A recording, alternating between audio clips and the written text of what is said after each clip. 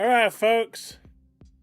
Today was extremely rushed, unorthodox. I know.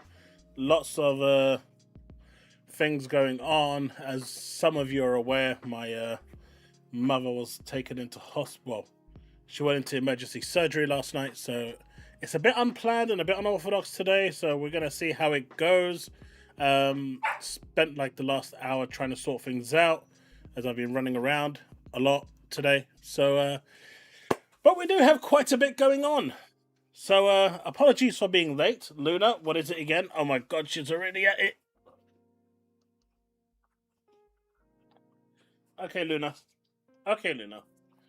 You want to say hello to chat? Okay. You've been my good companion for over this last day. Okay, you can stay there. No, don't try to... don't try to eat my face. Why is it that you want to eat my face every time I'm on stream? Do you enjoy showing the stream who's boss? They know you're the boss already. What's wrong with my camera? Nothing. Why? What's wrong with the camera?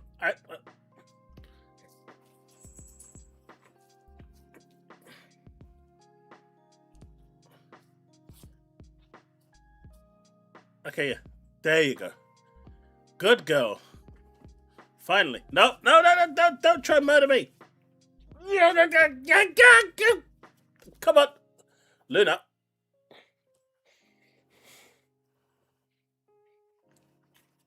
Okay, that's a good girl.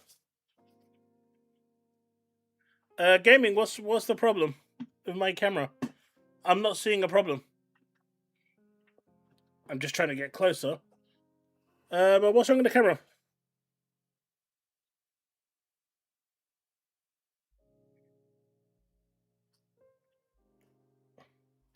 God damn it. You guys suck.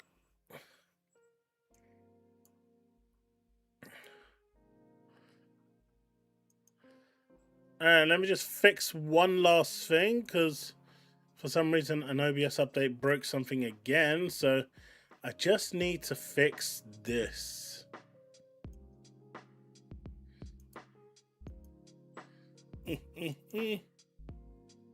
That's not it.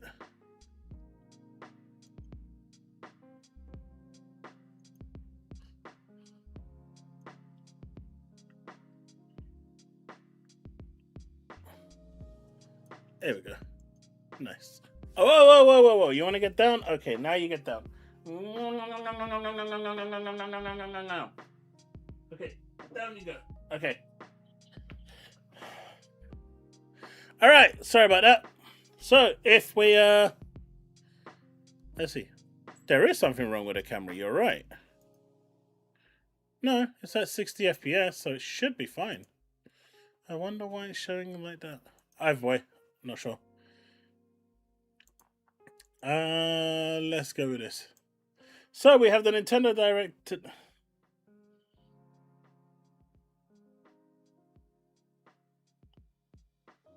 The whole stream is off? What do you mean it's off?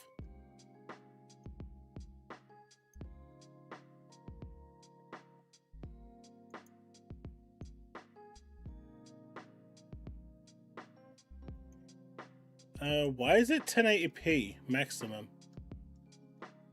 I don't know why the maximum is 1080p. It should be 2K.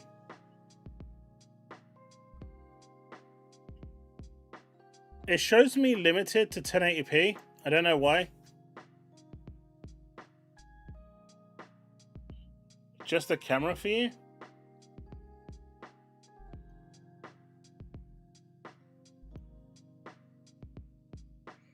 I mean, it's in 1080p. It's the maximum they'll do.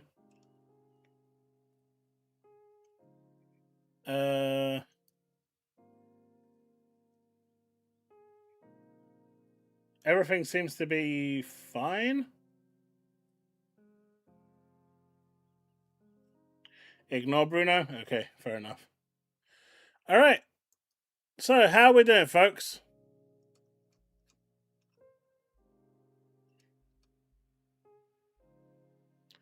I don't know why it's stuck at 1080p, but the resolution should be high enough. There's no reason why it isn't. In fact, it says the stream's current bitrate at 25K is higher than the recommended bitrate. We recommend you use a 6800 bitrate. And I'm not going to do that, because that'll make it worse. So I'm not exactly sure, to be honest. It is running at 25K. So, and the video is set to 2560 by 1440. Stream is set to that. Output. Do you know what? I think I figured it out.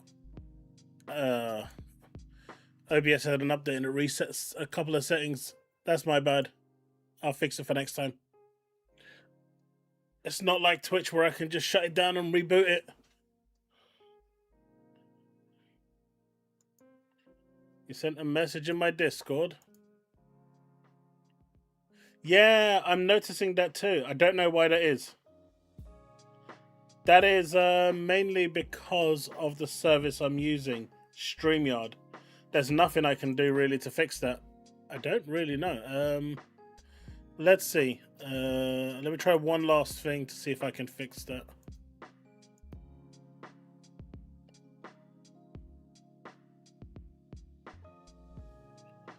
No, that's not fixing it either. It's really strange.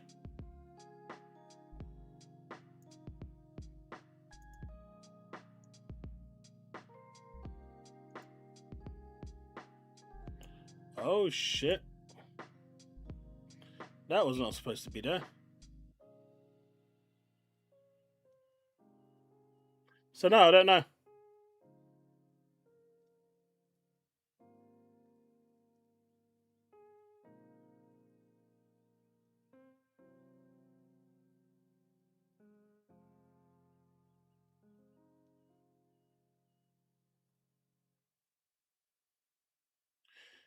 Anyway, I don't know if that's fixed anything, but I can't really fix it.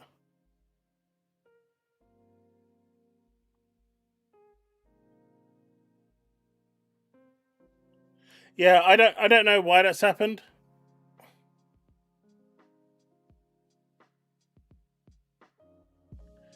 And I can't fix it.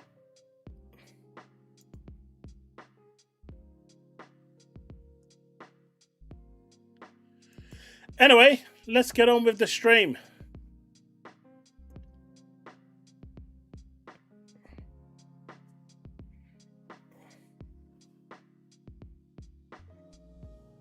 What's up, Rebby? Is the rest of the stream okay? Or is like the whole picture bad? If the whole picture is bad, I would just restart the stream.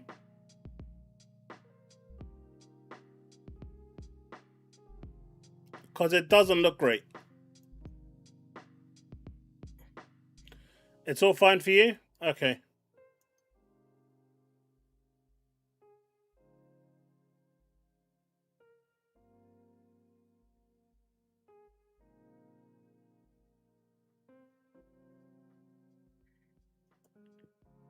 Because, yeah, it is restricted to 1080p. Normally, it'd be restricted to 2K, and that'd be fine. But it's not. Anyway, I'm not going to delve much on this. So, hi, Rebby. You should play 007. Already done that, man. Streamed it. It's done. Finished. Loved it. Moved on.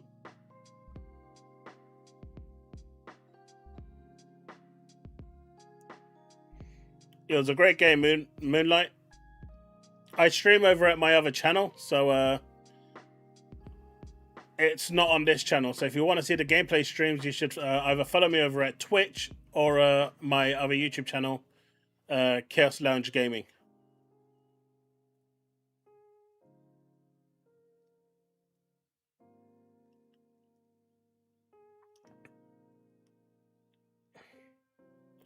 Rabbi, because I got some unfortunate news last night, while I was on stream. I had to run out, and I've been quite busy dealing with stuff that just needed to be dealt with. So, you know, I wasn't really paying attention to a lot of things.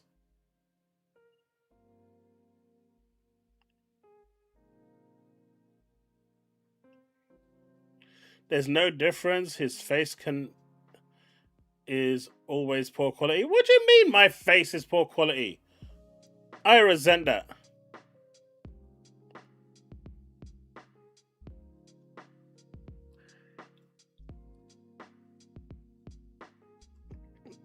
I don't know, Rabbi. I'll have a look. I've got another video that I need to get done tonight, so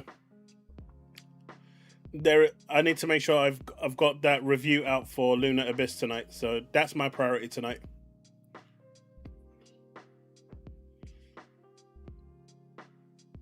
Oh, nice gaming. That ending was horrible, wasn't it? That was a horrible, horrible ending to Lunar Abyss. She's still in hospital, Steve. She's very weak, frail. They want to keep her under observation for a few more days, and then they want to get her out of hospital to prevent any form of infections being caught, because hospitals are 101 for that sort of thing. And then in 4 weeks they need to operate again, because she went in for a procedure that was supposed to happen, but complications occurred, and then they had to operate on those complications, and so the original procedure couldn't happen.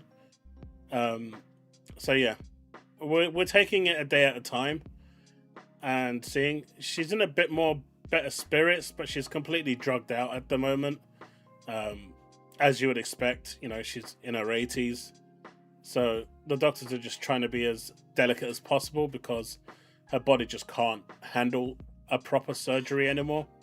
They have to enter through the mouth to do anything that they need to. So it's touch and go. But for now, at least some color is coming back to her. Thanks for asking.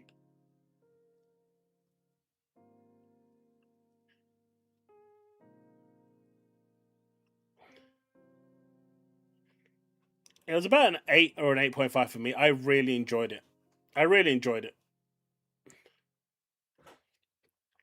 So,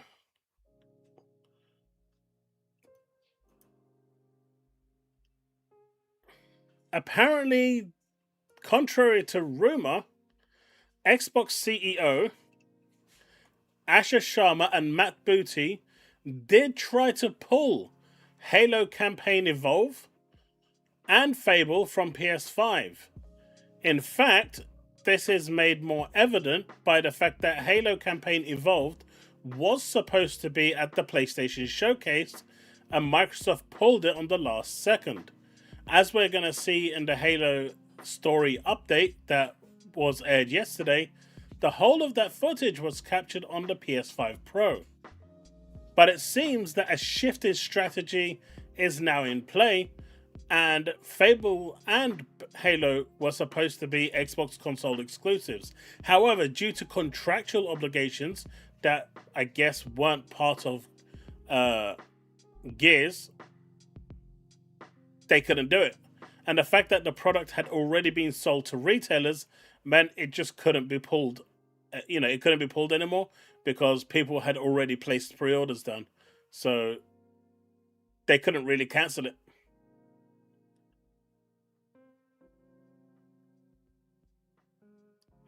They can't, due to contractual obligations. But the intention, at least, was there. I hope so, Steve. I hope so. She's been in and out like so many times over the last 6 months. It's almost like a yo-yo experience at this point.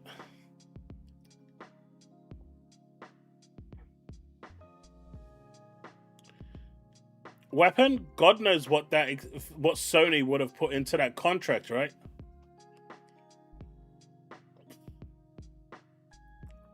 Rabbi, the same reason why they released Elder Scrolls 6 teaser and decided that, 45 years later, we're still waiting for Elder Scrolls 6. I mean, it'll be interesting to see if Forza was pulled, right? It'll be interesting to see, but man, a lot of people are really upset at the fact that Gears got pulled. It brings a smile to my face. A big smile.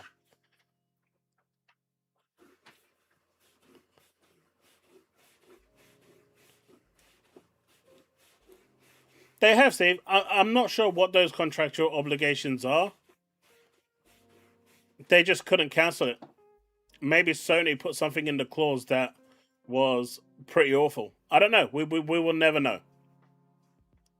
Whatever it is, you can expect that this is going to be the only Halo that ever makes it on there. If what they're saying here is true. Because apparently they're remaking number 2 and number 3. And apparently they will most likely be console exclusive to Xbox.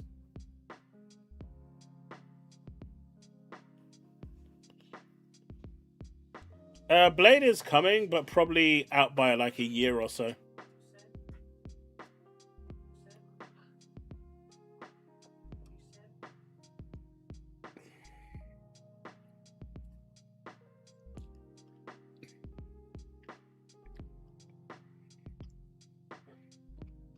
I mean, they may have had a marketing push for Halo.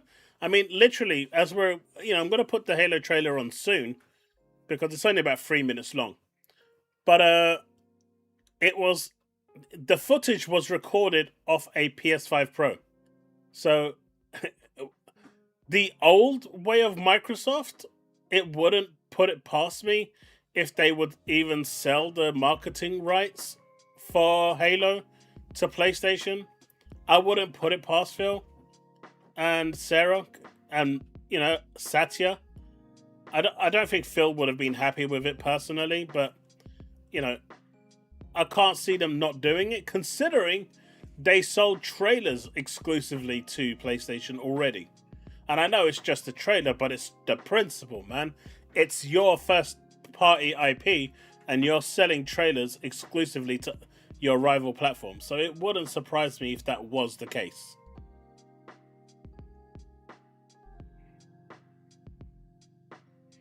It needs a boost of shit to make it when I meet them. Oh, Steve. Don't worry. I've got a bit more free time coming up, Steve. So I'll be polluting the world of Forza soon.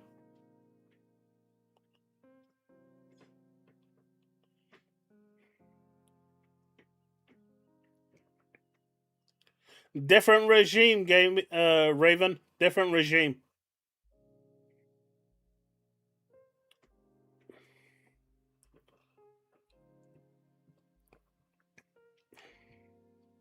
It's a different regime.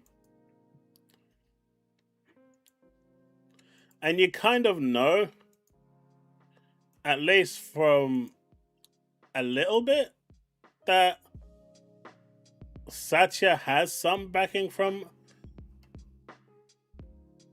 Asher has some backing from Satya when he's retweeting Asher's commitment. So he's put his name on the commitment to exclusives. Up until this point, Satya Nadella was not behind exclusives at all. He was not for them, and maybe he still isn't. But the fact is now he is supporting them. And he's put his approval stamp on it. I know this is just a retweet, but you didn't even get that during the Phil and Sarah administration. So, it's clear things are changing. It's going to take a little bit of time, but they are changing. Rabbi, I said it's still in development, and there's no release date.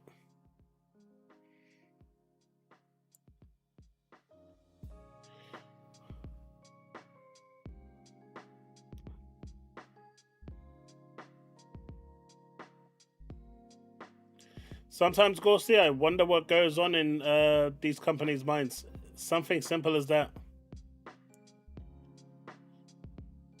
You know, it's like this YouTuber I was watching earlier in the morning today while I was waiting, and they were saying how Halo being on there is more like a Trojan horse and appetizer at this point if the rest are not going. Time will tell how it goes.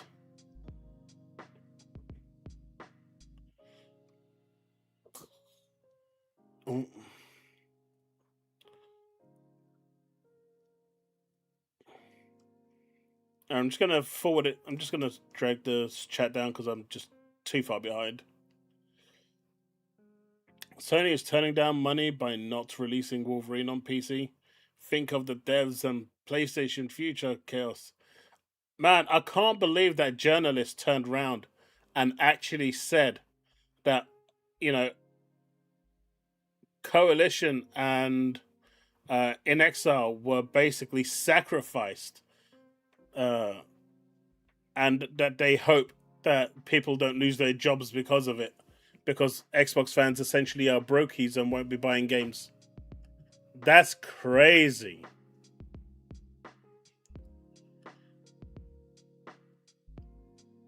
Senwa, I think, was always planned to go. I think Hellblade 2 was, I don't know, because it was at the time, I think it was just made for Xbox, and the studio is small as well, so they didn't, you know, have the capacity to do two versions at one time. I suspect with the third one, now that the studios, or they could outsource it better, they've decided that, because at the end of the day, like you say, Senua is not going to set the world on fire. I'm going to really enjoy it. I'm going to play it, but it isn't one of those games where if you missed it, you would really cry about it. You would care about it. Now, if it was like Final Fantasy, I mean, even you would cry about that one. I've seen your Cloud plushies, and your Tifa plushies, and your Red 13 plushies, so we know. And, you know, they just need the money. Senwa, I feel like that game is just meh. It's going to be a great game, and I know it is. I'm going to enjoy it. I mean, I enjoyed the second one. So, but I'm not that fast with that one.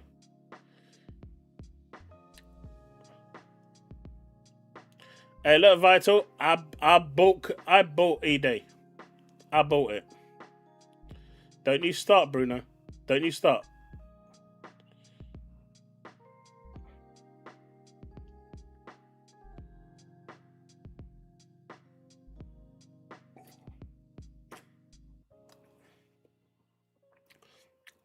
Now you stop it, Kage.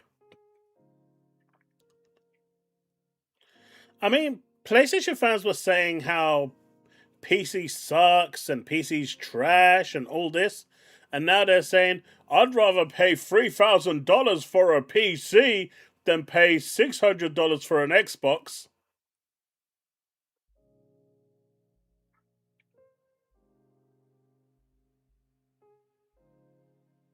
Yeah. The cope is actually getting to them.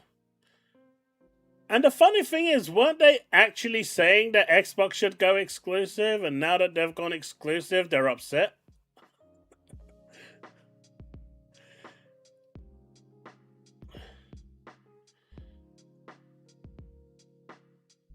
What do you mean, unfortunately? It's for the good of the brand, Raven. I support exclusivity. If I can actually grab it before the scalpers grab it, I will be.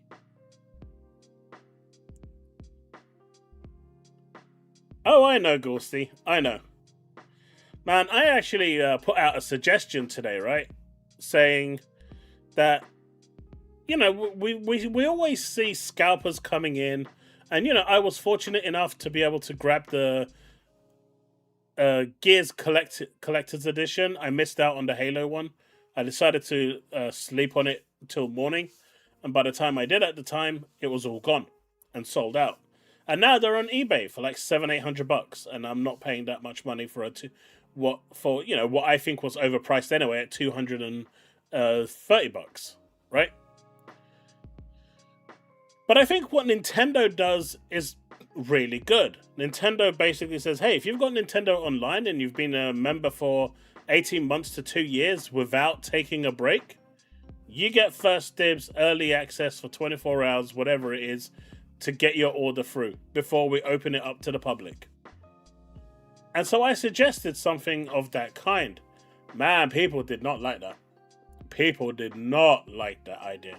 I think it's a good idea, especially with the new Series X. I think it's a great idea. But, you know,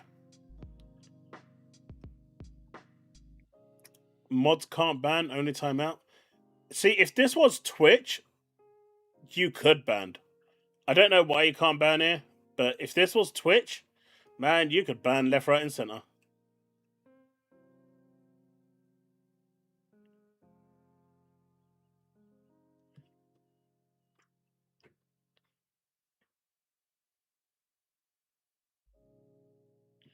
Imagine Microsoft buying Bungie back. Oh god. Now, what Microsoft should do is go over to Sony and say, "Hey, we'll buy the Destiny IP and leave it there."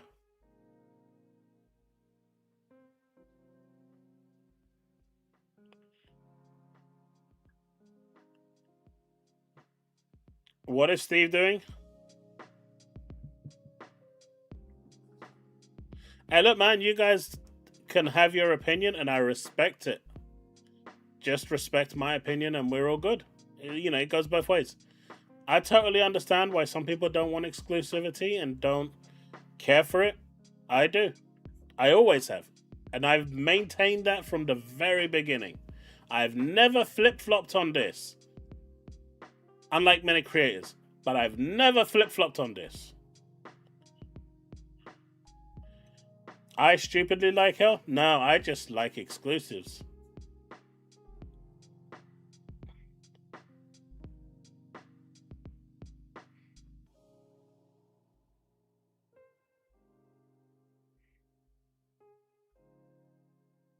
Sounds like an opening. Nice.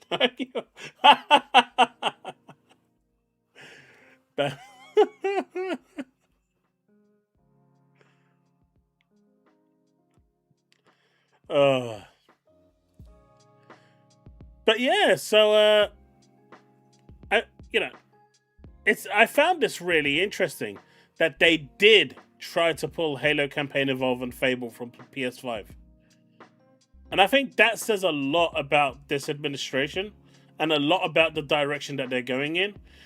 And when Matthew Ball said we have a lot more exclusives in the pipeline that we're just not ready to announce yet, I think that's kind of a big step forward. Hey, Sin, how's it going?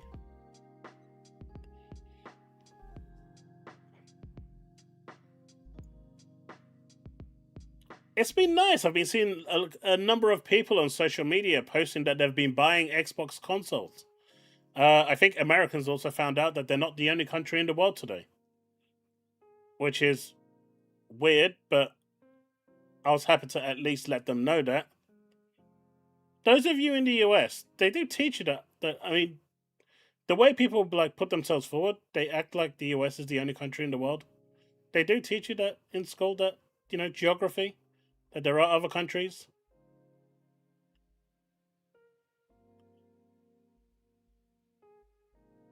I mean, clearly Bruno doesn't know that, but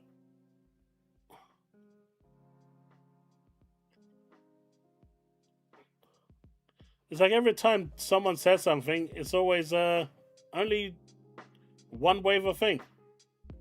Of course they do. Some of my good friends are, you know, were really good educated.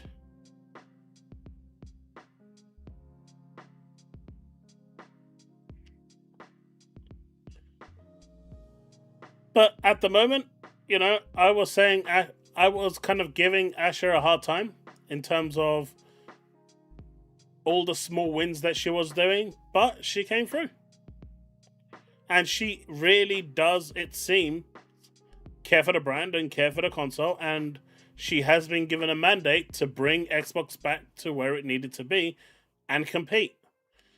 I think what we've seen here is that for a couple of years, a vision was presented to them that multi-platform would bring in way more money, way more revenue, and it didn't.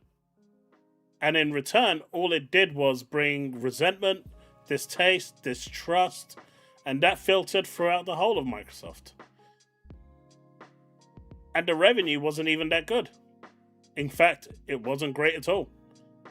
Most of their games just didn't sell on PlayStation. So I think that experiment of what Satya was hoping to happen failed historically.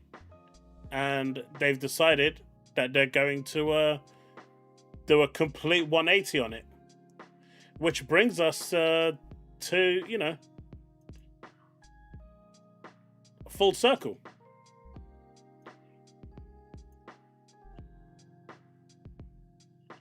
Where is it?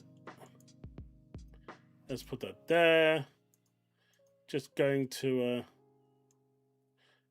While I'm looking for the tweet that I had here, just someone tell me how much this must have hurt him writing this. How much did that hurt him? Because I think that hurt him. I think that really hurt him.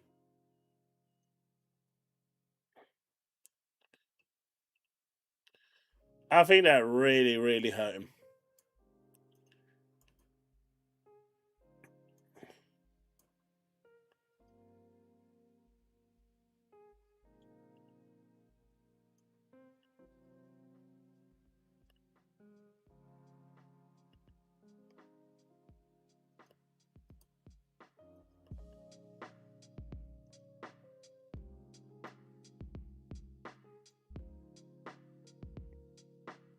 He was crying while typing. And losing millions of Game Pass subscribers, also a reason why they need to change. I mean, the whole plan and vision that they had, that, whether it was Sarah or Phil or a bit of both or more Sarah, I don't know. I don't know what it was. All I know is, and what everyone else knows, is that Phil, towards the last 2 years, took a back seat and really didn't get involved anymore. We never saw him. He was hardly having any interviews. He wasn't doing anything, really. He was just in the background, sitting there and getting paid. Sounds like a comfortable job, to be fair. So whatever these decisions were, or whoever was making them, was pushing Xbox in a direction of multi-platform. This is an Xbox, and it didn't work. It just didn't pan out. It didn't work the way they thought it was going to work. And that must have hurt.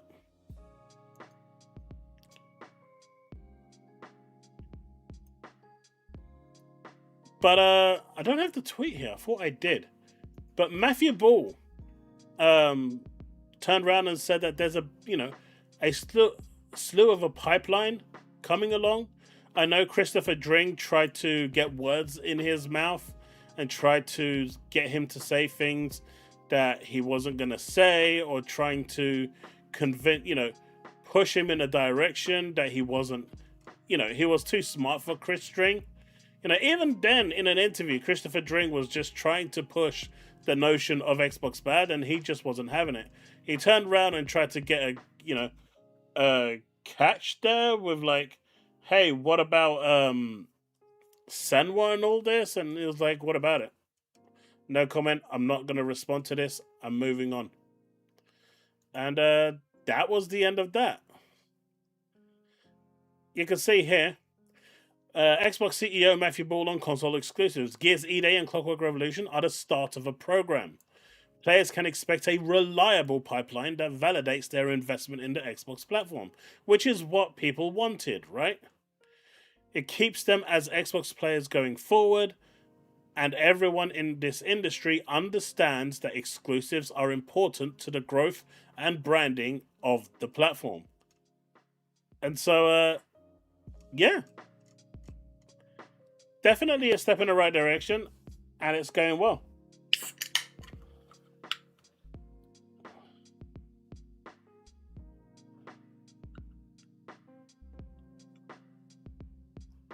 Wait. What are you talking about, Steve? I've been practicing. I've spent the last 5 minutes today, at some point throughout the day, practicing how to accelerate in a straight line. I'm telling you, I got this. Now, it was stuck in its first gear, but I was still in that straight line, so I was doing good. It was Satya and Amy. I mean, Sarah was brought in to push that multi-platform, right? She came from EE with the mindset of being everywhere, because before EE and BT, EE wasn't always EE here in the UK. You had what was called one-to-one, and then they merged. I don't know how much of that she was involved in, but EE wasn't a big brand here in the UK. Maybe it was in the US, but here in the UK it wasn't. But now it's massive. And that's probably attributed something, to Sarah Bond. I'm not saying she's crap at her job. She clearly did a great job and was, headhunted by Microsoft to do the same thing here for Xbox in a multi-platform strategy. But gaming is just a much more different beast. It's a much more different, creature. You can't have a platform and go multi-platform at the same time. It doesn't work. Because all you're going to do is push your community to another platform. And that's what was happening, right? It was one-to-one and Orange that merged into EE, right? And that's what was happening. They were pushing people to PC. Aggressively pushing people to PC. But apparently, on the back of all of this, in the Bloomberg interview, and I'm not sure if any of you actually watched the interview, Asha was talking about how, pricing is a problem. Things are getting more expensive. AI isn't helping, and having stuff on a premium price just isn't the way to go in wanting to sell your platform, your hardware. And so she said they were going to look into ways on what they can do. And then at the Summer Games Fest, Matthew Ball turned around and said that they were going to basically review everything about the Helix. And, everything that we know about the Helix now is subject to change. That could mean that the Helix gets pushed out by another year, or the specs are going to get drastically lower. But the leading theory right now, is that the Series X is not going away. And now we have 3 networks merged with Vodafone.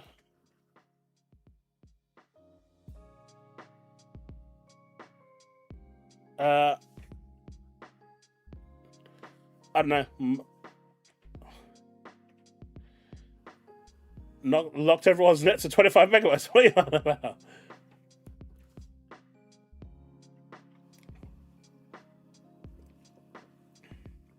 But the leading theory right now is that the Series X isn't going away with next generation. In fact, the Series X could be the entry-level platform for next-gen gaming on Xbox. With the Series XL, I'm going to call it, instead of Helix, or Helix XL, whatever you want to call it, right? The Helix. I'll just keep referring to it as the Helix, so everyone is on point. Being a more powerful machine, but not at the level that people were expecting it, to compete with like this 7090 RTX NVIDIA graphics cards. And so they could be doing it that way and, restructuring everything now that their plans have changed entirely with exclusivity.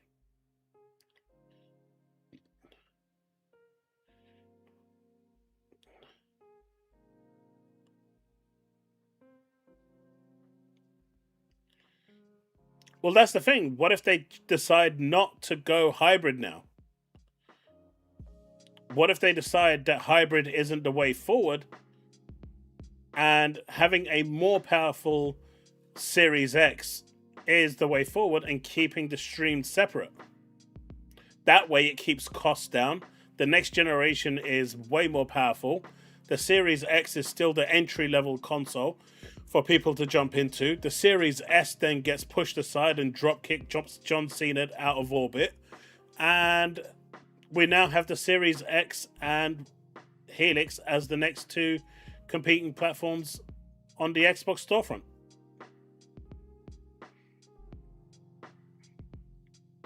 Yeah, that's why I like the Series X and the Series XL. That kind of works.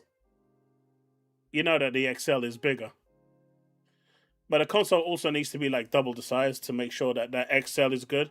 And then if they want to do it like a revision to it down the line, they can do it XXL. You know what I mean? You get where I'm going with this?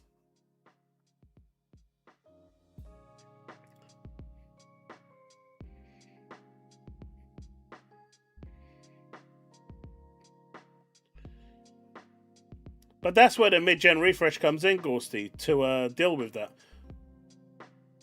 Now, one thing that I've always said is that they could easily run PC games on the Series X. There's no reason why they can't, right? I mean, it is pretty much a PC in the end. It's running off PC components. They could just, install an update that now allows PC protocols. They could technically do that if they really wanted to.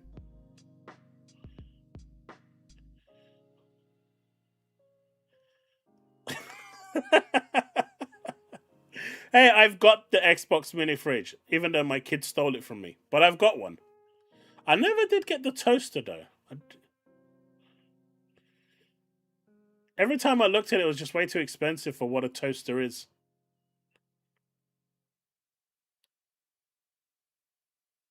Sounds like the Wii and the Wii U.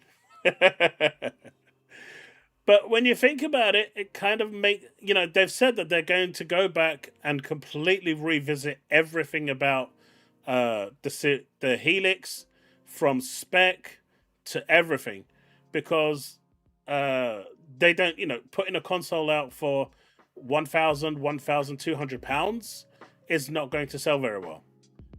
And they want the console to sell. The premium console that they were talking about is just going to be really expensive, and they don't want that to happen. So there's only two ways that they can do that: drastically reduce the hardware specs by keeping it a hybrid, or maintain a good level of the specs but removing the hybrid nature of it, so it doesn't have to compromise the price. Because I just don't think they're gonna subsidize anything.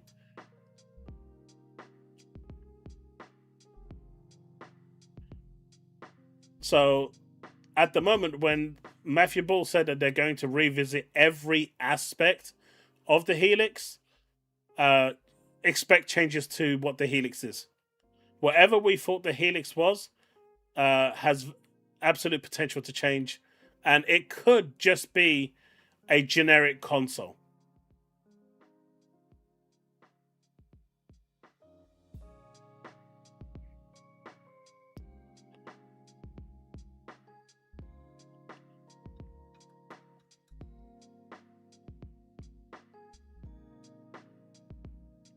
Helix is a way less likely buy if it's not a hybrid.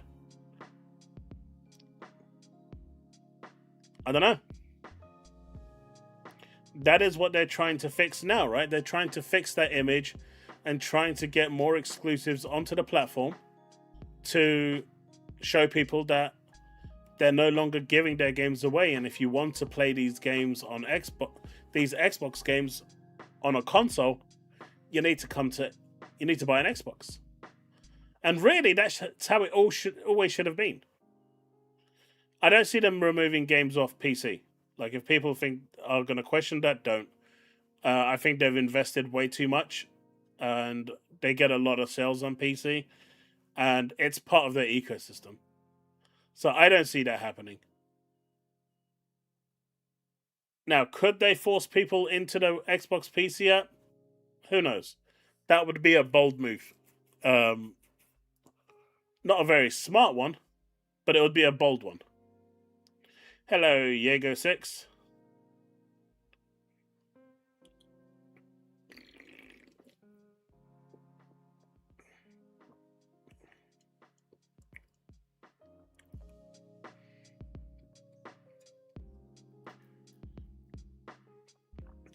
You see, this is what I'm talking about. This is what I'm talking about.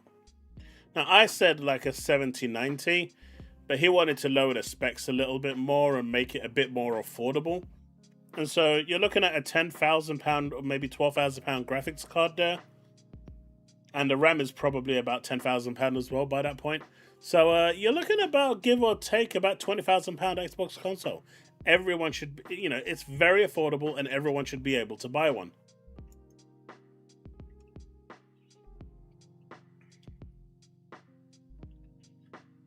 GCDP, I think what they're going to do is make the Series X the affordable entry point, and then the Helix like the pro entry point that PS5 has. Because it's clear Sony is releasing two versions of the PS6, right? They're going to have the premium PS6, which is going to be the high-end version, or whatever that high-end is. And then they're going to have the lower entry model, whether that's going to be the PlayStation 6S or the handheld that can dock, whatever it is. That's going to be the lesser model. That's going to be cheaper as an entry, and allow people to game that way. It looks like they're both going down that route.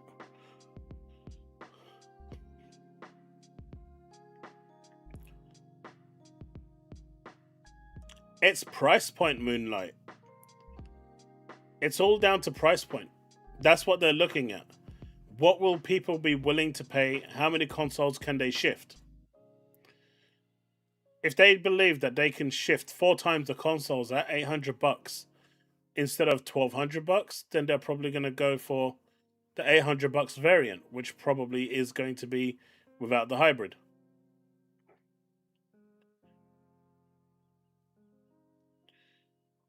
Now, Sony isn't going to PC route, although I'm still not sure if they are on.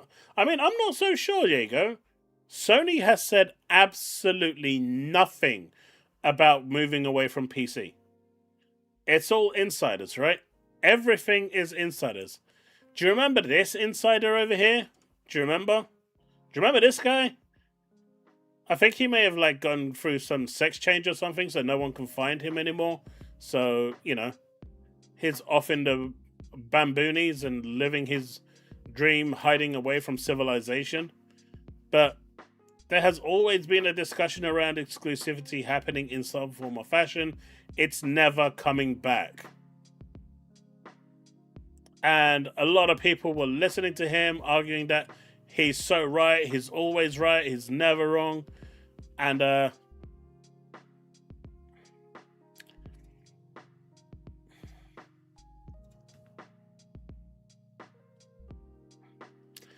I'm just saying.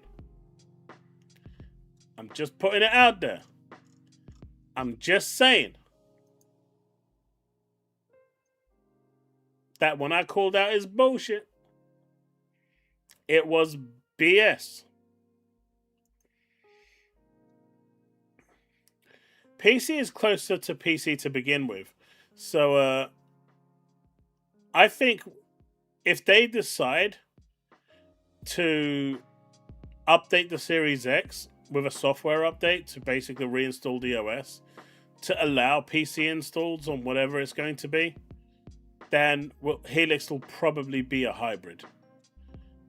But whatever it is, the Series X needs the same treatment, because I think the way they're looking at it is that the Series X is going to be the entry console for them. The Series S is just going to, it's going to get tombstoned into the ground and disappear.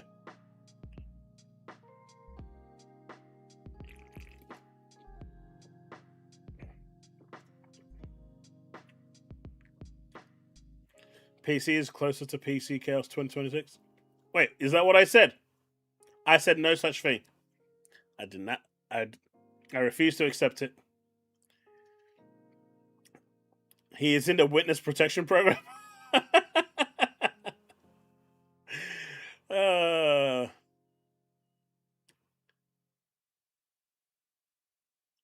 See, that's the thing, Steve. Outside, it was in a town hall. Well, no, it wasn't even in a town hall. It was a bunch of people that he reached out to who gave him that information. And then they also turned around and told him that, as you know, business is fluid.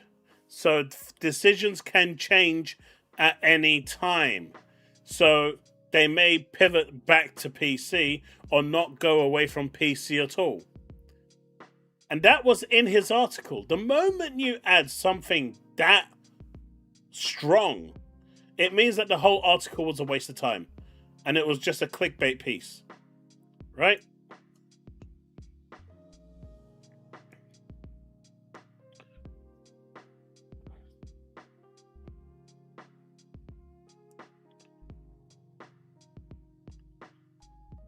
Shark food, it may still arrive. Look, no, there is no confirmation of anything. It's gonna be clickbait chaos.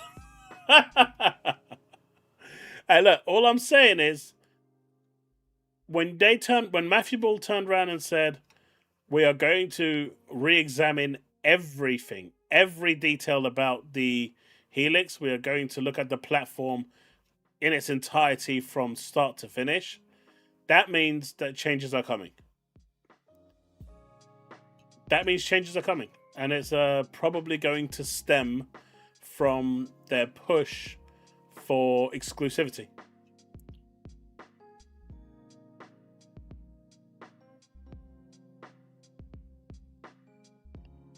Don't forget, like, the hybrid would also kill the Play Anywhere program, right?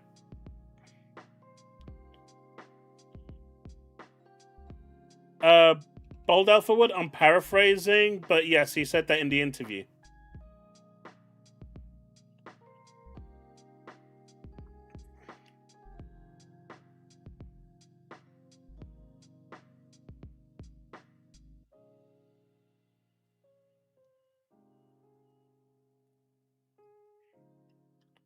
He said that in the interview with whoever he was having over at Summer Games Fest, I think, or somewhere else.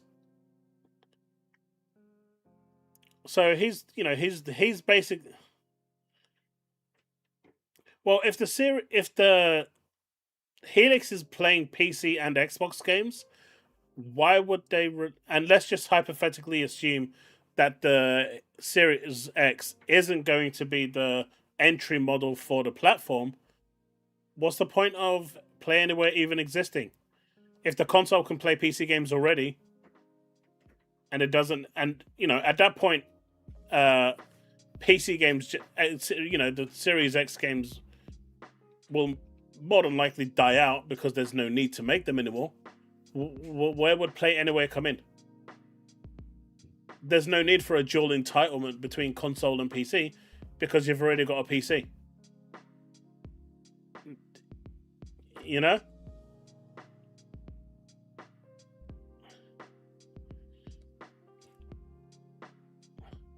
Rachie, I've been using Winhanced a little bit. I like it. It's pretty good.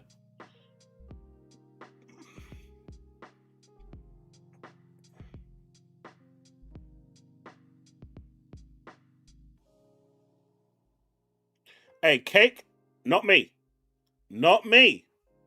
Not me.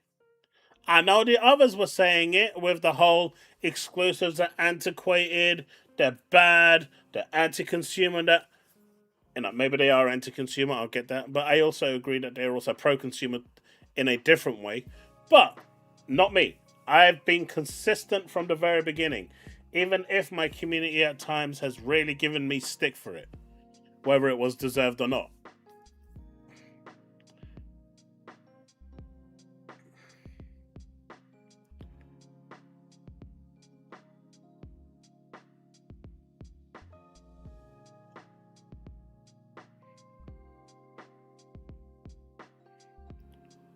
Where is Bold Alpha Wolf gone? Bold Alpha, don't leave us! Wherever he's gone. The ultimate version of Play Anywhere where it's just PC. No, but do you understand what I'm saying? Yeah, but for how long, Bold Alpha? They're not going to support it 10 years into the platform. If the Series X is not an entry model unit, they'll probably support it for a year or two, and then there's no point. You'll start seeing publishers just not bother with the Series X and just leave it on PC because the Helix can play it.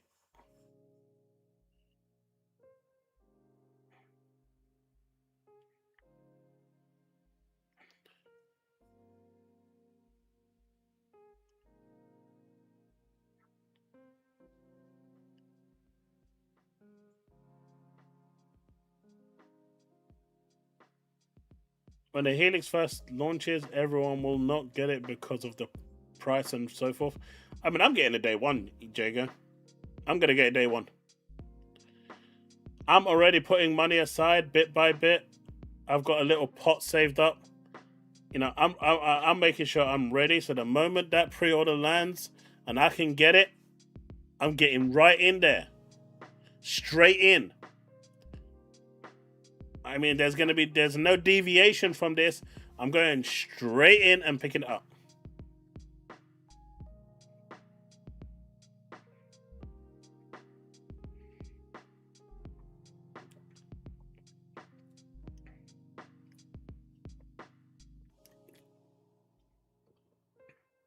Unless they want $2,000 for it, then that's a bit too much for me.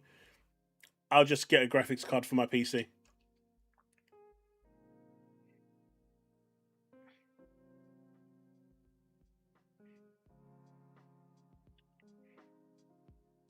I mean, they get like one game every like 6 months. It wouldn't really call that support.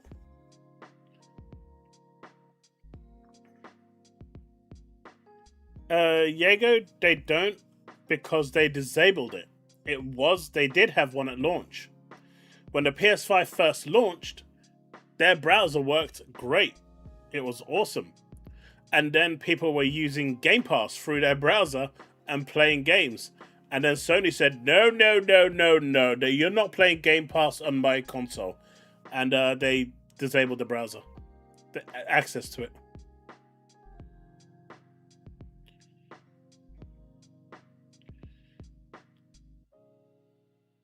Ghosty, I've already upgraded my motherboard. I've already got a 99 50 X3D on my that I bought. I got 32 gigs of RAM already. I'd like 64, but that's going to happen when the prices go down at some point. So I'm in no rush. 32 is good enough right now, and it's not really done me any issues. So the only thing I need to do is upgrade my 3090 Ti to something better, and that's it. Like, my PC is pretty much done. I just, you know, it just needs a graphical upgrade. But right now, most of the games that I'm running on my PC can still maintain 60 FPS, more or less, on ultra settings or cinematic settings as they are now. So, yeah, I can't get the path tracing and the ray tracing. That's, or very little ray tracing I can get because it's software based and not hardware based. But it is what it is.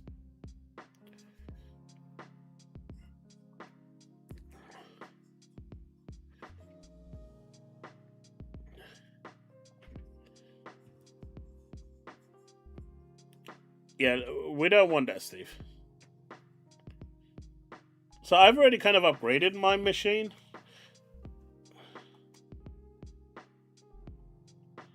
Oh, the new Pantheon raid is live. Yes, I am currently logged into Destiny, adding to the numbers while we are on stream. I am contributing to the concurrent user base because I would like to see a Destiny free. So, here is hoping that it will do something. Probably not, though.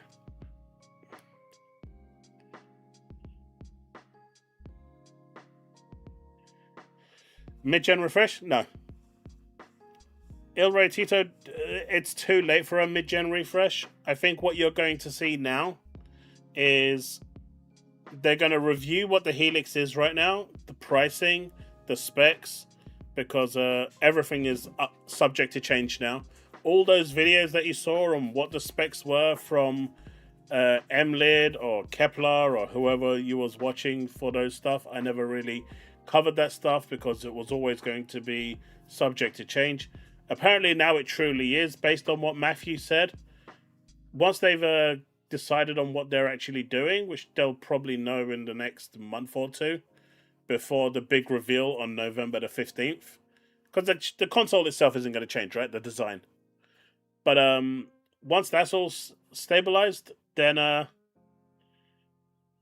we'll know whether the Series X is going to be the entry point console and the new machine is going to be the more powerful version.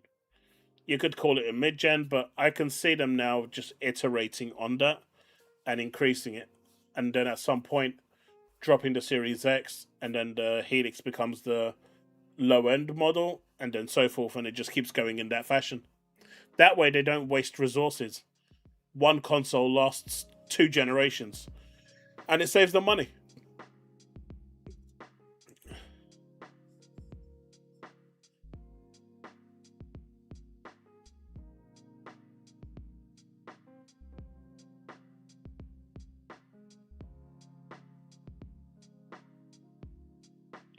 I'm really happy with my 9950X 3D, so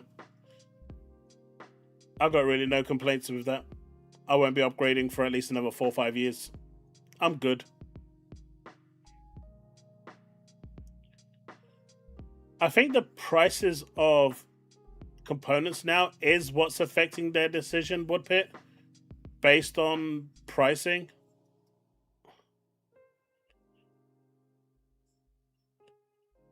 Moonlight, yeah, I do that sometimes.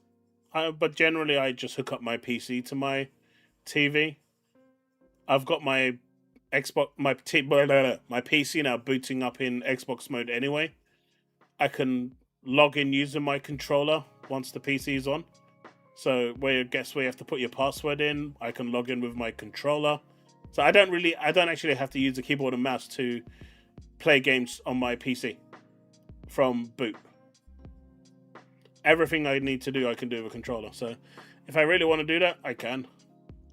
My Xbox LAX is literally just when I'm out and, when I'm just lazing about at home and I'm not on the TV.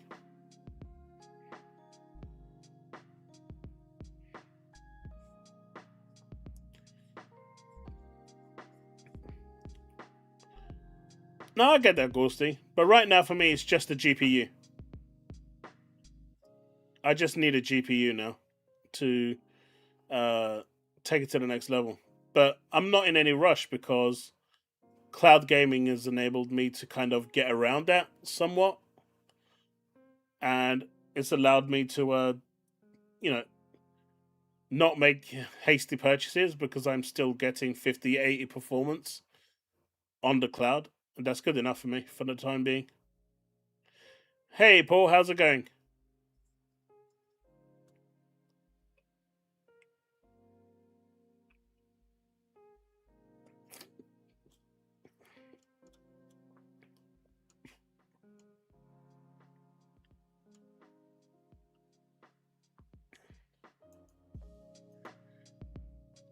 Where is it?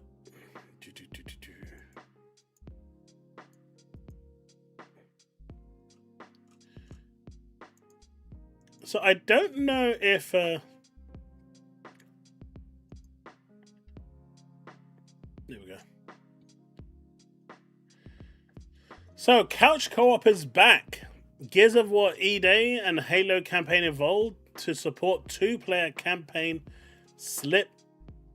I guess that's supposed to say split. Slip screen. Split screen co-op on Xbox console. Now, whether that means only on Xbox console or they're making it as a point because of the Series S, it's a bit unclear.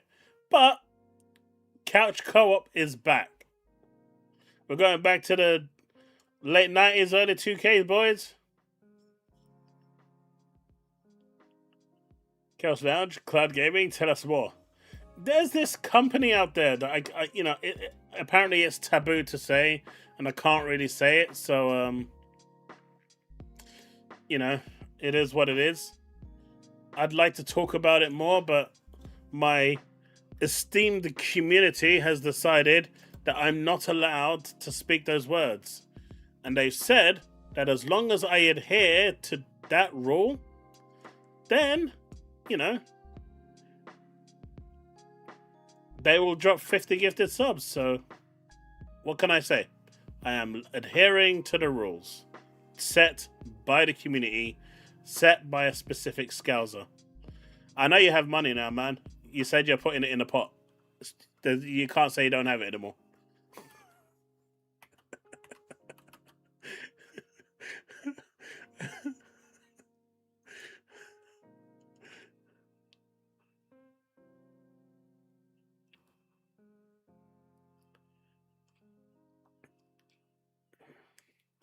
Brobox is back. Damn straight, Woodpit. Like they're really going back to the roots of, what made it so great, and that is so cool. But name the cloud service. Hey, that's not the 50 gifted subs that I was expecting. What is this? I feel betrayed. Cheated even. This is not right. Thank you for the 2 though, my bud. I'm not naming it.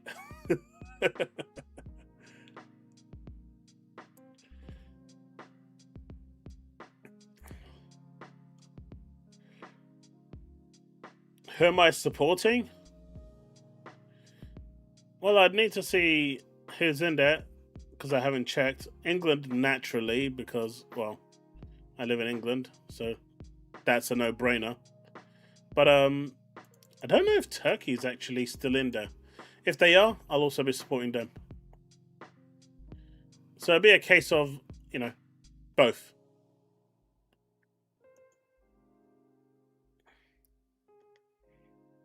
It's called XP. You know what? We can go with XP.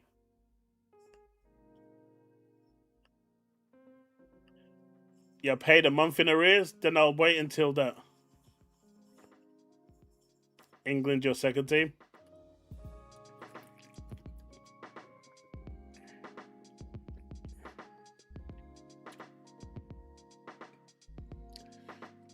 How's it going, pal? Alright, let's check this out.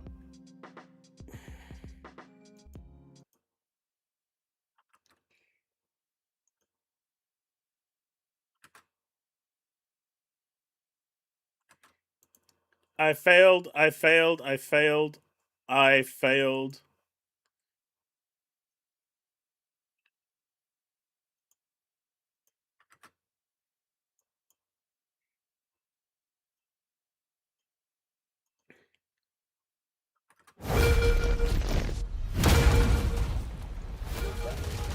You've heard the story.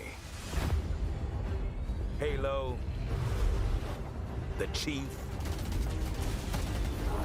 stuff of legends.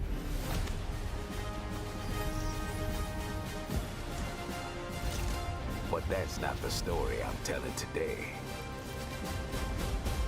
This one you haven't heard. Alright. This says 1 year before. Now, some people are saying that this takes place after Reach. Does this take place? It can't take place after Reach, right? Because after Reach, you had Halo 1. So this has to be before Reach, right?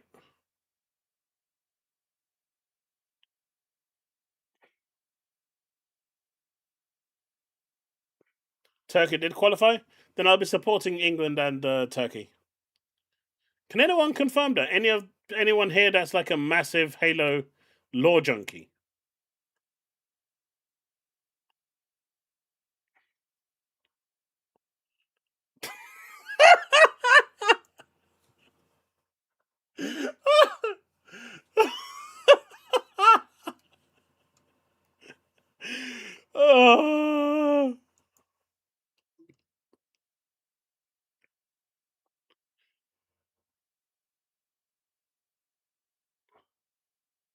Yeah, but this is 1 year before. Doesn't the events of Reach immediately lead into the events of the first game?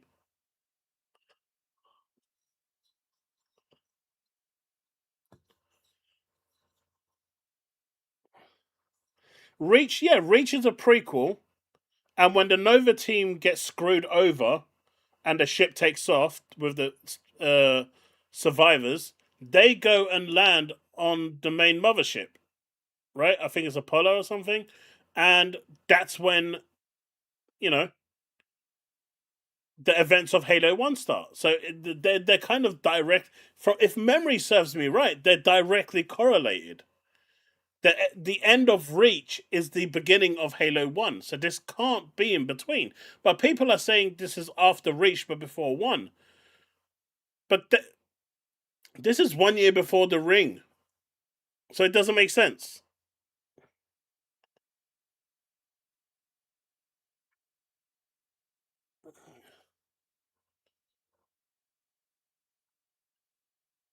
I mean, I guess they could be happening at the same time.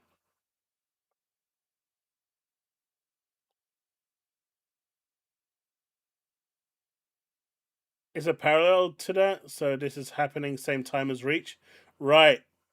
Okay, but even then, Reach wasn't 1 year before, was it? The rings existed by Halo by the end of Reach.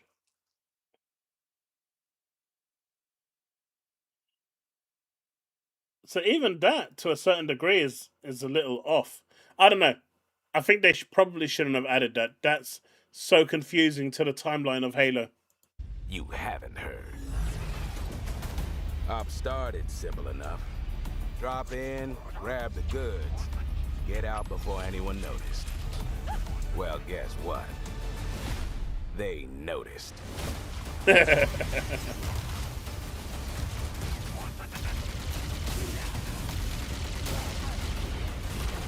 Man, this is good. And Halo is back. Now you ready to get to it? You serve long enough. You learn to read a battlefield. This place, more of a freak show. Man, they cooked with Unreal And Engine. trust me, I know freaky. Have you enjoyed your stay so far, Demon? Sorry to interrupt, but we're on the clock. But The thing with simple jobs is, they always get complicated. Plans change. Odds get worse. My advice, bring a Spartan.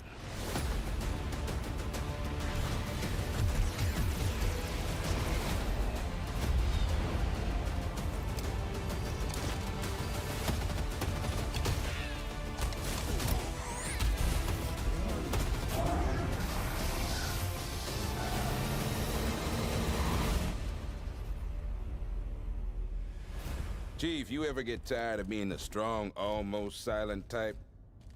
No. was this the actual trailer though? The one that was released yesterday?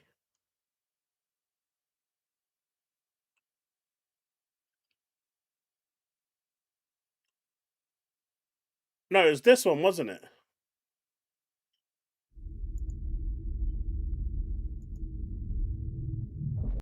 See, look at that. Captured on PS5 Pro.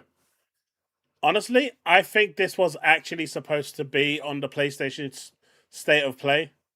I think there's a lot of credibility here that this was, and Asher pulled it. And so Asher and Matthew and Booty pulled it on the last minute, saying, "Nah, you know what? We can't do this. We're changing plans. We're moving away from this." And I reckon they did try to pull this off the PS5, but Sony must have pulled some trump card preventing them from doing it. And in doing so, probably muddied the waters between Xbox and PlayStation as well.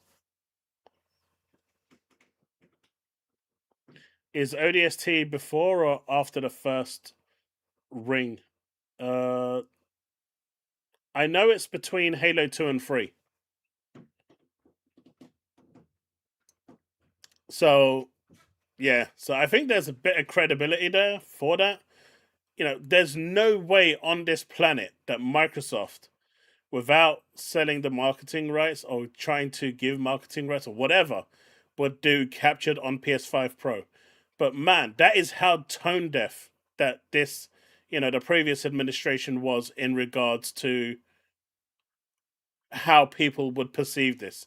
There is no shot that anyone in Microsoft could possibly think that putting Halo with captured on PS5 Pro would be something that the community would be okay with. There is just no way that they could actually think that this was a good idea. In what universe could you believe that that is a good idea without big money exchanging? And so, I'm actually on the belief that they did want to remove it, pull Halo 5, Halo Campaign Evolved and Fable from PlayStation, but their contractual obligations prevented it, and the get out clause just wasn't worth the cost that it would do to them, even if it is going to do the brand some damage. It's something that they can weather. But man, can you imagine if at the Xbox Showcase, Halo Campaign Evolved, Fable, Gears, Clockwork all became a console exclusive? Shit, that would have been one hell of a rude awakening. And I'm guessing that's what Asher really wanted to do and couldn't do it. Yeah, Halo rings are capable of... I mean, they're literally capable of doing Ground Zero, right? Restarting the world. That's their purpose. Now move it out! Double time! The purpose of the rings is to destroy mankind so the Flood can't feed anymore and the Flood die. I mean, they were created to destroy the Flood after all. Because the Flood feed of humans, of parasites, of organic beings. And the rings destroy life. And if the Flood have no life to feed on, they become extinct. Because they can't, there's no sustenance. And so that was the purpose of the rings. At least that's what I remember.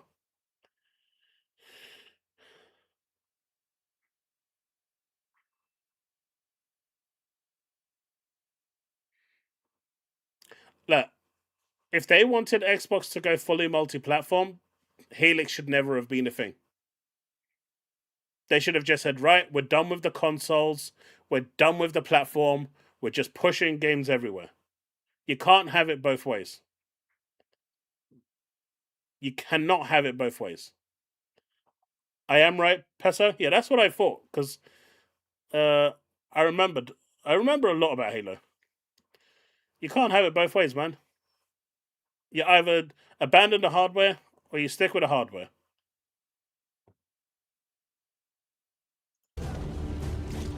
Alright. I know PS5 blows. We were losing the war. We're gonna cover that in a second. Pushed After to the this edge of power. extinction by an alien alliance bent on our eradication. The Covenant. Man, they cooked with Unreal Engine. So we made a bet and trusted everything we had left to one soldier. Chaos Lounge. Yeah, you're fucked. Can you imagine if you guys Those of us who managed to escape left all your luck in me? Your faith in found me. something.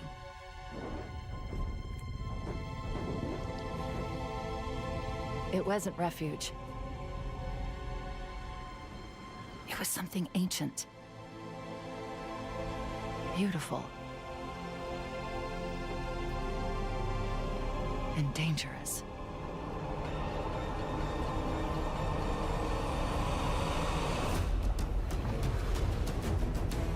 That's what I'm talking about, the The music! Covenant followed us here. If they claim this place, humanity Man, that music, doesn't man. survive. That's not going to happen. Let's go!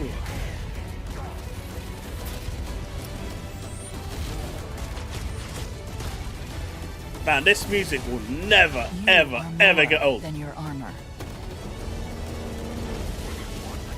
more than your mission. And more than they can handle.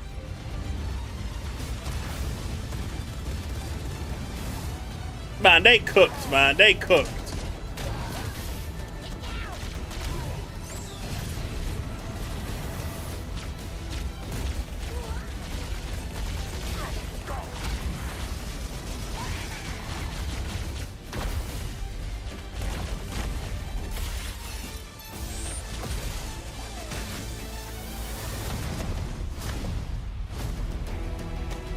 They believe they can break us.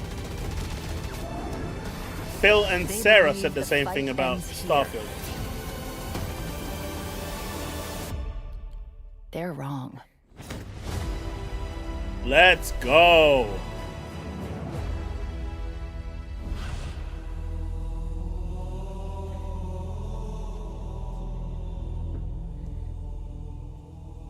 July 28th.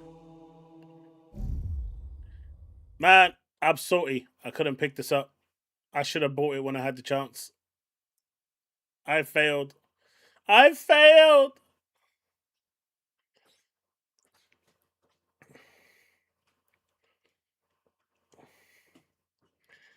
What do you mean we'd be doomed? Hey, if you left your faith in me to save humanity, yeah, you'd be done for, mate. There'd be no coming back. You might as well just say your prayers from now.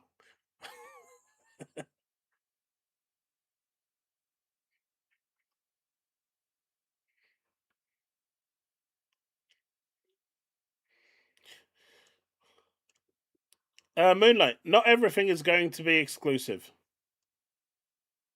Stuff that usually come from, like Call of Duty is going to be remain multi-platform.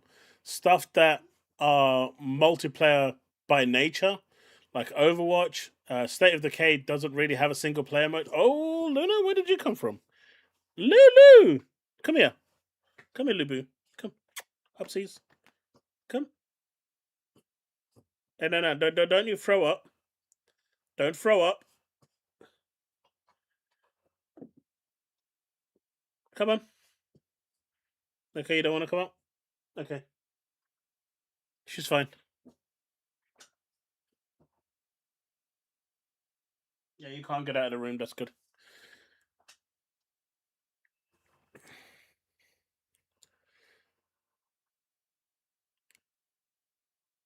I mean, I'm not saying it can't be done. I said they don't have a single player campaign. And that's their definition. That anything that's multiplayer, they're going to pretty much make it multi-platform. Now, personally, I think there should be a distinction between multiplayer and co-op gaming.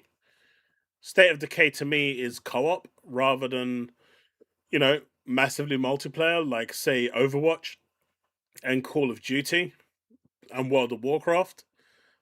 To me, the distinction is night and day. I guess it's not for them. So, I do agree with that, Ghosty. I'm not gonna deny. I'm not gonna say no to that. I think there should be a distinction between them.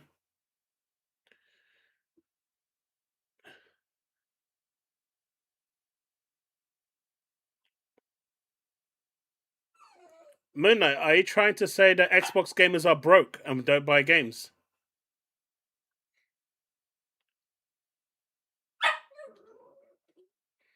Is that what you're trying to say?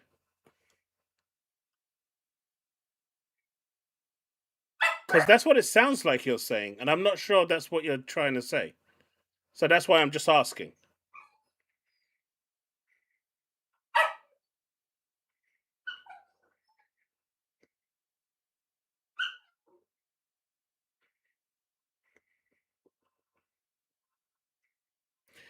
Halo CE can be played in co-op, but it is a single-player campaign, right? Wait, come here, come here, come here, come here, come here, come here. My precious little boo-boo. Oh god, oh god, oh god. Why do you have to... Why? Why? Why? Why? Why? Why? Why? Why? Why? Why? Why? Okay. Help. Help. Why? Luna.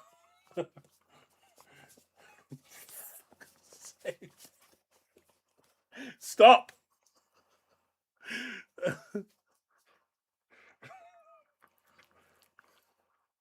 Okay, stop.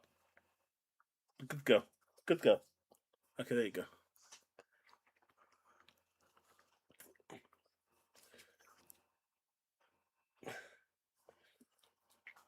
Can't you just can't you wanted me to pick you up, not and then you abuse me. Chat, help. Help.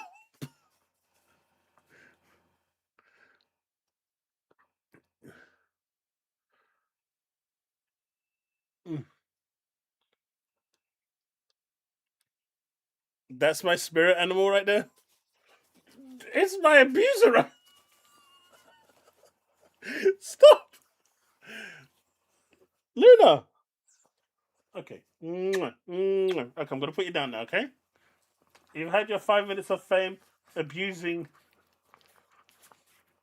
Okay. Okay. Okay, now you can run off to your little belly bed. Oh my god. Oh, for God's sake.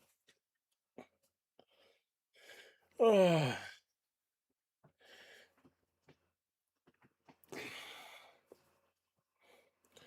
What does Bethesda having a UK operating, operations in the UK have anything to do with people losing their jobs?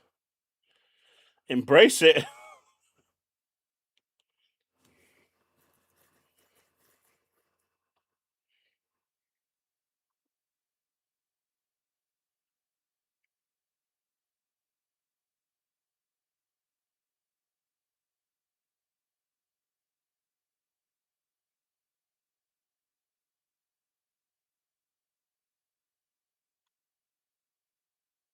It's official. It's actually.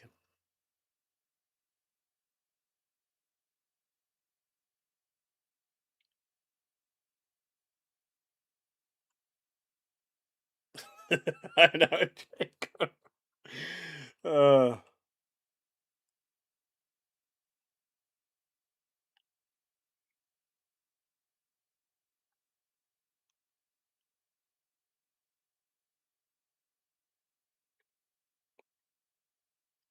man, like where I used to work, we used to do the marketing for Microsoft. That covered Activision games, the works. Believe me, they're not investing anything in marketing in the UK anyway. Not in the last 4 or 5 years. So it's okay. I think they're fine. If anything, they got rid of their marketing department entirely, especially after the ABK decision.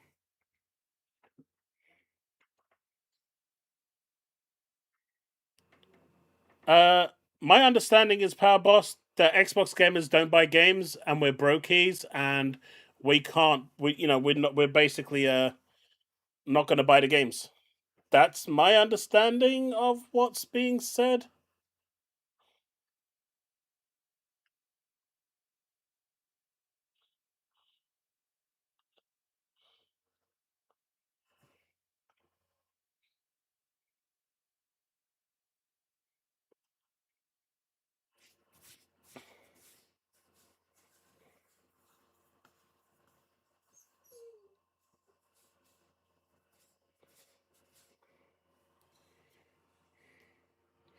So I'm just going to skip past that because I just don't have time for that. I've already had a couple of journalists online talking about that rubbish. I can't be bothered with it. Did you see the InXile response to Salty Pundits? I did not. What did InXile say? Go on, tell me. What did InXile say? Let me have a look.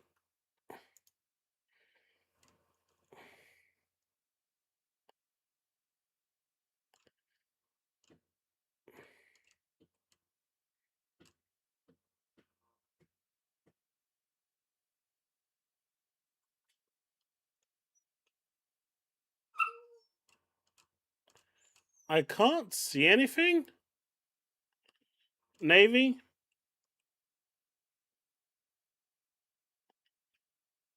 Could someone send it to me?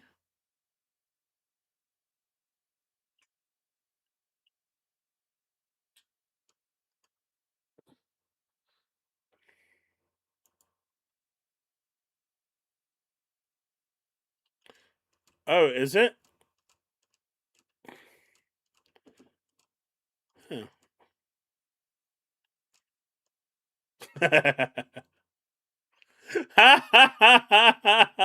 I see it. I see. I found it. Ah, that's brilliant.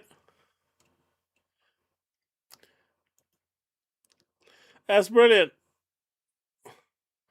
Lol, enjoy losing your job when the sales flop because of skipping PS, keeping it on Game Pass. Looking forward to that McDonald's application. Do you know what? Just because of that response, I'll buy the game alone. I will buy the game alone just for that. I will buy, and I'm going to say it as well. And you guys can hold me to this as well.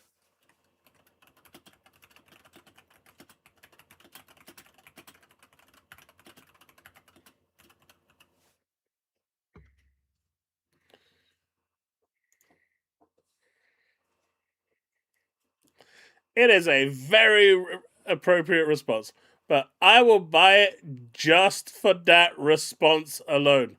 That was brilliant. That was brilliant. That was excellent. Man, they're so salty.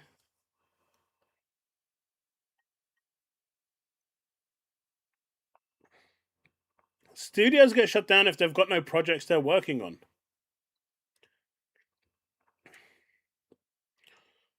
Or if they're just, no longer needed.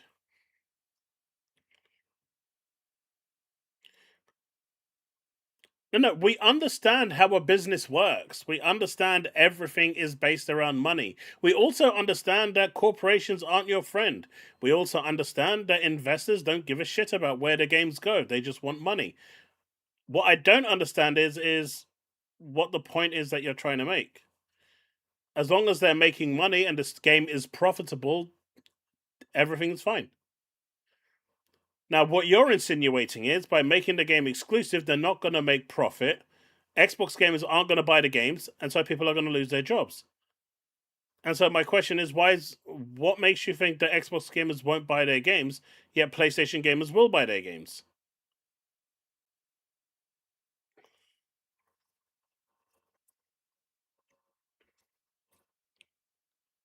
It's all about return on interest. As long as they get their return, they're happy. A shareholder only cares about money.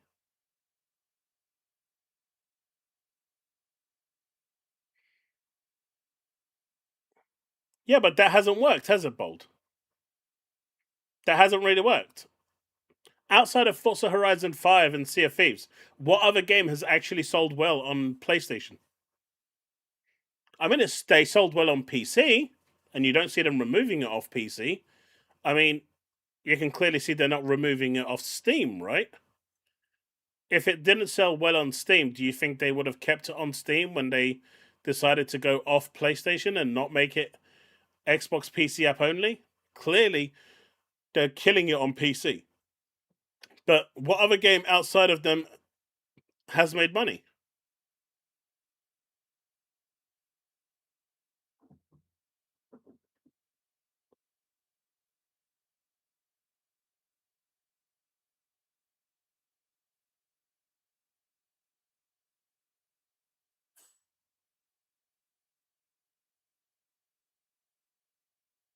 Because each platform has its own dedicated development. It's not the same. Just because you're built for Xbox doesn't mean that same code is going to work on PC and it's going to work on PlayStation. They still have their own development studios, so it is different. If they're making it on the Switch, it's a different investment. If they're making it on PlayStation, that's a different level of investment. So they are all judged based on their investment and return based on the platform. It's a very simple logic.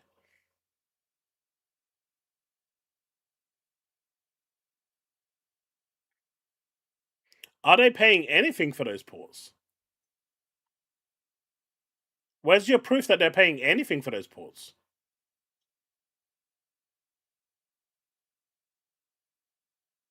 Microsoft was freely just giving them away.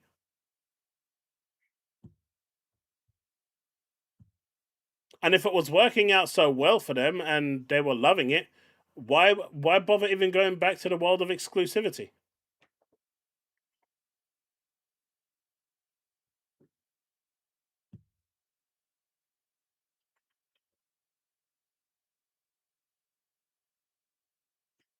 We're not going to agree on this, and that's okay. We can agree to disagree.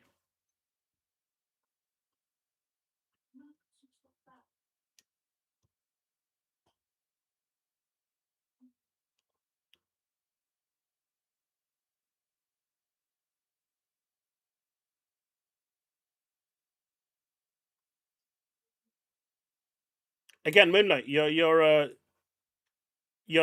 acting like we don't know how business works. We know how business works. But yeah, this was great. I like this. I have great respect for that.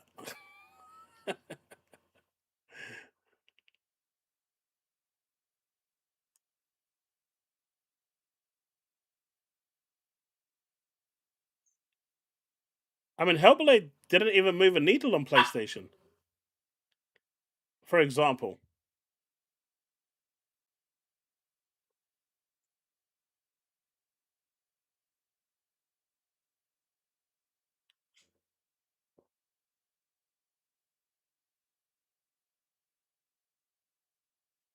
I mean, at the end of the day, I'll make it as simple as possible. That's for Microsoft to deal with, not me. I'm not a shareholder. So, if they believe that what they are doing is good and their investors are clearly backing them on their play for what they're doing, because they do need to confer with their investors, I don't think it matters anywhere else. Right? Because they're clearly not going behind their investors to do all of this. They're not a stupid company. They're a $1 trillion company, and they're a $1 trillion company for a reason. And so, clearly, they've seen something that isn't working, and they're deciding that they're going to do it a different way and go back to the old ways. And that's it.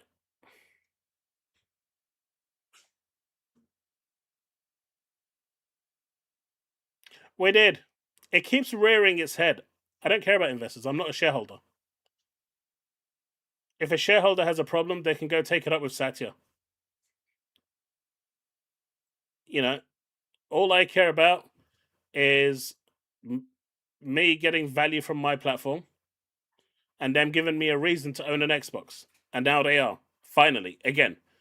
And as a consumer, I am happy. And they keep me as an Xbox customer, as an Xbox console customer. Banisher only buys bad games.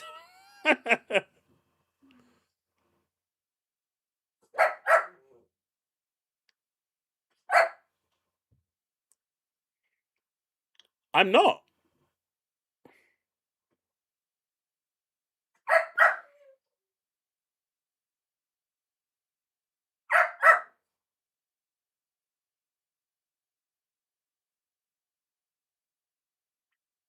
Yeah, that was an abomination. That was a true abomination.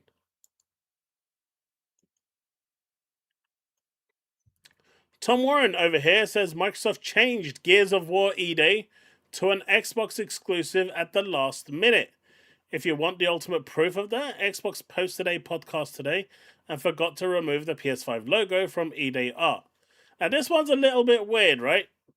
Because if we go down, Aaron Greenberg said that, only a small team in the, internally knew about it. And it wasn't a last minute decision. It was known about a month ago. I know things are moving really quickly, But there is a bit of red flag here that says that, the decision could have been made. We'll never know, right?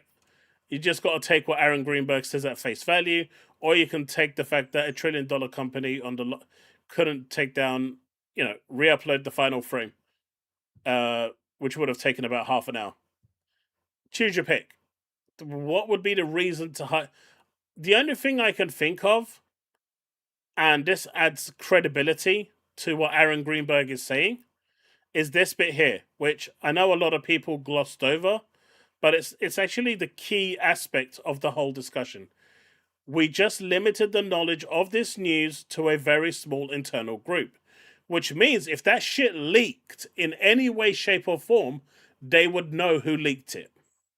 If it got out to anyone in major public areas, they know that it's going to be one of 10 people that did it, and they will investigate that shit and find it straight away. And probably the people within that 10 people is including Asha Sharma, Matt Booty, Alini, that woman, I forgot her name, right? Aaron Greenberg. So maybe if it was 20 people, whatever, but the group would have been so small that if it leaked anywhere, they would know about it. Letting everyone know means that this information was going public within 4 seconds of it being told. So maybe they did want to keep it, lock and key, and left it that way until the last second because they wanted it to be a surprise. That kind of makes sense.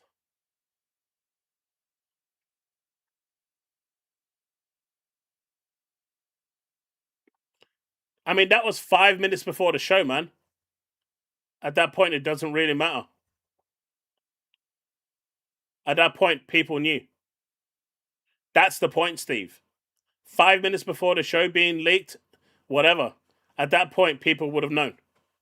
Because people would have seen the footage internally.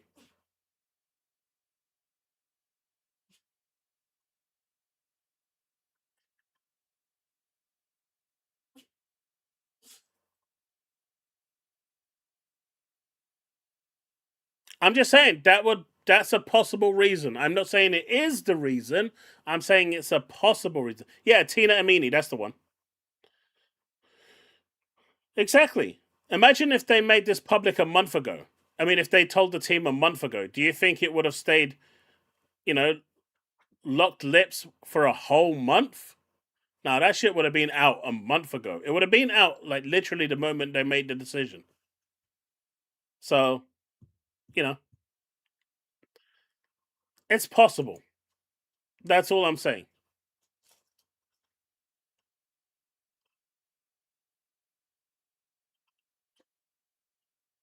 Microsoft's leaks are crazy, man. The moment they announce something, someone's tweeting it out as they're saying it verbatim using a dictaphone.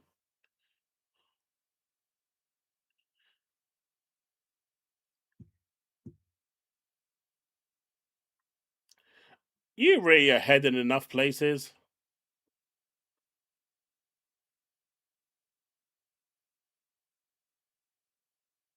Exactly. I want good games tailored to my platform. And exclusivity brings games tailored to my platform. So you're right. As a consumer, that is exactly what I want. Exclusive games tailored to my platform, giving me the best possible experience. At least we finally agree on that, Moonlight. Good to see that you're in favor of exclusives as well.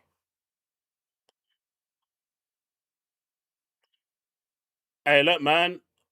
Moles are moles. That sort of shit can get done for insider trading as well. But, it is what it is. And, I feel like that's the only thing I can think of that would be playing in his favor for that. Otherwise, it's just a smokescreen to just cover up that it was a last minute decision. And I'm not disputing either of them. It could be any of them. It could be absolutely any of them. But you've got Jeff Grubb over here also saying, no, I wasn't speculating anything about Blade. It's not dead. And people have deleted their tweets already, so that's out the way as well.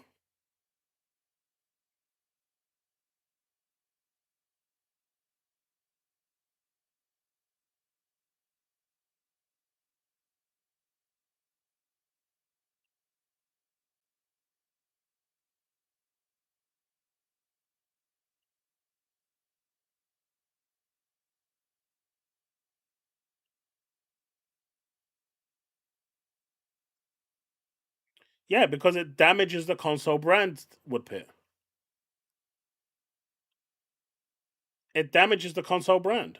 The idea originally was that you put, some of your games onto other platforms and you entice them to come to your platform. That hasn't worked. That hasn't worked for Sony, and it definitely hasn't worked for Xbox. So if people want to play those games, they'll either go build a PC or buy a Starforge PC, or they buy a console. And as we've seen through most people, PC seem to be the most complicated thing under the planet, so they want simplicity. So console is the option. So if you're a console only player and you want to play Gears of War or future Halo games or whatever it is, there's only one way you're going to do that. Because by definition, you've said you do not like PCs. That leaves one platform.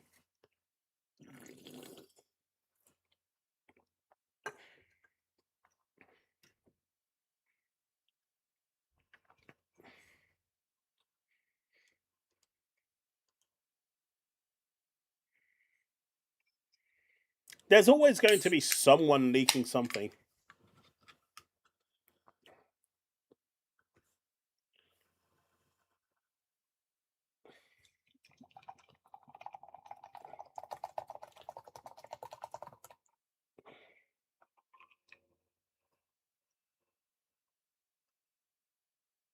It's still modified, right?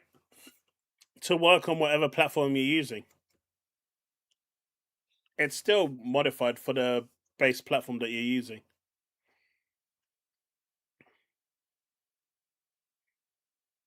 Yeah, it is. Because Xbox is still seeing PC as an ecosystem.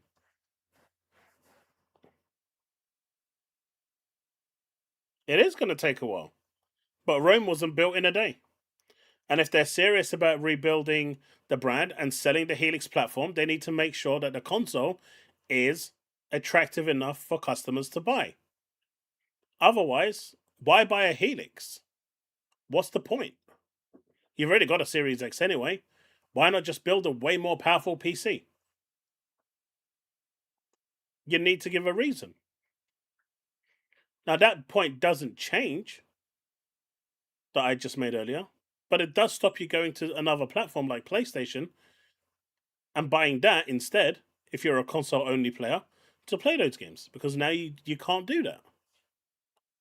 Now, does it suck for that person having to buy two consoles? Probably. But that is the way exclusivity works. If you want to watch Stranger Things, you go to Netflix.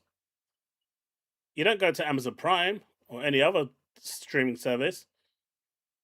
And before anyone says the dark web, I'm not counting that. I'm just saying. It is what it is.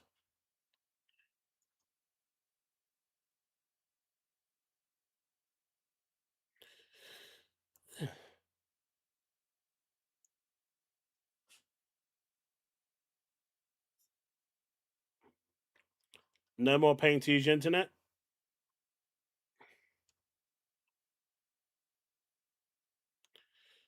Because you like console gaming but want PC freedom? What do you mean? No more paying to use your internet? I mean, that's going to happen eventually anyway. Right? Whether the games are exclusive to the Xbox console or not, that's if they really want to go down to a hybrid system, that's going to happen anyway. So I don't see where the issue is with that.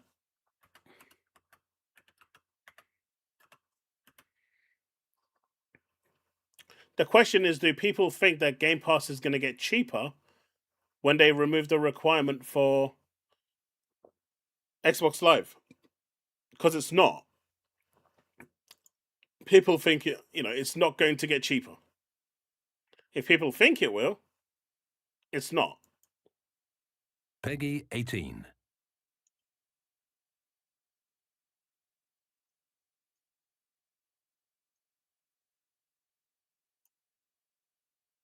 It's going to stay the same. Of course it is.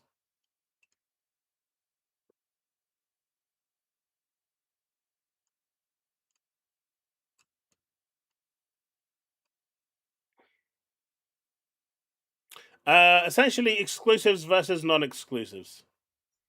I'm for exclusives and think exclusives are great. Some in the chat don't like exclusives, which I'm okay with. You know, I'm not saying they don't have a. I'm not saying I don't see a value in what they're saying. Um, it is what it is. My opinion's my own, and I'm not going to change it.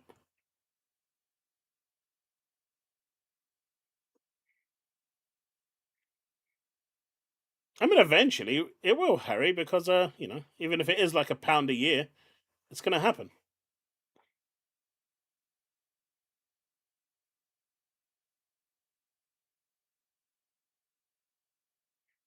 Then Moonlight, go to PC. Go build the PC and play your games on PC. You can get all the Xbox games there as well. Go play on PC. Be free. No one is stopping you.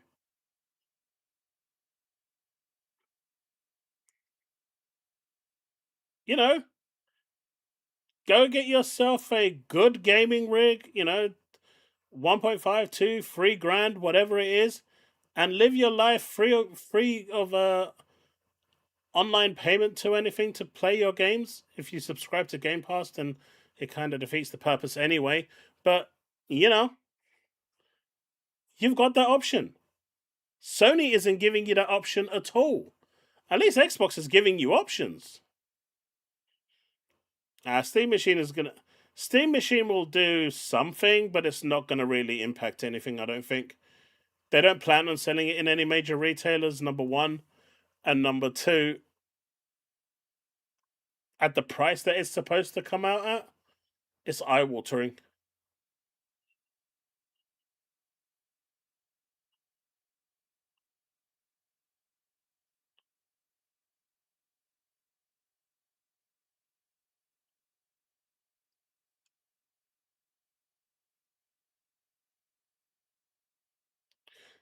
And I'm telling you, Bold, it's going to happen.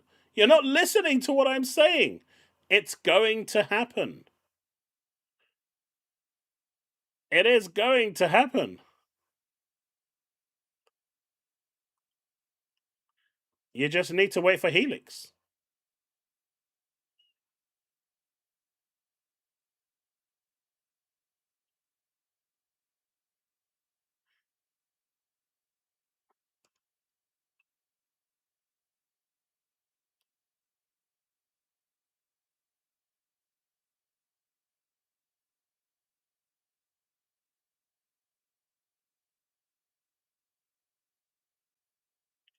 And that's why a lot of Xbox gamers want Xbox to go.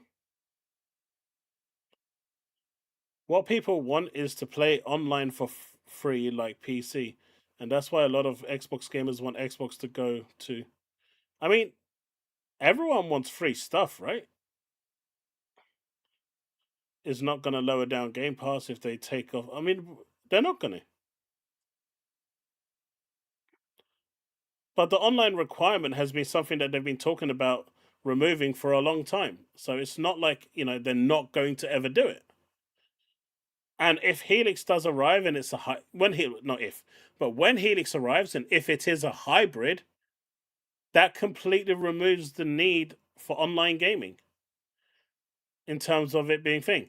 Of course, at that point, it's not going to be moderated anymore. It's not going to have any of that security stuff, whether that's a good thing or a bad thing.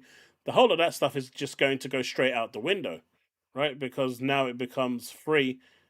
It's not going to be, scrutinized at all as it is now. So the services that you're used to will likely be hampered as well. Because it's not just playing online that you're paying for. You're also paying for the social features. they will likely be impacted as well once it goes free. Time will tell what happens.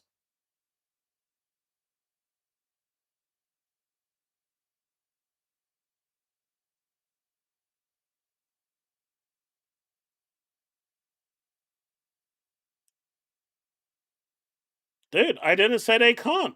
Who said they can't? I just said at the beginning that the notion of play anywhere wouldn't really make sense on the hybrid machine. I didn't say anything that you're saying. I mean, Half-Life 3 would be sick, right?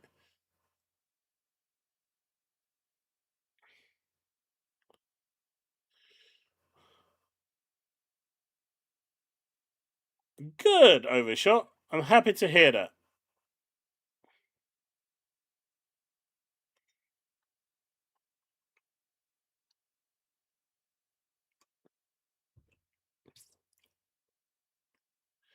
Helix is coming 20. No, it's not. It's not, Harry. But yeah, as someone mentioned down here, never listen to Tim. Ever.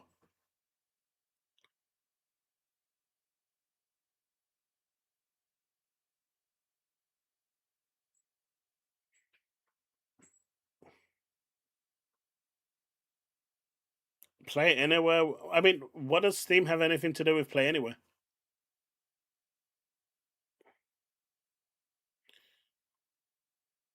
I mean, like I said, I'm of the view that Asher doesn't want Steam on the next Xbox entirely because of that 30%. They lose too much.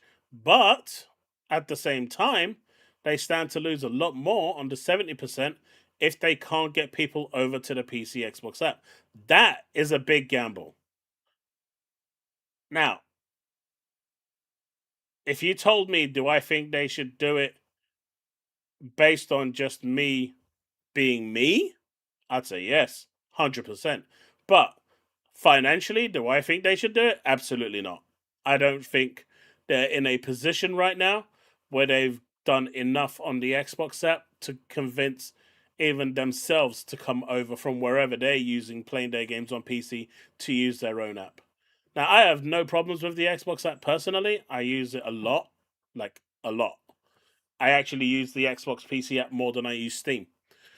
But I still don't think, in terms of one of the key features of PC gaming, which is modding, they've done enough. And they need to be a lot more flexible when it comes to mods. And I know they're not. And that's a huge downfall for Microsoft. So, you know, that is a big, big one. People on PC love to play the game the way they want it, love to mod it the way they want it, and experience the game the way they want it. And that is something that will never ever change. And Microsoft cannot change that. They tried to change people's ways of doing things with Windows Live on PC. That flopped so historically that the next person that wanted to be them got, felt it. So, I don't see the Xbox PC app really pushing into the next, gear until they fix the modding issue. And whether they will or not, I don't know. But I think that's a huge, huge turn off for a lot of PC gamers. That said, though, I feel like my games run better on Xbox PC. It's less bloated and less weighty, and I feel like I get a couple of more frames, a few more frames here and there from there. Either way, I don't have a problem with it.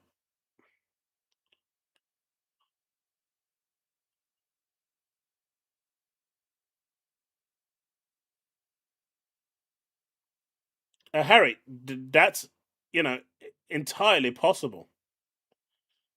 It's like I said, it's going to be a bold move if they do that, but they need to provide a really good quality storefront that at least rivals in terms of features before they can even move that way.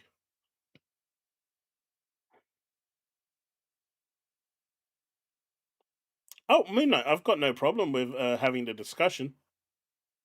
I'd rather have discussions with people, when people aren't agreeing, because it makes for a more interesting discussion. Um, just as long as it's not patronizing. We're all here to have a discussion and have a good time and chill, and so that's what we're doing. It's an open stage.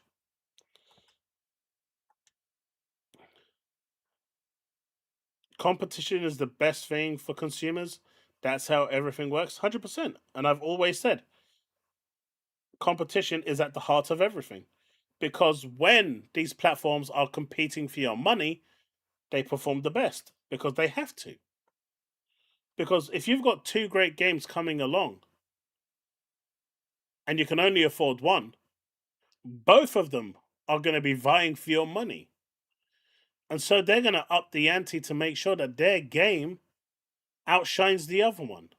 And who wins in that situation? The gamer.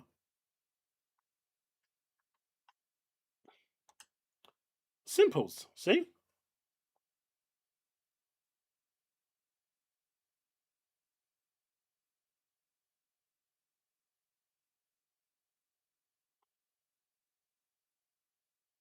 Rabbi, when the game launches, we are going to see. I think it could, at least Microsoft believe that it's going to be a pivotal moment for them. And time will tell if they are indeed going to be correct. The Mystic Meg has spoken.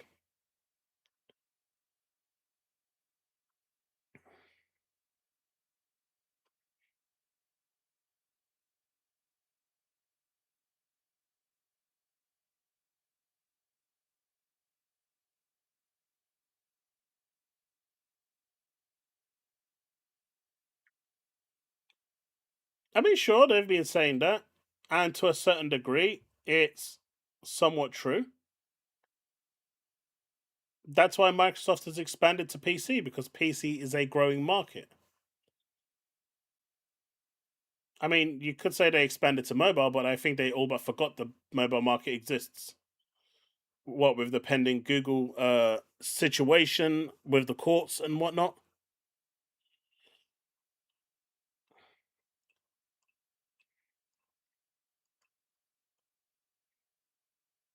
I don't care what D-Batch says, Rabbi. That guy's he's just an opportunist. I agree, Force. Yeah, that will never happen, Overshot. I'm telling you that from now. That will never, ever happen.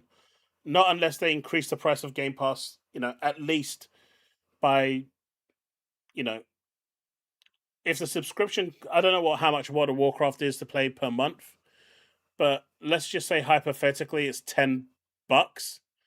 They'll make you pay like $6 or $7 of that. That's the best you're gonna get. You'll get like $3-4 off a month, and put it on Game Pass. Check reactions for fun is safe to watch. We're gonna check out the Nintendo Showcase in a second. What's in the reactions?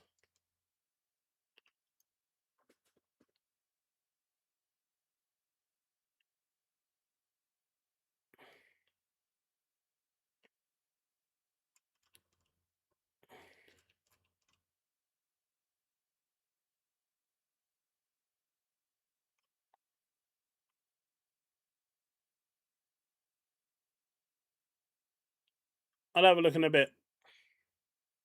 Thank you for the two, though. $15 for WoW. That's my point. Like you'll probably maybe get it's $9.99. So they'll maybe say, right, your Game Pass is going to increase by, I don't know, $6.99, and you'll get it for $3.99 cheaper. Or what they might do is say, hey, here's some WoW Gold, and then once every 2-3 months, you get a 3-month subscription. I could see them doing something like that as well. That way, they keep you subscribed to Game Pass and provide you a free month every 2-3 months. That's also possible as well.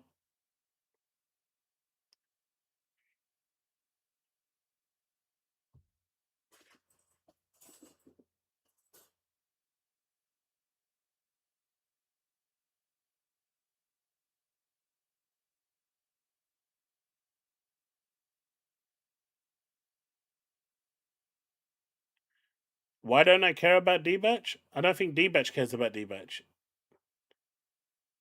That guy is just an engagement farmer. Literally. So, I really don't care what he has to say.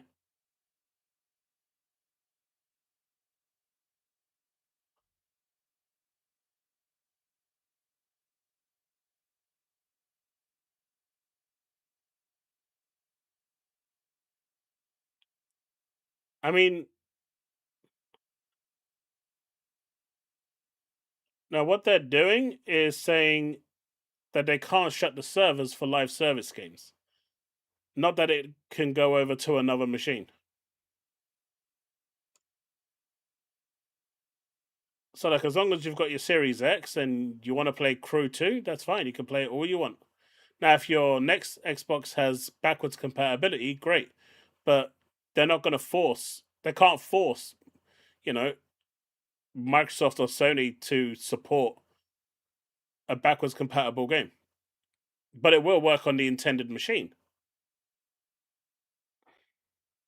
Because I don't want to, Rabbi.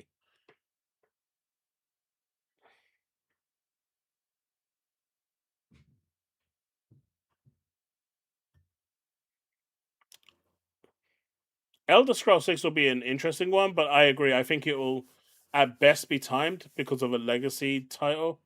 I don't see that being exclusive, but you know, who knows what they will do. All right. Okay, I think I crashed this browser. Peggy 18. Let's check out this showcase because I missed it. This is the Nintendo showcase. Was it really a solid hour?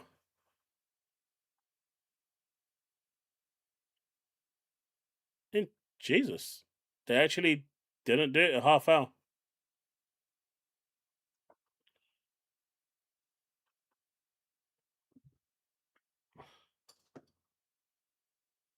Why could I need Helix if?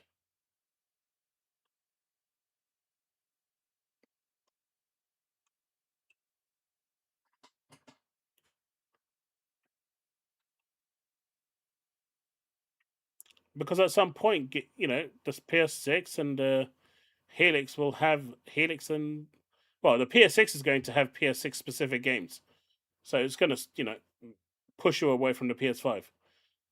If the Helix is doing what I think it's doing, then the Series X will remain relevant for the whole of the next generation. Not the Series S though.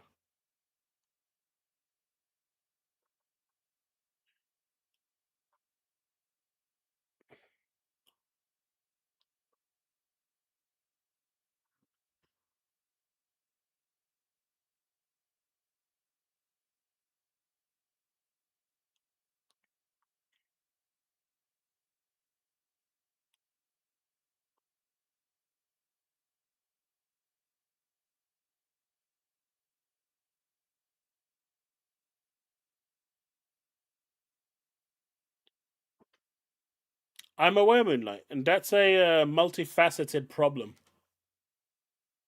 It's not as simple as people think it is. I know California is all over it, but there are bigger implications at play there.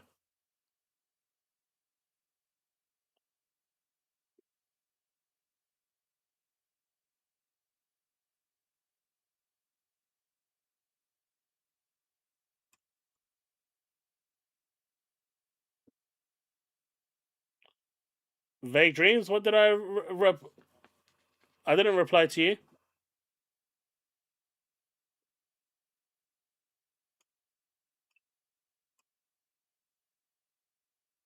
Sup, Portal.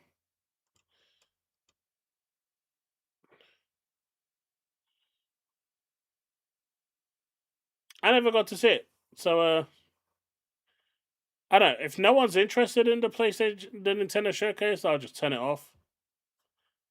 I haven't seen it, so I wanted to check it out.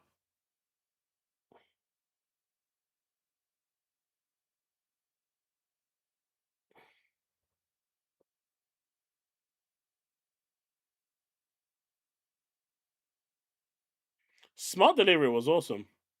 Watch it.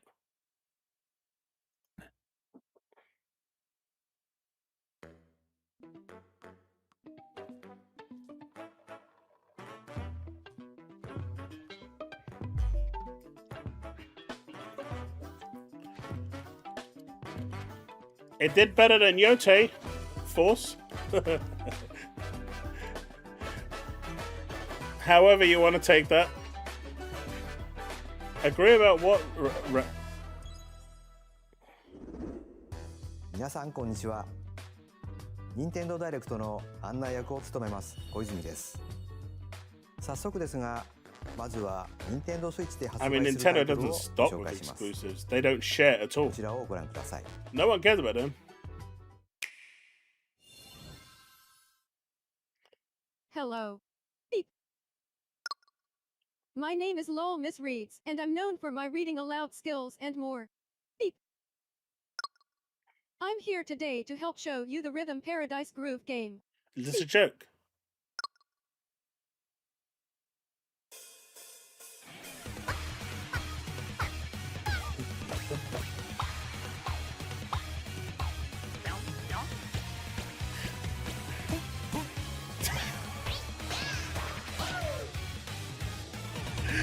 Oh my god, this is such Rhythm Paradise Groove. This is such a Nintendo thing to do. You got Xbox with Gears opening, PlayStation Playing with this game is pretty simple. Wolverine, Just get into the groove and press and the Nintendo correct- opens with this. That's all there is to it. But it's not always the same rhythm. What's up, Luna? Listen carefully to the beat. Find your flow, and you'll be able to feel the rhythm. 2, 3, 4, now. 2, 3, now. 2, now. 2, 3, now. Over 80 all-new rhythm games are included. Just be good. As you play Be good through for the me. game, Be you good can for me. unlock different modes. I'm already depressed at For this example- Nintendo showcase. The kingdom's everlasting peace rests on your shoulders. Not on my shoulders. Finally, you're awake. Go forth, magician, I can't lose. and use the magical power of rhythm to beat Can monsters. we not be friends? Cast a Ow! fire spell with BA, Okay, that's good. BA, That's and a healing spell with B down A, B down A. Good Like girl. that. So you really want to fight, huh? What spells will strike a chord against the foes you face? Groove on and tip the scales to victory. It's time for the Who's Got Rhythm quiz show. Plus, there are even more rhythm games in the Oh, lineup. this is so much better. Enjoy when all you're of not this eating my while face. playing solo. And Dan, Emily, Leo, Sarah. We're under attack. Beep. up to 4 players can enjoy dedicated rhythm games. Note the timing and block the arrows. Grab the snack at exactly 3 o'clock. Beep. That would, Portal, Or aim for especially 3 right now. o'clock on the dot. Emily got the snack. There are over 30 cooperative and Can I competitive skip games to this? play. Can I Get skip into this the chat? groove solo Like this or game? with friends when Rhythm Paradise Groove hits Okay, Nintendo thankfully it's Switch finished. July 2nd. Pre-orders are available now on Nintendo eShop. Alright, you know, if the games are ご trash, 覧 I'm いた just だ gonna いた skip. リズム天国ミラクルスターズは任天堂スイッチのタイトルですが、もちろんスイッチ2でもプレイいただけます。発売までもうしばらくお待ちください。ここからは The Series 任天 S 堂スイッチ price 2または 200, スイッ Series チ X. 2と Mate, スイ the ッ guy's チ on の両方 drugs. で発売するタイトルをご紹介します。ヘッドライン Yo, をご覧ください。 Moonlight, maybe you should go into Alex's stream and teach him how business works. Master the Coming way up with of the those sword. prices, he's either on drugs, delusional, or out, you know, something's not mentally right there. Way of the Sword, a new entry in the There's just no Swordplay shot action that those series, prices is could be slashing onto real Nintendo Switch 2. in this economic climate. Edo-era Kyoto has been Hey, overrun by hey. monsters known as Genma. Now, And I'm saying that Miyamoto in the Musashi nicest must prove context, not that I got himself anything beyond against measure. Helix. Parry. Deflect. And the powerful counterattack. I'm fixing your ear. I was fixing your Master these comparison. techniques to strike down the enemies in your path. Oni armaments are also at your disposal. Please, to I know turn you the want tides cuddles of and battle. stuff, so I'm giving you what you want while I'm streaming, so You chat can can even see you use too. Joy-Con 2 motion Because controls you're to the most intuitively adorable slay puppy in the world. Genma. As fates intertwine, will you cut down those that stand in your way? Onimusha, Way of the Sword, launches on Nintendo Switch 2, September 25th. Pre-orders begin later today on Nintendo eShop. Mando, apparently it's due to contractual Your obligations. unwritten They tried to epic pull it. begins.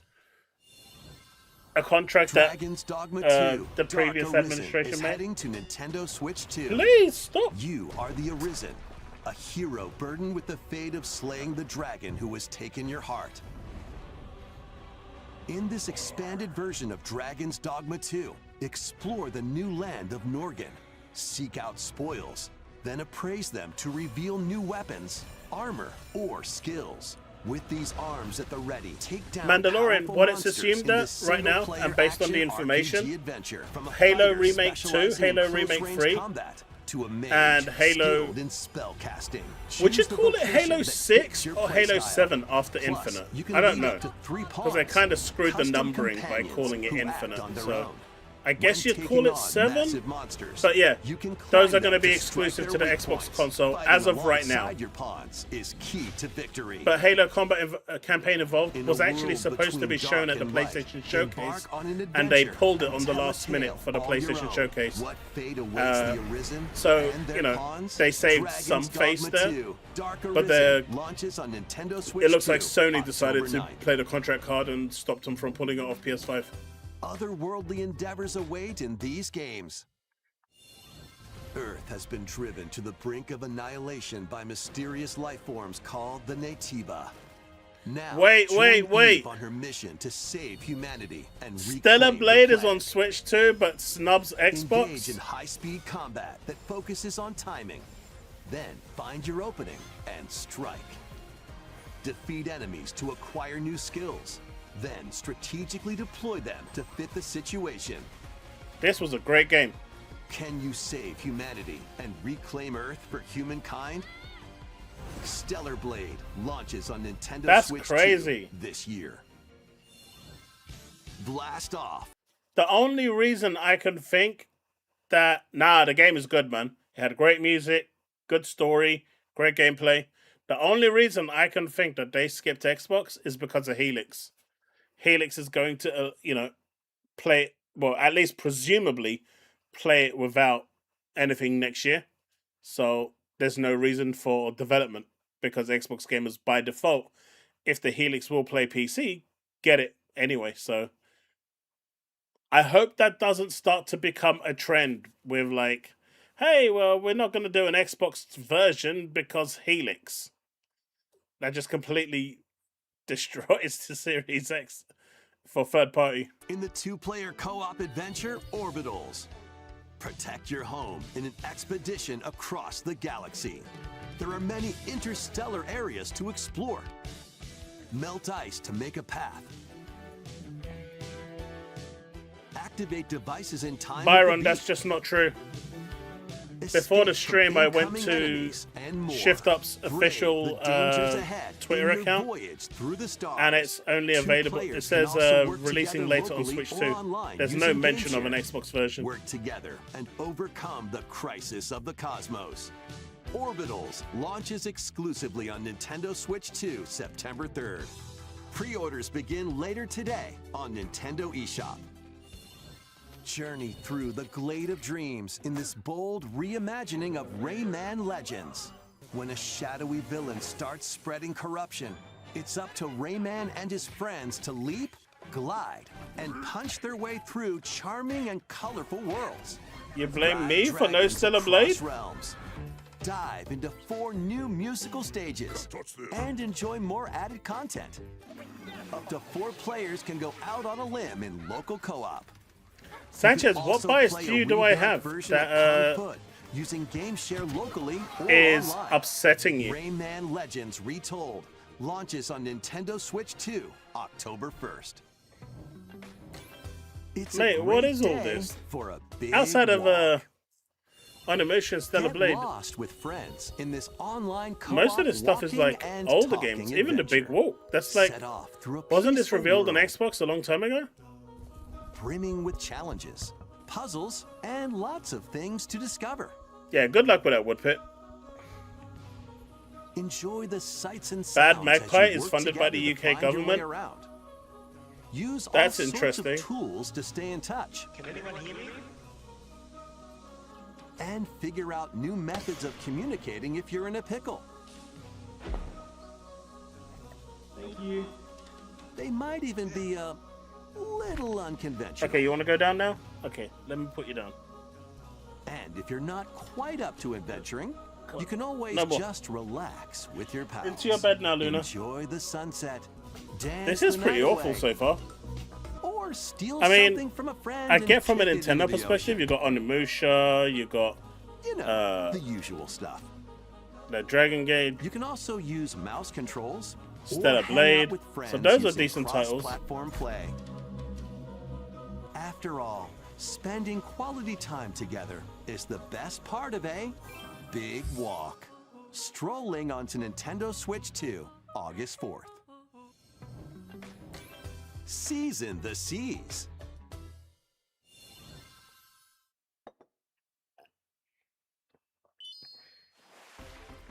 Build your very own floating restaurant with the Straw Hat crew. Are they really just milking the... Cook up recipes with Sanji. Craft the menu. Decorate it to your liking. Then serve your customers as you run the restaurant. By searching for Day one, and really collecting chilly. ingredients, you'll expand your menu offerings. Use devil fruit abilities to prepare I'm going to piping start hot skipping steaks. stuff because this is just Or garbage. whip up tongue-tingling tauntaun. Alright.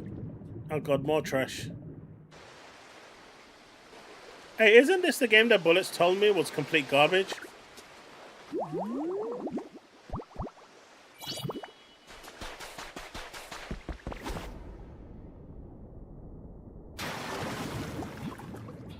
Yeah, Bullets told me that this was rubbish. Keep Yeah, Bullets told me. Told me it's one of the worst games he's ever played. Explore the world In on fact, the he said ocean it was floor so with a bad free that Gollum update. actually started to look By good. using the new move Dive, you can enjoy life with Pokemon living under the sea. Plant grass, build structures, and expand your towns underwater. This free update is scheduled to release in August 2026. And there's more! The Pokemon Pokopia Expansion Pass paid DLC is on the way. Discover a brand new town, Bubbly Basin. There you'll find new furniture. Now, I know he sold pretty well new within. I'm just outfits, taking the piss out of Bullets. and new friends. I know he's a huge fan of this game. The Pokemon Pokopia Expansion Pass See? paid Told ya. DLC will be available later today on Nintendo eShop. Part 1 of the paid DLC, Bubbly Basin, launches this August. Do you know what? Power World is 2 better and Part because 3 you will can shoot launch your at a pals. later date. Look out for more details in the future.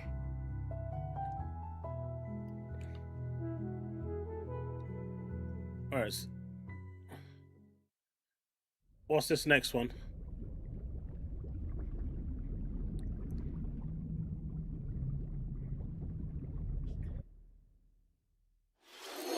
無料アップデートと有料のダウンロードコンテンツによって新たな世界が広がるココアポケモンをお楽しみに。続いてはこちらをご覧ください。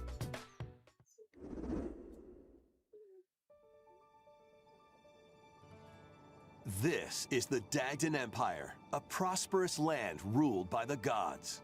The capital, Daxian, plays host to the heroic games, the winner of which is granted one wish.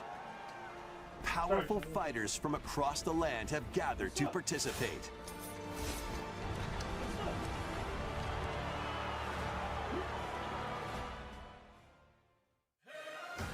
The story revolves around 4 heroes.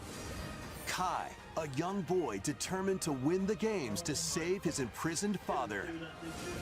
Dietrich, a swordsman ever on the hunt for a stronger foe. Theodora, a queen seeking to fulfill the long-held dream of her homeland.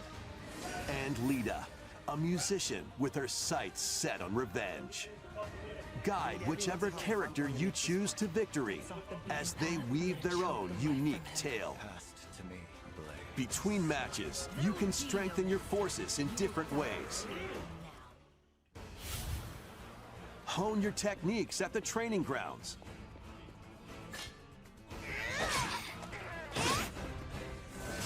I'm figuring it out. Recruit new allies.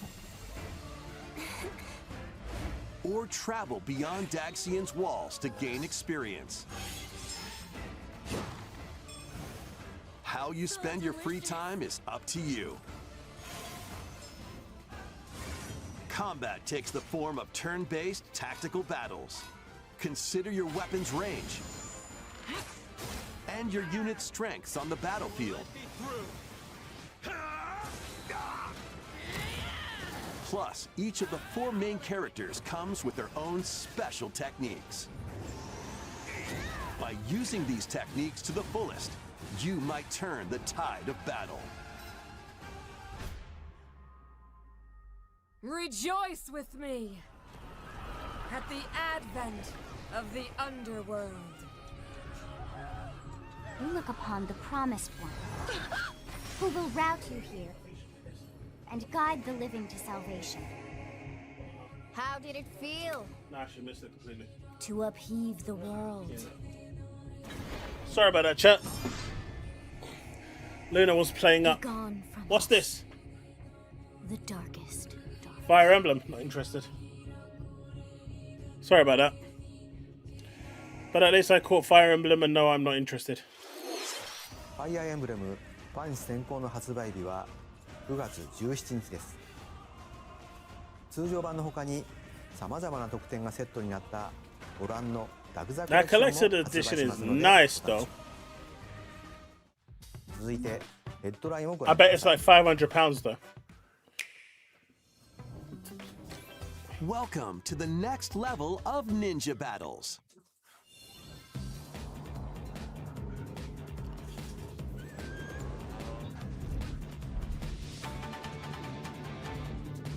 The I'm gonna first get part of Sanchez Ninja left Latu without is sneaking onto Nintendo Switch 2.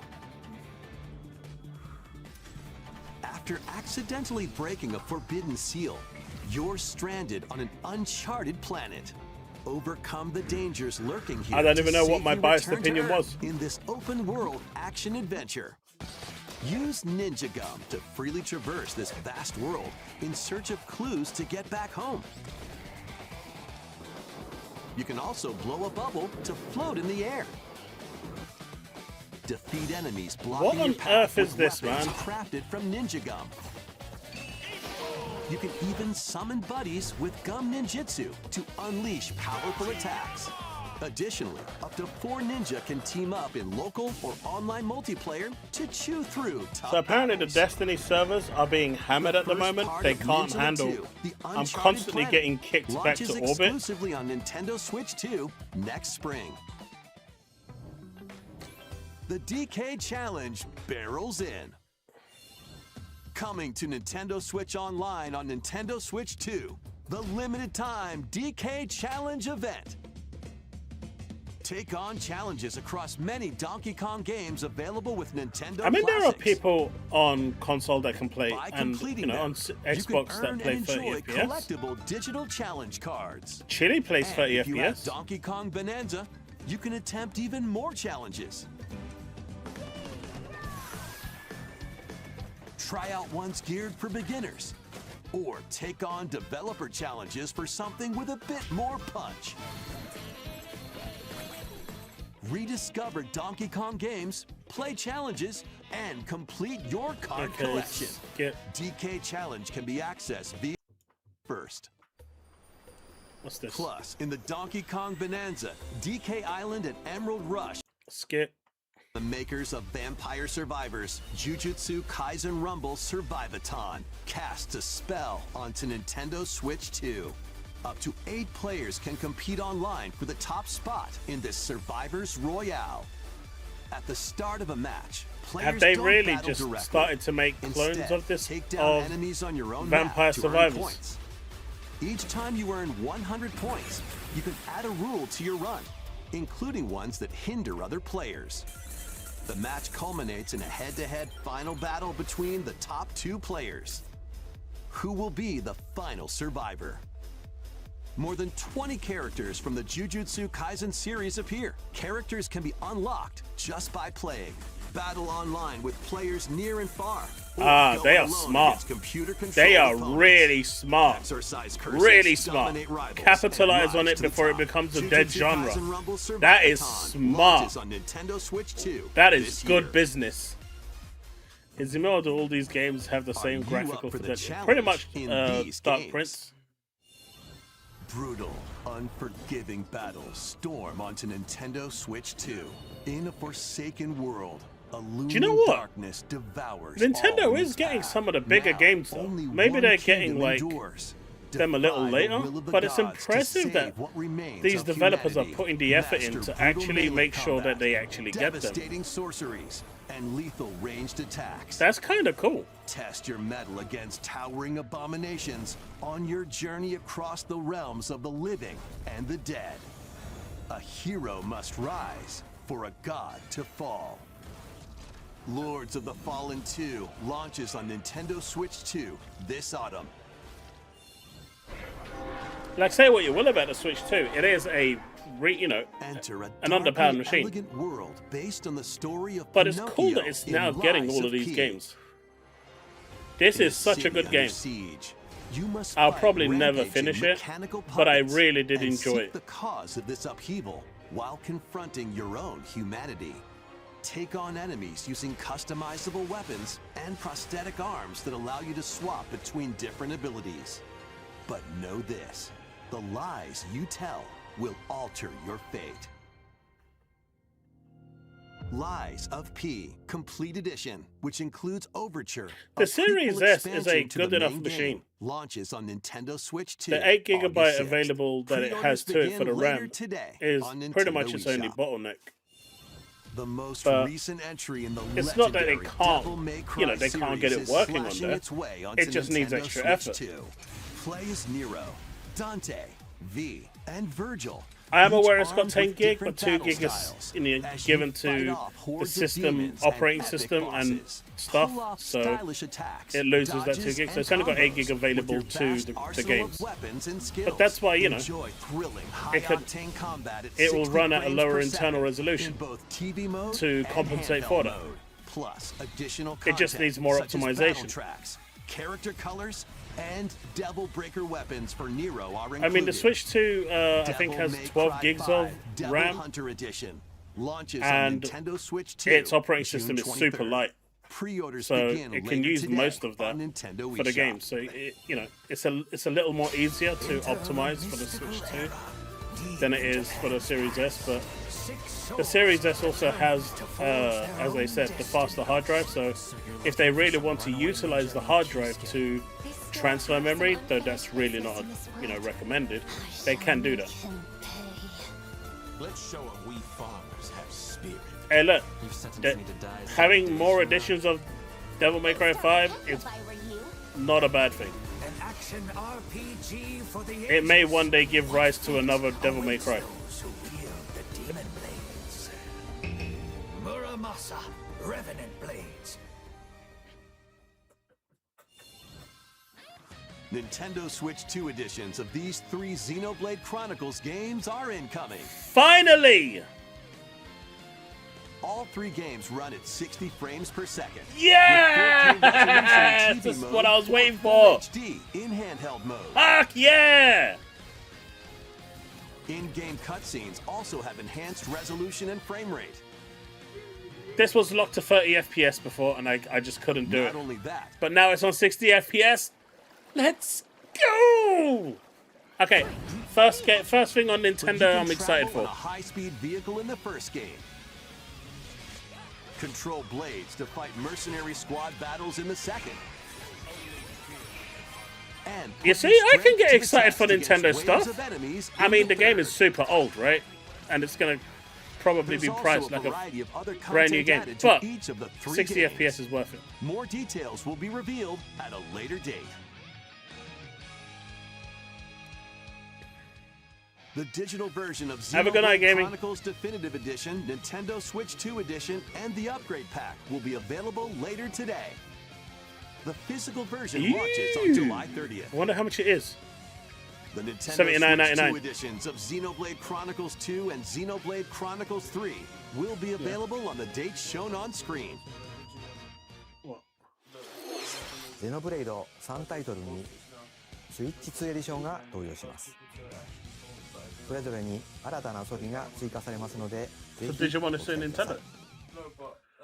そして新生ゼノブレイドの物語が始まります。今回はその序章をお届けします。It's around 58 What? For a 5-year-old game? Sorry, 6-year-old game. That's crazy. That's what I hate about Nintendo, man. Their pricing is ridiculous.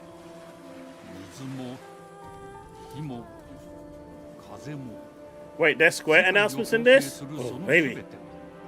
大地を流れるアニマが形を変えたものだ。そして戦いを決するのはいつもアニマとその力を自在に。This kind of look good.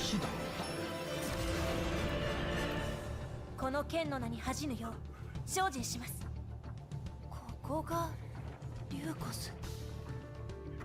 その石はアニマ小石。騎士の力を増幅させるだけでなく、そのものの行動や思いも刻みます。これからのあなたの学院生活のすべてがその石と共にあると思ってください。今日の訓練は実戦を想定してのものだ。What game is this? 力の使い方、なんとなく分かった気がする。死って人殺しの職業だ。奪われた側はどう思うんだろうな。真実見つけてみない？信仰を失った人の魂。Byron, my son was just saying that Nintendo's in a bit of a bind now because a lot of the stuff that they want are trying to sue for, Digimon apparently did before them.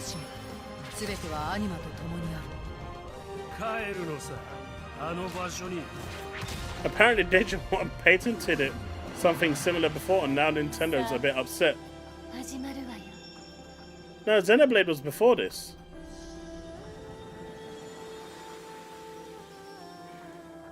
兄上、行ってまいります。ここは6つの太陽に照らし出された大地。そこで人々は知ることになる。That's a weird landscape. 神の恨みが未だ晴らされてはいないこと。 It's still Xenoblade? Oh, okay. Oh, it's the new one. No wonder I liked it. That explains everything.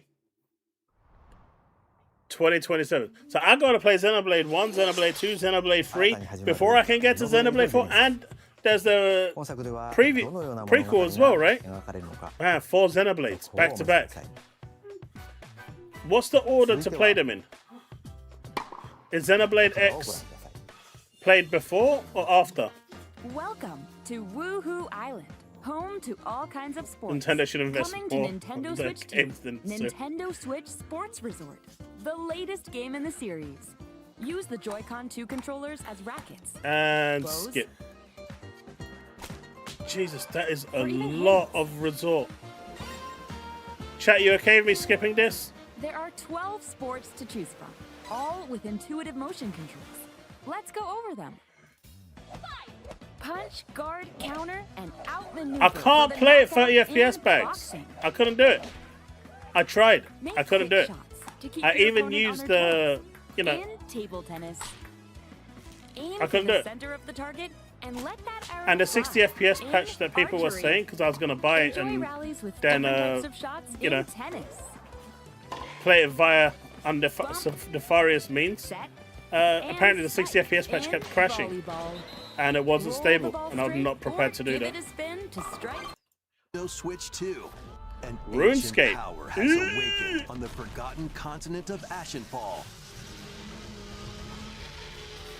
Explore a land Thumb infused wrestling with is now a magic sport? and What? uncover lost secrets on your journey to face the Dragon Queen.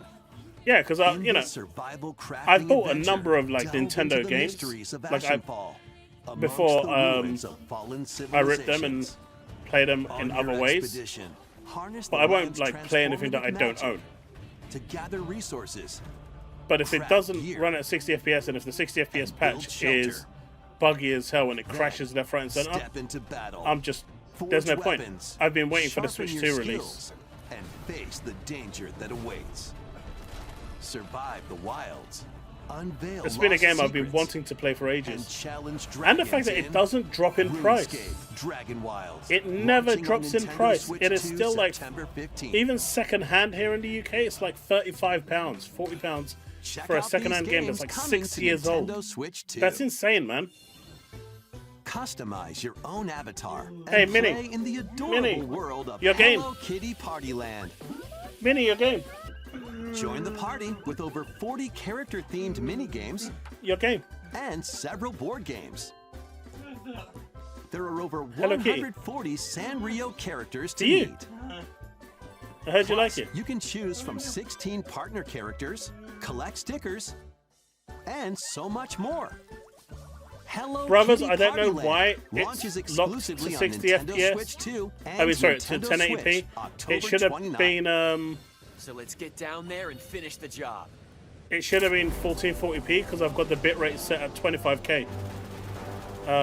I don't understand why I didn't do it. Blast off for adventure But I across couldn't the restart Lilac it on, like, system with Fox Switch, which I McCloud can. and his crew. A battle for the fate of the galaxy begins.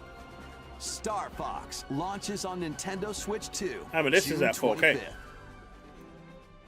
A free demo that includes a tutorial and one of the game's opening stages will be available later today on Nintendo eShop.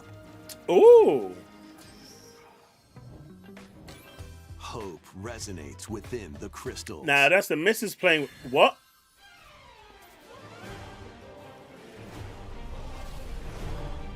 Let's go. Let's go. A new entry. What is this? Chat, what is this? Get ready for the first Final Fantasy game in HD 2D, Final Fantasy Resonance. Oh, snap! This is Lapis, a vast world that is Yeah, this looks prospered like through Brave the power of Exvius. crystals. But after the invasion of the Veritas, this once thriving world lies on the brink of annihilation. Day one. Now Rain, a knight of Oh my Branch God! must journey across the realm with Let's his companions go! to stop the Veritas.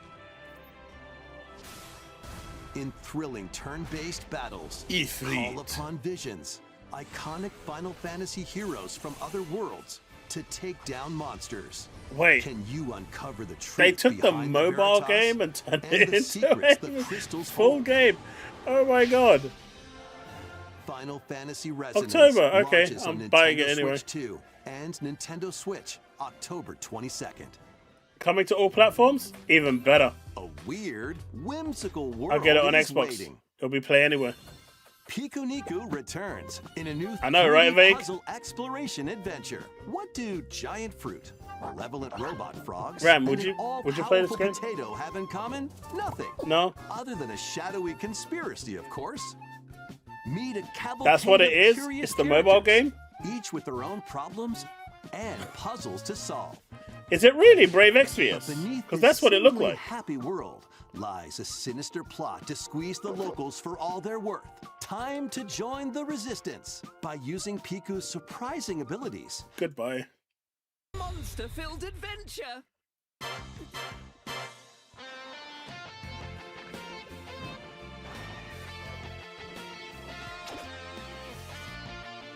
Two girls find themselves lost in the kingdom of Witherwood. There, they gain the power to turn monsters into friends.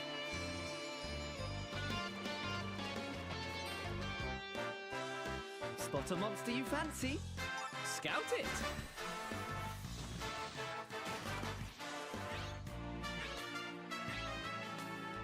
Win it over and it'll fight by your side.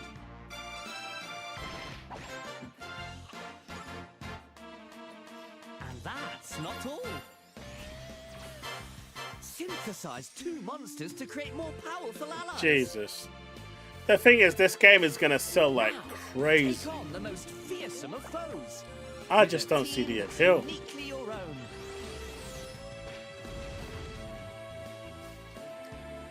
Adventure is calling. I don't see the appeal. And it's monstrously fun. It's Dragon Quest Monsters. The Withered World.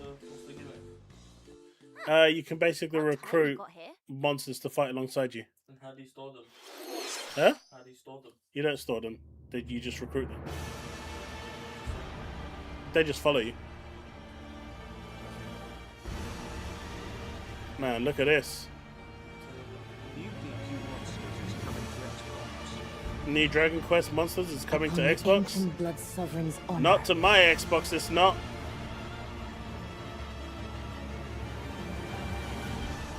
We are monsters, each vying for blood.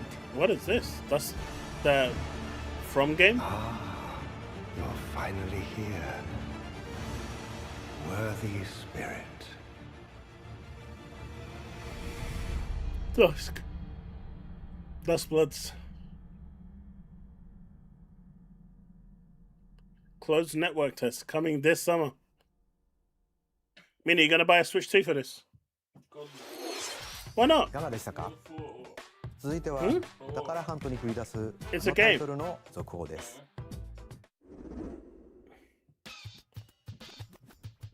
You're lucky they can't see you, Here's bullets. some fresh news about Splatoon Raiders, a new single-player focused adventure.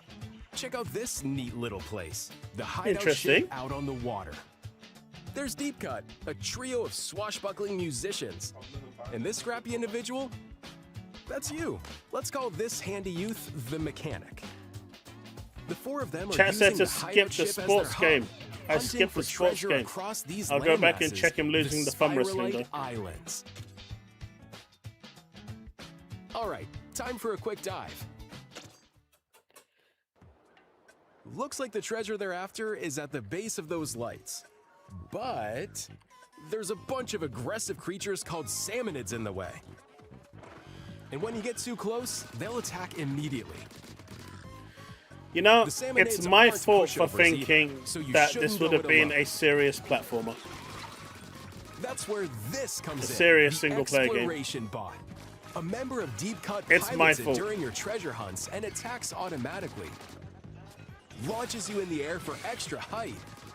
And even gets out of the box. It is to totally unleash my fault special for having moves like this. a somewhat expectation You that this also could get have been support in something the I wanted to form play. of gadgets. There's one that continuously fires ink after it's placed. Another that slices through enemies.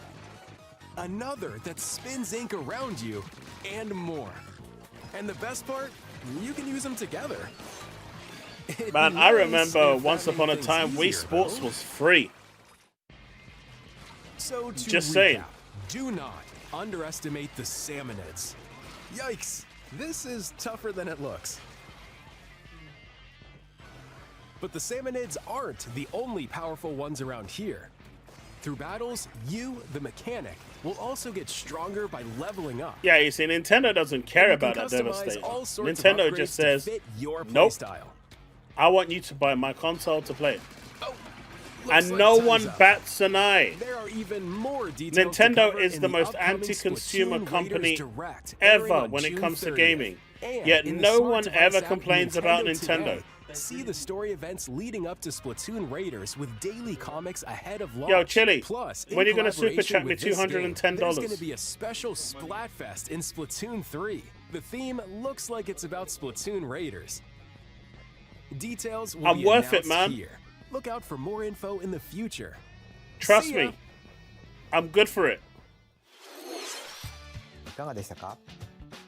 発売が迫るスプラトゥーンレイダーズですが、スルミ連合にちなんだ新色のジョイコン数も発売しますのでお楽しみに。引き続きヘッドラインを They ご覧 just ください。 change the color of the bloody, and they're gonna charge you 90 quid for those.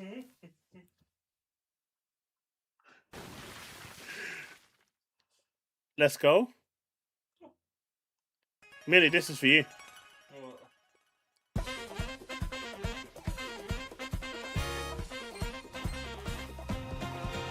This is actually quite big, isn't it?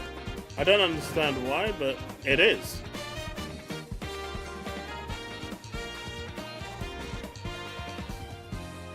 I don't know, Devastator. I know that the next game I want to play tomorrow on stream. I think I'm getting a call. So I got a few calls coming in tomorrow from the doctors. So I may stream early. But I'll have to AFK for like 10-15 minutes twice during the stream to answer the doctor's calls regarding stuff. But I want to play through the Edge Runners collaboration tomorrow on WooWa. And then I kind of want to sit down and play an RPG. I was thinking of Trails in the Sky, Chapter 1, as my next game to play on stream on Twitch and my other YouTube channel. Vying for the throne put their plans into action. As one of the throne's candidates, Yeah, Deltarune is supposed to be quite big. Kingdom, forging bonds with compelling characters along the way. Various enemies stand in your path. There are monsters roaming this world, as well as other candidates and strange beasts known as humans. Control your destiny. Ah, that's another and one you guys want me change to the check out, world right? in Metaphor Fatal Bullet. Fantasio, launching on Nintendo Switch 2. Finally. November 12th. Create, explore, Minecraft. survive. A dedicated Nintendo Switch 2 version of Minecraft is on the way. Dig into your Minecraft adventure on Nintendo Switch 2 with support for vibrant visuals. I don't know, man. It looks like they really pushed the boat out with this Nintendo Direct. I mean, I'm sure there's a lot of good stuff here for Nintendo fans. So you can pick up right where you left off. But what will you create next? Outside of that Final launches Fantasy on one, Nintendo Switch which is 2 multi-platform this year. anyway, and the Xenoblade 60 FPS is cool. Wait, I saw Final Fantasy 14. Wait, what? Really? Metal Gear 4? Ooh, Atelier! There's a new Atelier game coming. Okay, I'm interested in that one. Man, Space Marine 2 landing on Switch, that's crazy.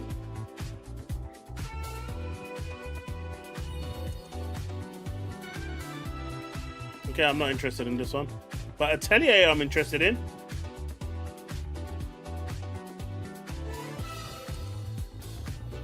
Daisy Cool Edition.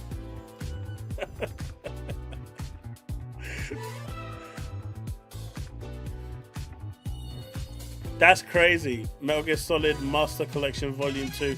I guess it is an old game, so it makes sense. Oh, shit!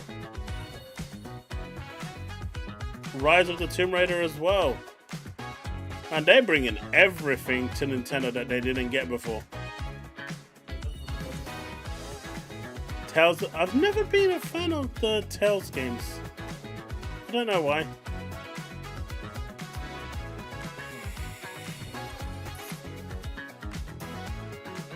SnowRunner, you can keep running.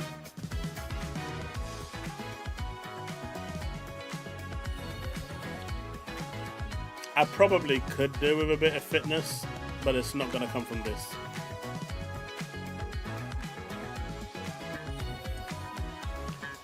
Everbloom can remain as Evergloom.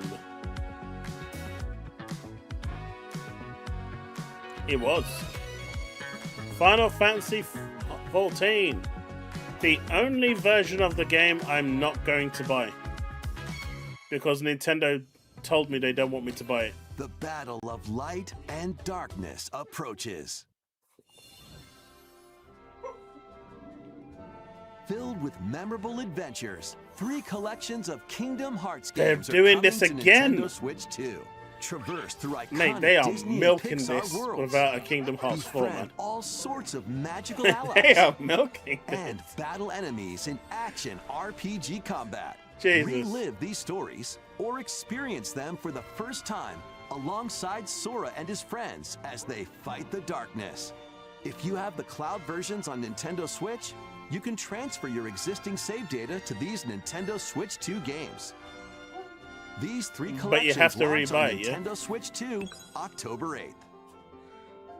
A bundle with all 3 compilations, Kingdom Hearts Collection 1 through 3, also launches October 8th. Additionally, a free demo of Kingdom Hearts 3 plus Remind will be available later today on Nintendo They should have added the eShop. 3DS version of the game as well. 352 days. この世界の構造はとても複雑で、私たちが定義する光と闇の Wait, they're showing Kingdom Hearts 4? 存在しなかった。でもそれを定義 Oh, するの snap! この世界に来たことで、この世 Are we 界 getting a release date? 私たちの定義する闇が現れた。 Let's go! Mate, Sora has grown, boy. And still gets the beating. Okay, this is sick.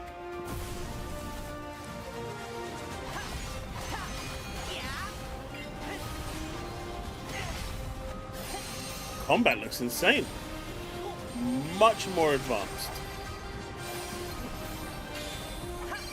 Still using the same structure though, which is cool.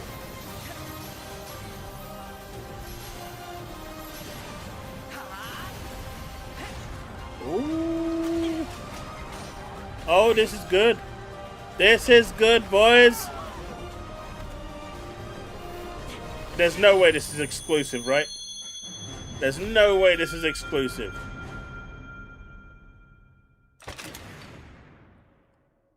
Available at launch on the... Okay, not exclusive. Okay. いかがでしたか？次が最後のタイトルになります。こちらの映像をご覧ください。Is there more?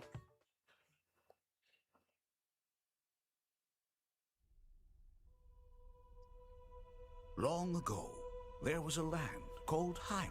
Ah, made Zelda. by beings of supreme divinity. Is this the new Zelda? At the very edge of this kingdom, there lay a small forest.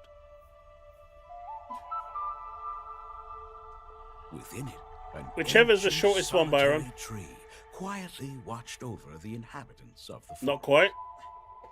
Last game's Halo. These forest dwellers were called the Kokiri. Each had a fairy. Not just any Zelda. And they lived out their innocent lives. No! Don't do it. However, there was one particular boy. Don't do it. Who did not have a fairy. No. It's... No.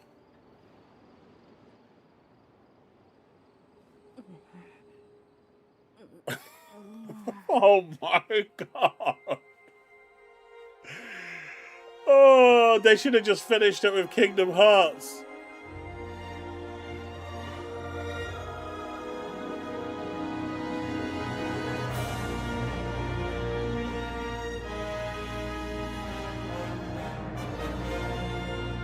No. 2026 is coming this year as well. snap. ゼルダの伝 I mean, it's a 説 remake. 時 I'm の not オカリナ surprised. が任天堂スイッチ2で蘇ります詳細については改めてお伝えしますのでしばらくお待ちください Do you know what? 本日の任天 There's 堂ダイ no レクトは joke, right? 以上です If I sent my brother a picture right now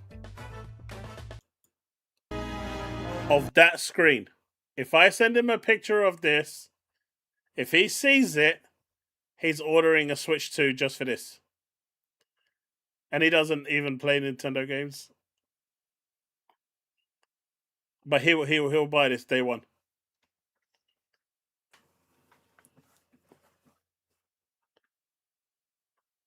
That's crazy.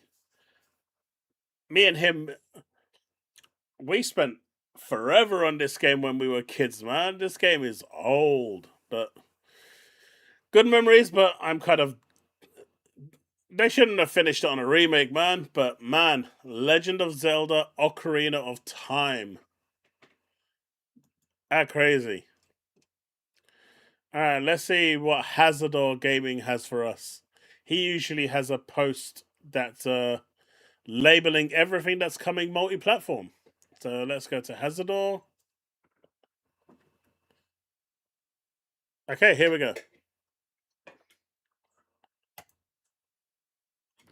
Multi-platform announcements at Nintendo Direct. I love this guy. He is so good, man. He is on point with this shit. Kingdom Hearts 4, PlayStation 5, Xbox Series, Switch 2, PC. Jujutsu Kaisen Rumble, Survivathon, all platforms. Muramasa Revenant Blades, all platforms. Tales of Eternia Remastered, all platforms. So Kingdom Hearts is the only one I'm interested in here. So that's kind of cool that it's going to all platforms. Final Fantasy Resonance, all platforms. Let's go, let's go. No need to play it on the Switch. Kingdom Hearts Collection, pretty much all platforms. I mean, I've already done these, so no interest. Atelier Courier, the Kingdom of Night and the Signpost of Remnants is everywhere. Let's go. Xbox finally getting some Atelier games. I'll support it by buying it. Dragon's Dogma's a skip for me. And I think that's it. The rest were already available, I guess, multi-platform anyway.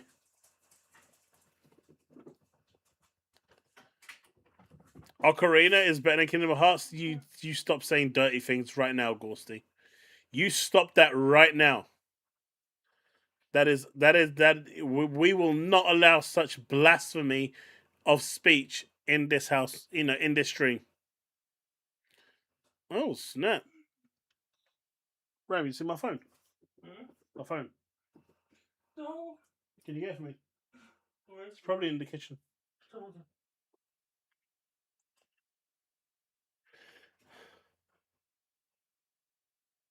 Only one Atelier game, and that's Yumiya, which I bought. But they don't have the Riser series. Look, Gorsty isn't right. We all know that he's never right.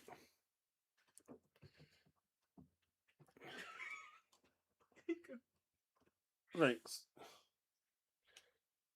All right. Let's check out. I might have time for one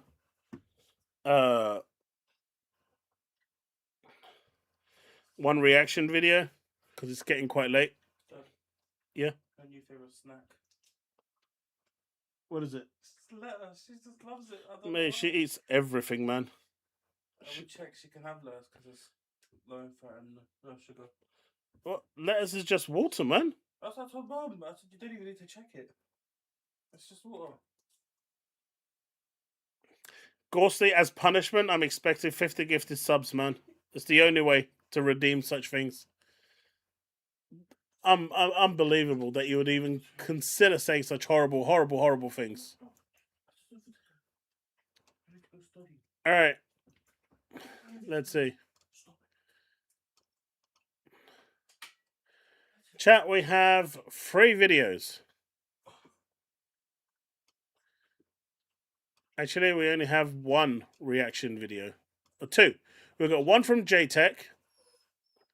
JTech TV is in denial over Final Fantasy Revelations being multi-platform. This is by Klutzy King, whoever that is. Let's see Morning, how long everybody. it is. How are y'all doing today? I'm doing great. Jesus, 17 minutes. I guess we can double the speed up on that to see how that sounds. And the other one is from AGN, which is also 17 minutes.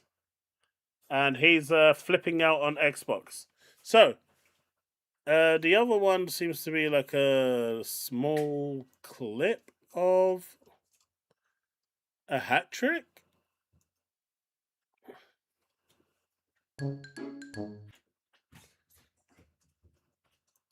What is this?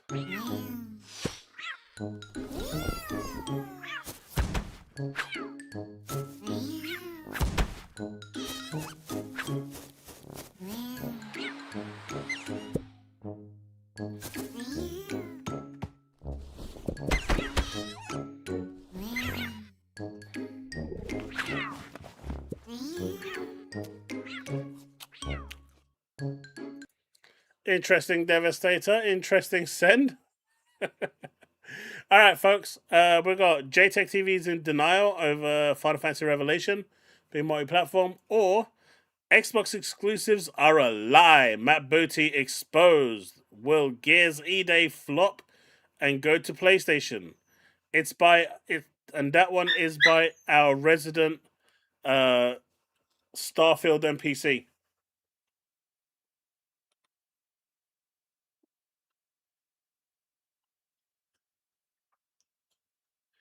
Oh, is that the new Pokemon? The new Power, the Meltdown one. They're both a Meltdown.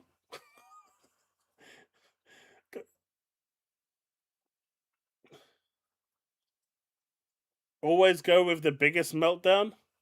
I don't know. One of them, like I said, one of them is from the Starfield NPC, and the other one is from JTech. Okay, I'll tell you what. This is the Starfield NPC.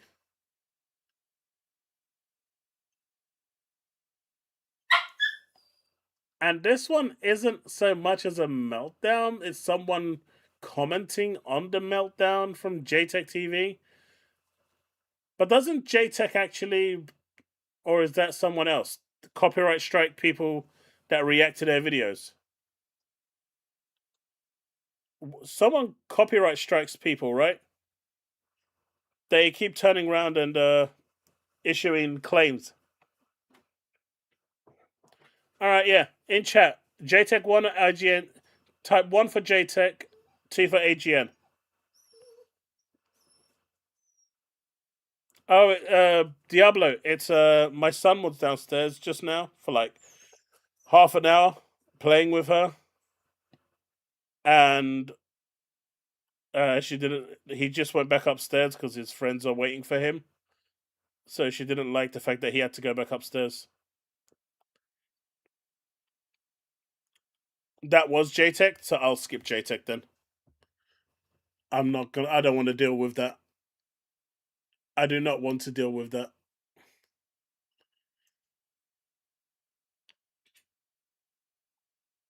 The JTech is literally copyright striking people, man. I already I mean, not sure if anyone know it's public knowledge yet, but my other YouTube channel, due to a false claim, was demonetized, and I lost partnership because of false claims. And YouTube really failed to protect their partners, even though I proved that it was a fake claim. It's almost as fake as the one where that Italian channel was claiming Nvidia's work when they unveiled DLSS 5. So I'm not going to go through that again on my main account.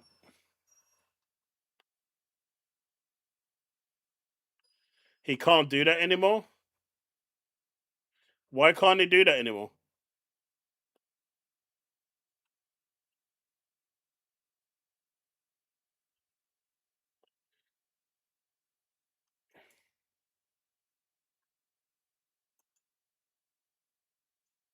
All right.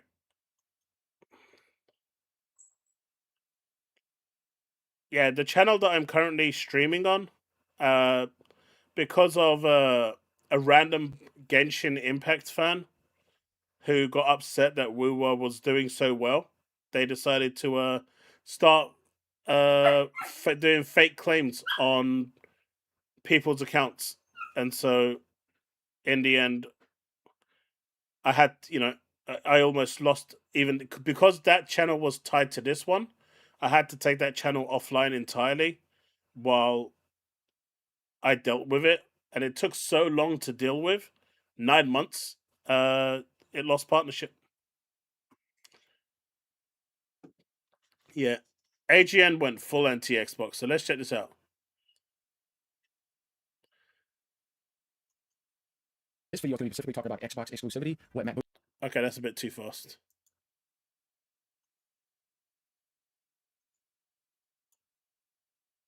We actually said here when it comes to Xbox exclusivity strategy, I still think when it comes to this brand and its identity and its strategy, all they do is confuse the market and confuse people, and they need to now realize that they should never do that again. But I don't think it's possible. It was just like.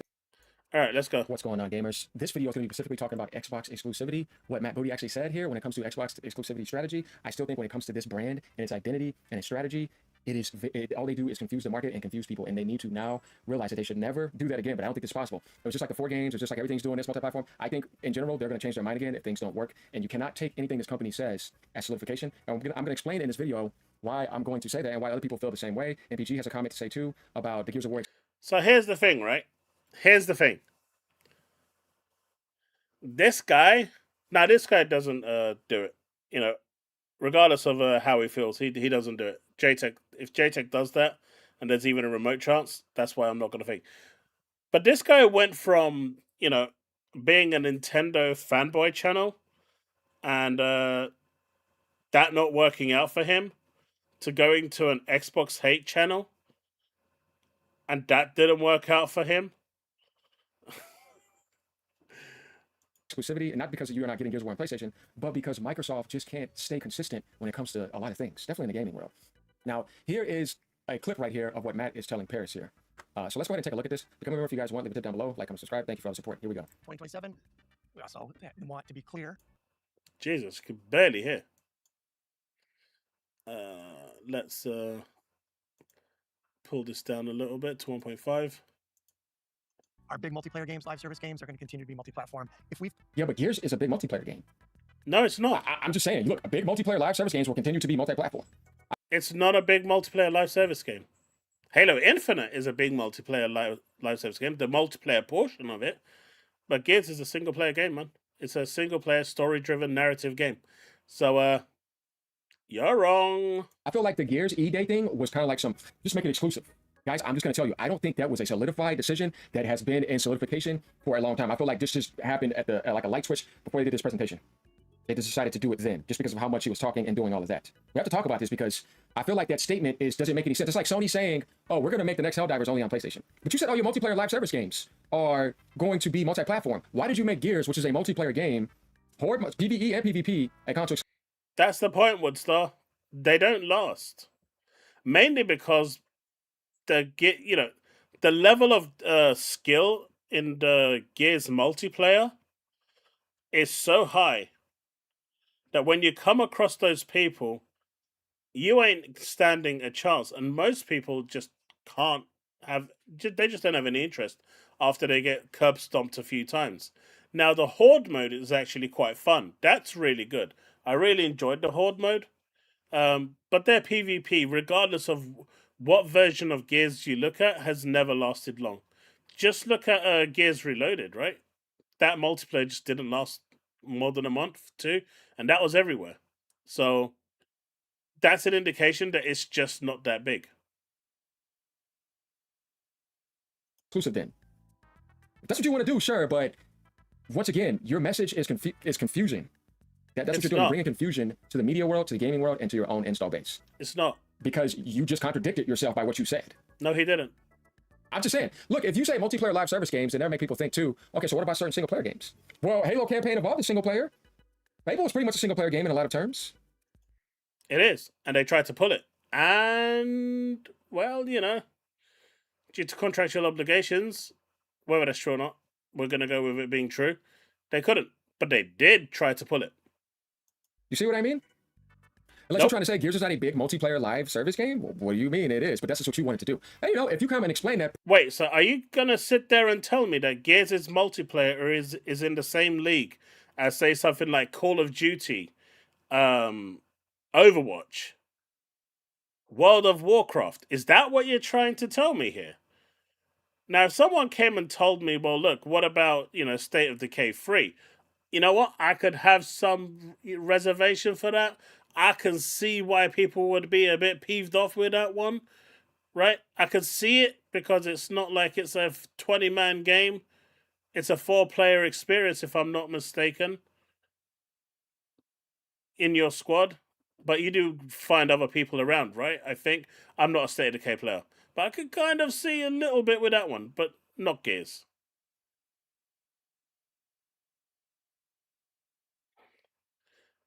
Probably people will feel better. But I kind of feel like now you want to play around with exclusives again. This company just can't be consistent. That's my problem. You know, let's keep continuing though. Promise something. Well, that's because they tried the multi-platform approach and it didn't work. It hasn't worked. And so they've realized it was a mistake. And they've cleaned house, brought in new people to, you know, change that ship around, to push it in the direction it needs to go in. And that's all they're doing.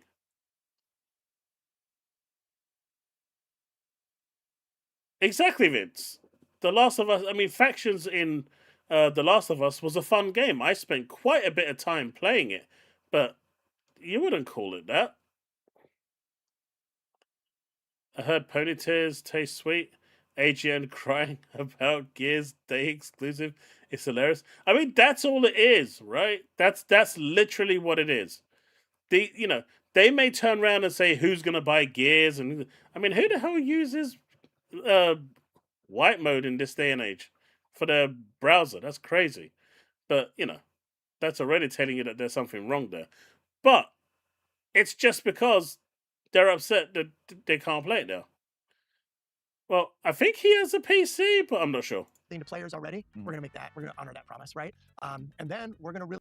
And see, they said they're gonna honor that promise because they can't. They weren't honoring that promise. They made a contractual obligation. They can't get out of it, so they're trying to save face by saying we're gonna honor that promise. But if what is true, they tried to pull it, they didn't try to honor that at all. I think Asha said it. We're gonna make the right decision, not the fast decision. But Gears of War E-Day was a fast decision.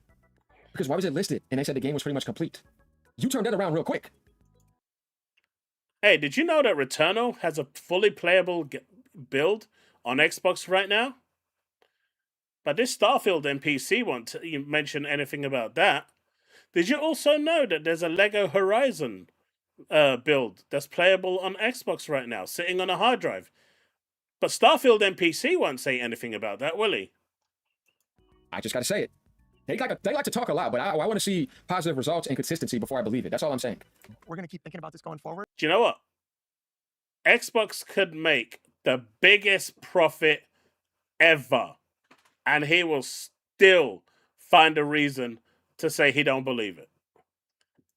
And I think you guys know as well as anybody that our principle is when we announce a date, we want to announce the platforms. So it's going to be case by case, but we're going to be clear that when it's got a date, it's got a platform, and you'll know what the choice is going to be. Okay. Now, I will get back to Gears of War. 2020. So you heard what he said right there. That from now on, if you don't see the logos coming, like PlayStation 5, Switch 2, and all that, it's most likely going to be Game Pass, Xbox, and PC. Meaning Steam, which is not full exclusive. It's like Sony still putting their games on Steam, and you're saying it's an exclusive. No, it's not. It never came to Xbox, sure. But it's not only on PlayStation. That's what a true exclusive is. So I would say that you're doing a console exclusive, but you're not doing a true exclusive. Because a true exclusive means...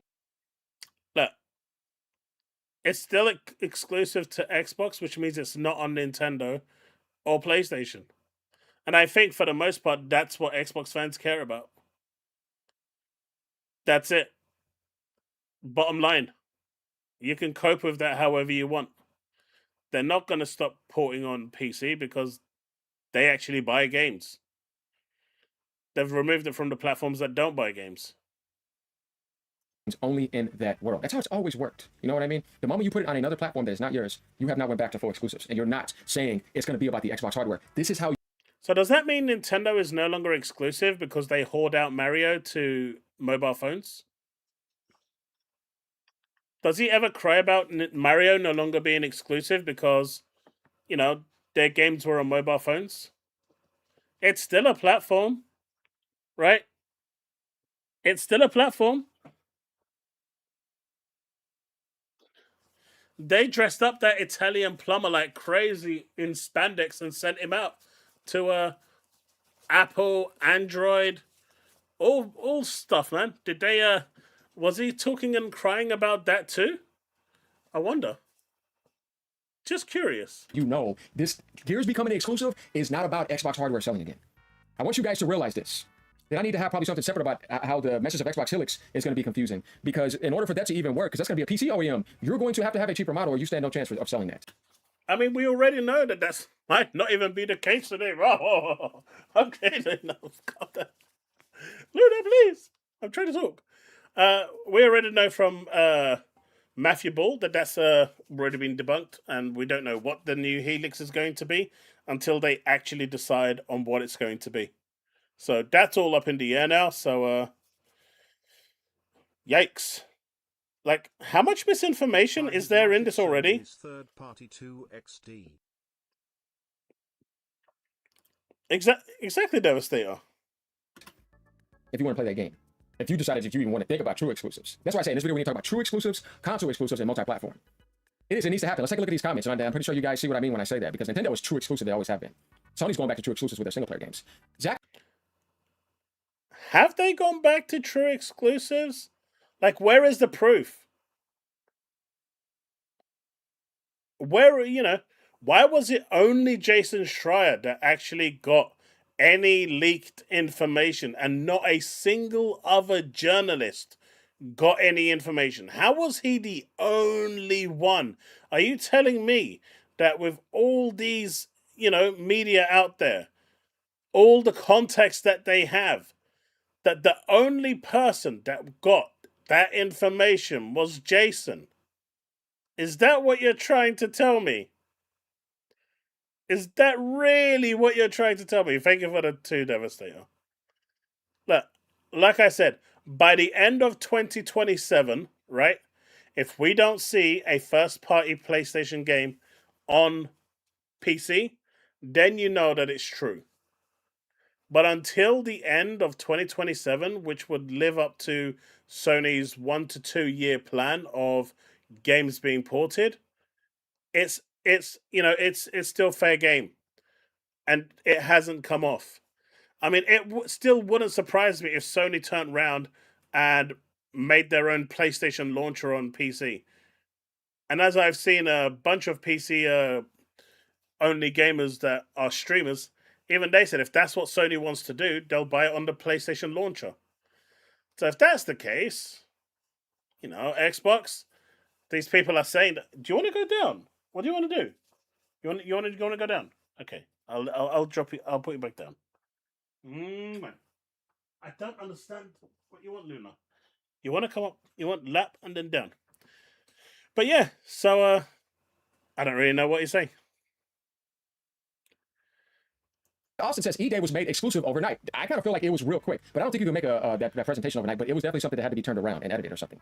All they do is lie. I kind of feel like that's true, and even if they don't want to lie, they kind of have to make themselves a liar because it's not working out. I feel bad for Xbox fans. Just depends because... I don't know. I'm feeling good right now. I know some of you in chat don't agree with me, but I'm feeling real good. Like, real good. So I don't need you to feel bad for me. The reason why you guys are going through the 7th stage of grief right now is because you're salty. After a while, people need to wake up and kind of like not be so ignorant and blind. You know what I mean? I still love Xbox. Like, historically, like 360 days, Xbox One days, to an extent, but not that much. But original Xbox with 360, absolutely. That's the Xbox brand I love. I bet he didn't even love those. But Xbox One, I liked when they announced the Game Pass. I liked when they did the Xbox One X. That's when I actually came back. And that's the part of the Xbox One era that I liked. Other than that, it's like, no. Because they made me so mad, I still, to this day. He says, in other words, once the games sell poorly, they'll get... If they made you so mad, why are you still talking about them? Why did you have to change your Nintendo-only channel into an Xbox hate channel? And even then, It's failed miserably. I mean, I'm not even going to sit here and say my channel is successful, but come on, man. Ported to other platforms. And that's the thing, guys. I kind of feel like this is 4 games. Like Phil Spencer saying 4 games only. Not to bring him up because I loved what Phil Spencer did. He did his Oh, we're going all the way back to the previous administration now. Jesus. much as he could. And don't you think for a second that he has not been behind Asha this whole time. If you think Phil Spencer's gone, you're not understanding this game and you're not understanding the way actually politics works. Think of Biden Obama. If you were that good at politics, other than that, don't worry about it. But basically what I'm saying is, shit, we're going into Biden and Obama era now, man. My God. Wait, is he trying to say one of them is senile in the Xbox administration?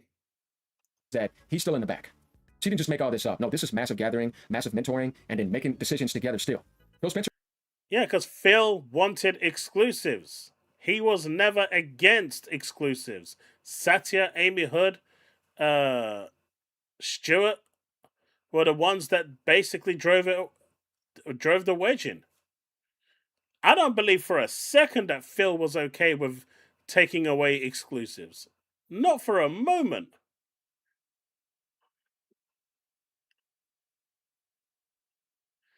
He ain't no Xbox fan. He never was an Xbox fan. Marvel's Blade will be an interesting one, I'll tell you that. Now, that one will be a true test of, I don't know, for Xbox. Because depending on that contract, it can be really nasty. But it's not impossible. But I don't think Blade will be released before Helix. I think there's still time. Is still there. Like Goku throwing a Kamehameha with Gohan with her. This is not to say he's a Goku thing, but you guys get what I mean. That's how much he cares about Xbox. He still is emotionally involved, and I kind of have to say it because I know that mentality with him. If he could have had it all exclusive and doing that, trust me, he would have done that. Going down to Asha and Matt Booty, PS5 Pro says, the right decision, not fast decision. Oh, really? The company is so full of it. I wouldn't support anything they put out on other consoles. Jeff Grubb, so yeah, there's basically... So basically, he's just listing what PlayStation fans are saying because PlayStation fans are salty that, you know, it's not coming. And again, they keep posting this, right? There's a finished version of Gears for PlayStation sitting on a drive. But there's a version of Returnal sitting on a drive for Xbox. And a version of, you know, Lego Horizons sitting for Xbox. What does it even mean?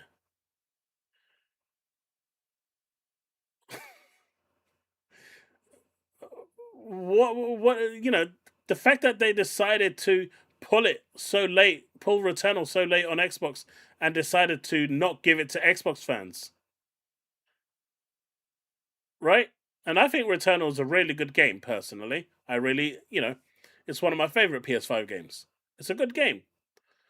But, like, there's a build, fully playable, sitting on a PlayStation HQ hard drive right now.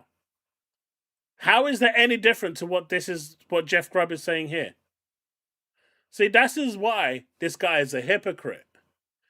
But he's so blinded by I hate Xbox. At some point, I actually started to think that this guy actually is Japan hates Xbox. If we didn't actually see the picture of what that bellend actually looks like, I would have actually thought that was him, just using an alt account. And you know what? It may still be an alt account that he's using, getting other people to pose instead of him. You never know these days, man. You never know. A finished version of Gears for PlayStation sitting on a drive. He said that today. It's still there. They didn't delete it. It's sitting around. You want to know why? Because this is a test.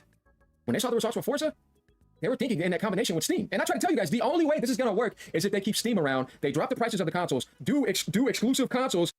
Man, it sold over 3 million units on Xbox. Steam sold more. But it sold around 3 million units on Xbox. And that's considering the install base of Xbox, right? You're looking at what, you know, people like VGF Fight School are saying 28 million. It's obviously more, but considering the install base, A game like Forza Horizon on Xbox sold, what, around 3 million? But Astrobot sold 1.6 million or 2 million on a 100 million user base. And Astrobot is a phenomenal game. Right? So, what are we even talking about here?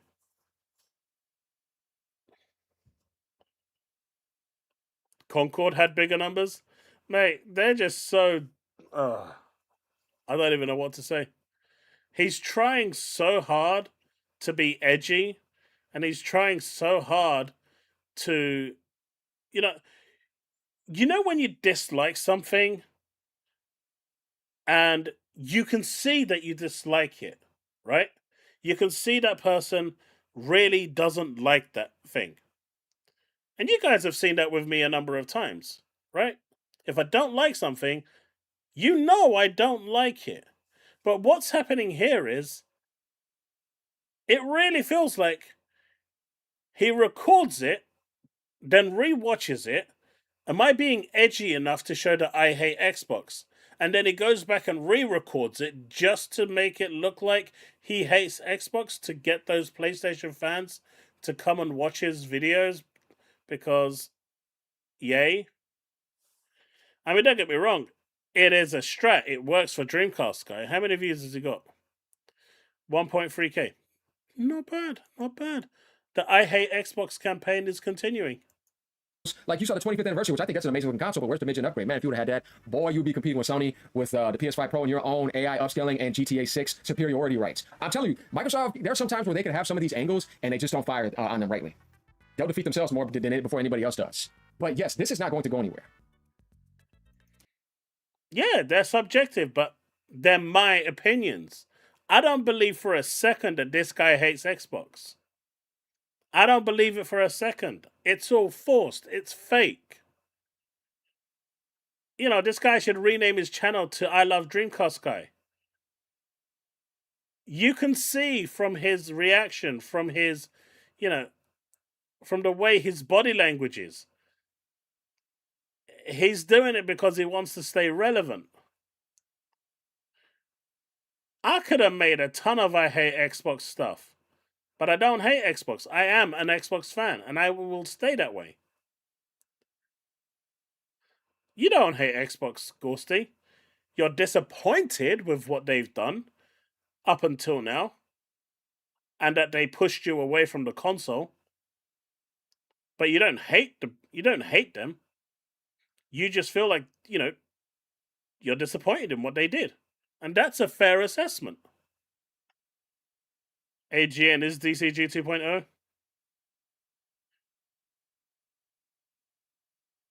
Hating Xbox is a tradition, actually.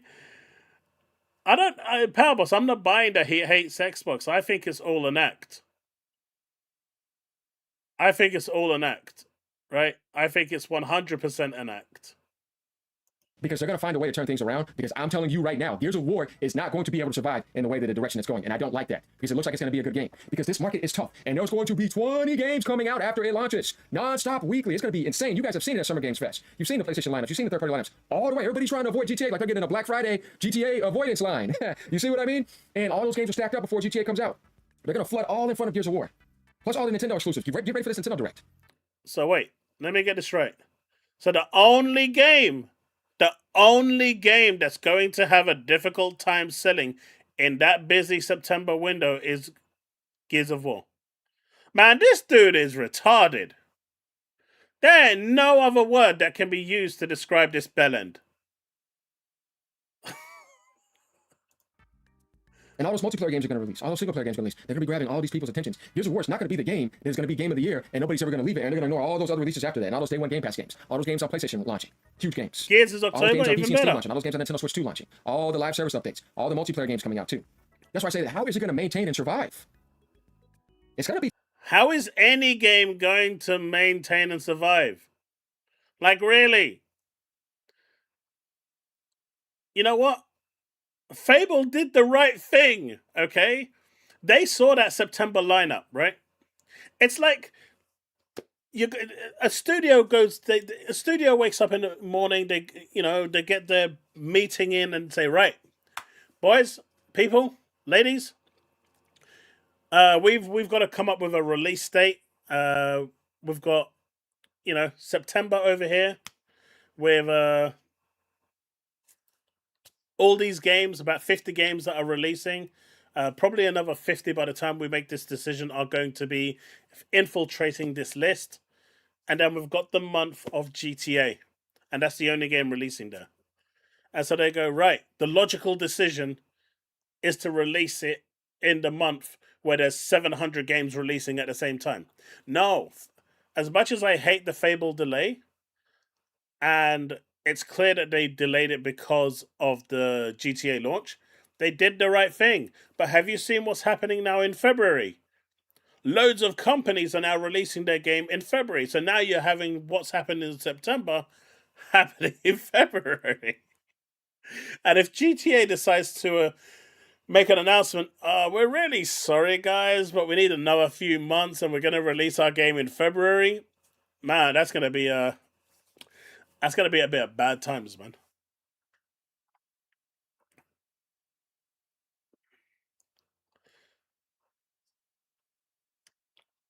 I've been logged into Destiny since the start of the stream, Sanchez. I've been doing my part on PC. I've been adding to the concurrent number throughout the whole stream. Good on you for joining in on the festivities on this day. They've been pushing it, and they have actually eclipsed today the all-time high for marathon, which is hilarious. Yeah, EAFC comes out in September as well. It's crazy. Everyone is just releasing in September. They do not realize that everyone is just going to be cannibalizing themselves. Tough. You guys seriously need to think about this. Remember when AGN told you this? Remember that, because you're going to have to come back to this. They already said this years ago. Why are y'all playing crazy? So things pretty much the same as they have been the past 2.5 years. This is why I refuse to go back to Xbox as my main console. Anytime they port to PS5, I'll buy the game there instead. Come next gen, I'll simply skip Helix and just go for PS6 where I get exclusives. I can understand that. You don't need a Helix. You just need a PC. But there's nothing stopping... There's no confirmation that PlayStation 6 games are going to PC.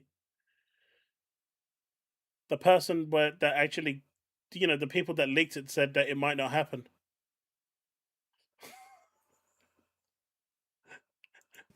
They're never skipping PC. They just decided not to put that on PlayStation along with Clockwork.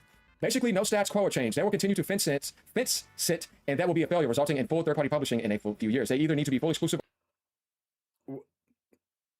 I personally believe that Microsoft is way too big to make everything exclusive. They own just way too much. But I do believe that the Microsoft first-party studio games, for the most part, should be.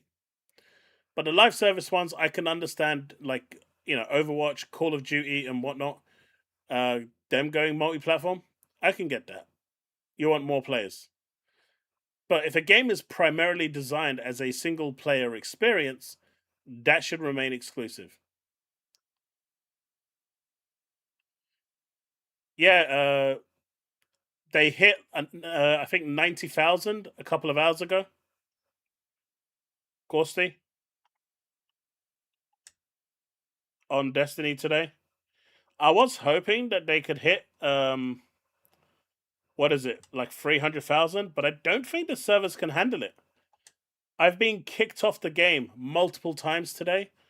Like I'm in the tower and I'll just lose connection.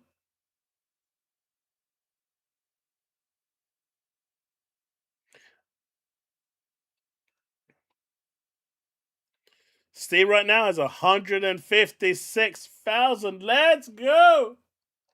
A full third party. Now it's the time for full exclusivity, if ever. Or you could have waited to the Helix and did it the right way and try to have a cheaper model. But even then, that's tough too. You kind of got to get people prepared for it. Like I said, it's a tough situation. So they end up doing that game in Clockwork. We're going to see how it turns out. Now, let's go back here a little bit because we got another poster we need to talk about with MBG. And this is what he said. Xbox has been a clown show for years now, honestly. I understand why he feels that way. The constant back and forth. Mate, wasn't MBG crying that Xbox needs to make exclusives? In fact, he turned around and said after PlayStation increased the PlayStation Plus price that he hopes Microsoft kicks their ass and makes their games exclusive.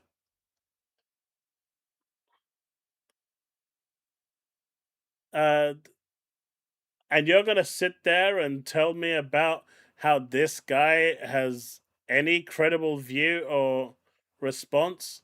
This is the same guy that turned around and said that he hopes and prays that Microsoft goes back to exclusivity so they could have competition, because Microsoft going third party has meant PlayStation games have been crap. His words, not mine. And so now that Microsoft has, gone with their first game's exclusive, they're a clown show, and you're going to use this guy? I mean, the fact that he's using this guy makes him an even bigger clown. And not being able to just be clear about exclusives. We literally just went through this exact same thing in 2022 with Phil Spencer. Like, what are we doing here, man? And I think a lot of people will say, oh, you're salty because PlayStation's not coming, or Gears is not coming to PlayStation. No, I think what he's saying is that what I was saying, regardless of whether that's exclusive or not, and I have no problem with that, I already said that. It's about, like I said, the flip-flopping and the confusion on the market. People are now worried because it's like, what are you doing now? Now you're saying, I don't even know what's going to be exclusive. Now I don't even know. You're not going to do full. And then we know you're full third party, but then you're going to sometimes not be full third party. But Matthew Bull has already said, internally, we are making this decision right now. And when we have that decision, and he said that with Christopher Dring. And even I put out a tweet saying that the sooner they get this information out, this transparency of what is exclusive and what isn't, the better it will be, because the uncertainty isn't good.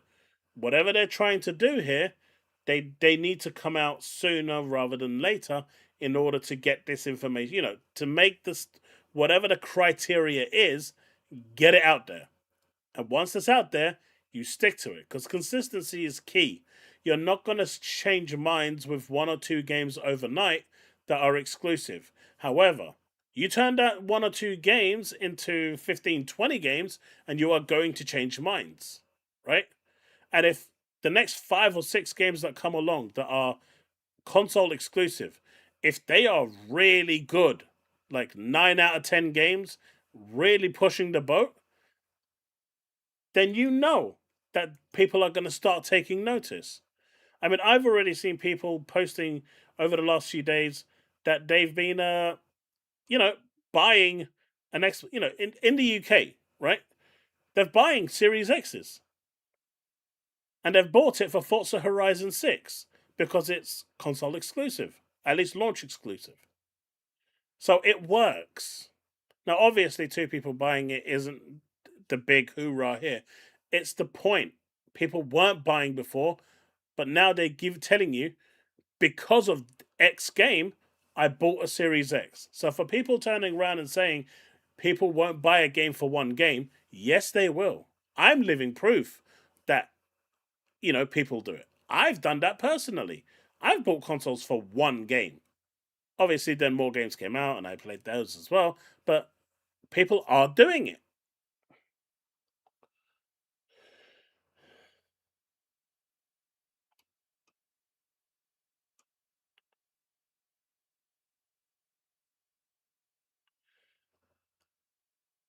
Bags is a troll.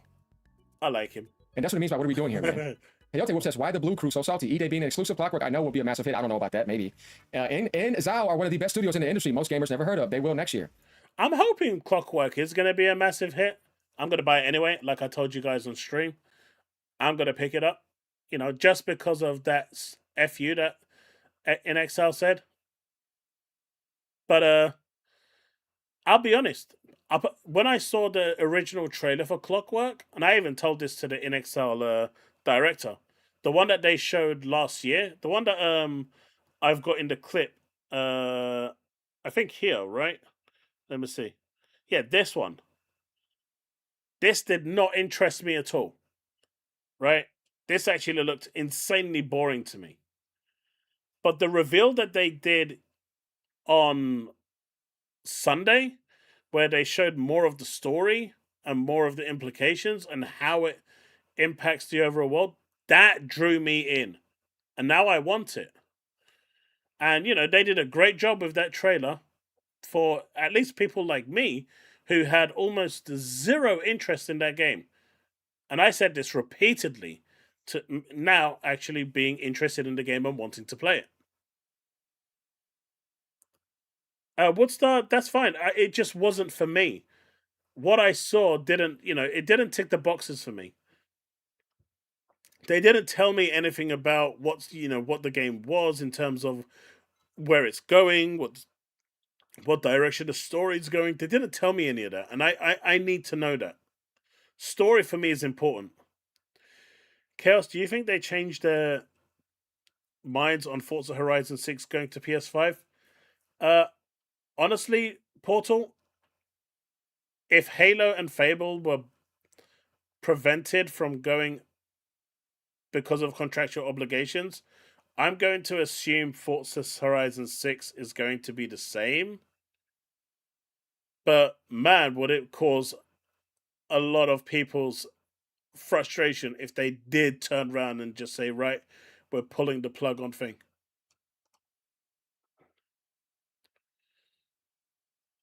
That sounds like some fanboy nonsense. MBG says it's not salt. 90% of the games are releasing on PlayStation 5.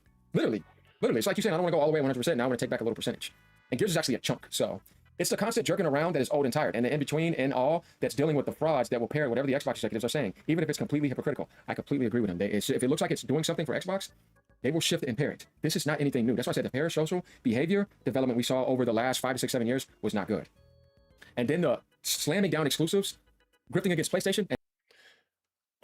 That I don't know. I don't really check on that stuff. Ghosty, I haven't checked. That's the truth. Outside of exclusive games or codes given to me on PlayStation, I don't really buy anything on PlayStation.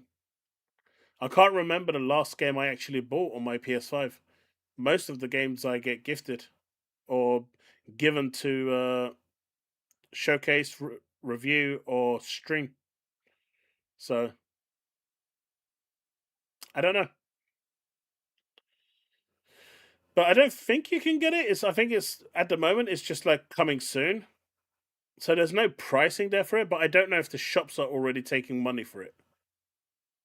Because at least here in the UK, PlayStation still has a physical presence. Xbox doesn't really. But he's still listening to MBG, the one that flip flops like a wet fish on a dry surface. Nintendo, and then now you cry back for exclusives, and when that happens, you go back and do that too. It's like, but I want you to really take a look at yourself, guys, and really realize what type of behavior that is. The Nintendo community is never confused. Steam community is never confused. PlayStation community. Look, it's obvious that Xbox, they were exclusive. They decided to try the multi-platform approach. It didn't work. Right? And so they've decided that they want to push the console forward. And the way to do that is this. Now, yeah, a lot of those games shown at the showcase were going to PlayStation, except for that bird game, right? That one is clearly going to get Game of the Year. Apparently, it's been funded by the UK government. Yay, us. So that one is going to, do the rounds and become, some of the best games ever created. So let's go. But I think this is just the beginning. I think we're going to see a massive, massive change. And like I said, where is it? He said it himself, right? Matthew Ball. Gears and EA Clockwork Revolution are the start of a program. Players can expect a reliable pipeline that validates their investment in the Xbox platform.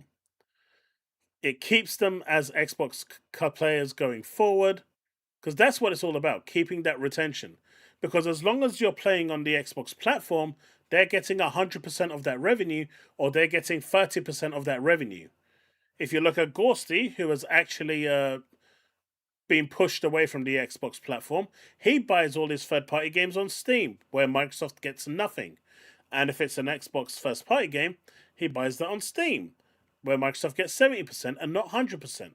So it's in Microsoft's interest to keep you on the console, or at least on the Xbox PC app, where the same principle applies, but they get even less on the Xbox PC app at 12.5% instead of 30%.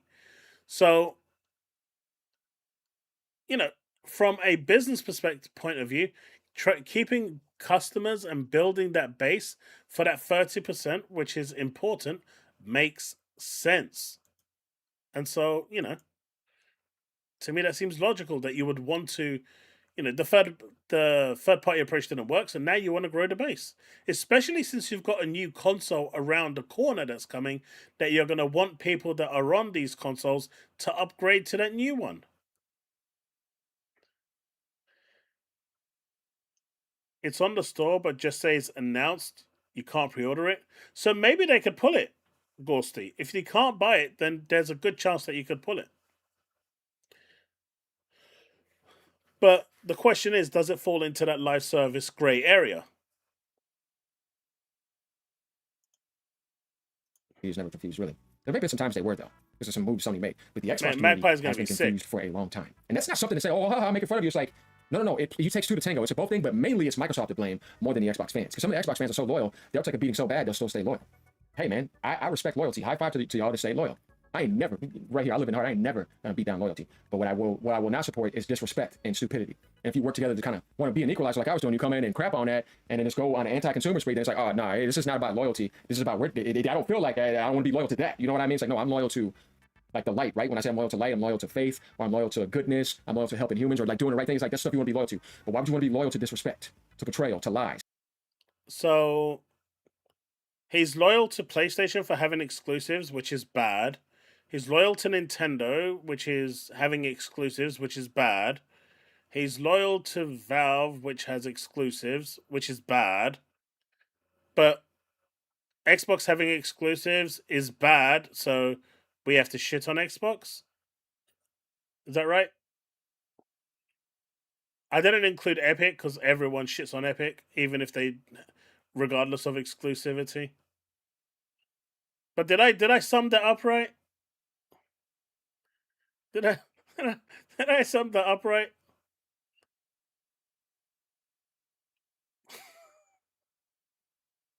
That's the gist of it. Okay. To hide things on you, to kill what you love, all those sorts of things. Like, no. You don't want to be loyal to that. You got to leave. That's why a lot of people left. It's like, I mean, I'm an Xbox fan, right? There is no two ways about it. I've never hidden that fact, right? I have never hidden that fact. But my God, have I called them out like crazy? Have I made videos calling them out like crazy? Right? I've lost tons of subs because I've been shitting on Xbox when they deserve it. And I'm okay with that because I'm true to myself.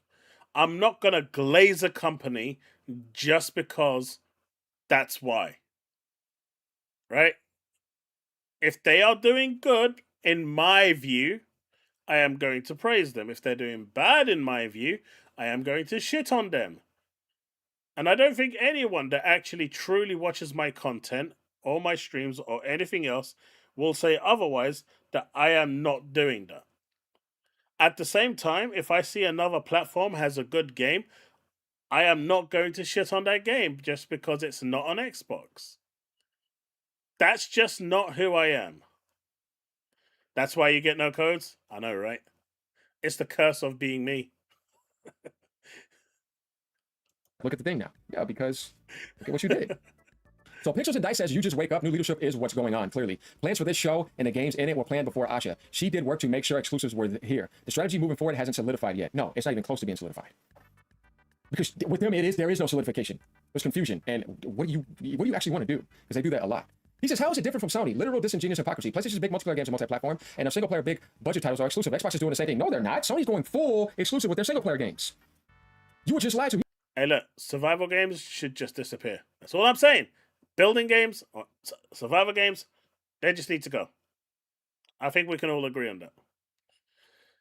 Man, this guy is chatting so much shit. It's not even funny. He just keeps going back round and round again.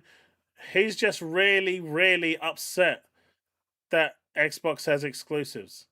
They've already said that internally, these are the first two games that they've got. No. I tell you what, Bags. Join the stream tomorrow. Come and hang out and check out Wuthering Waves and the storyline.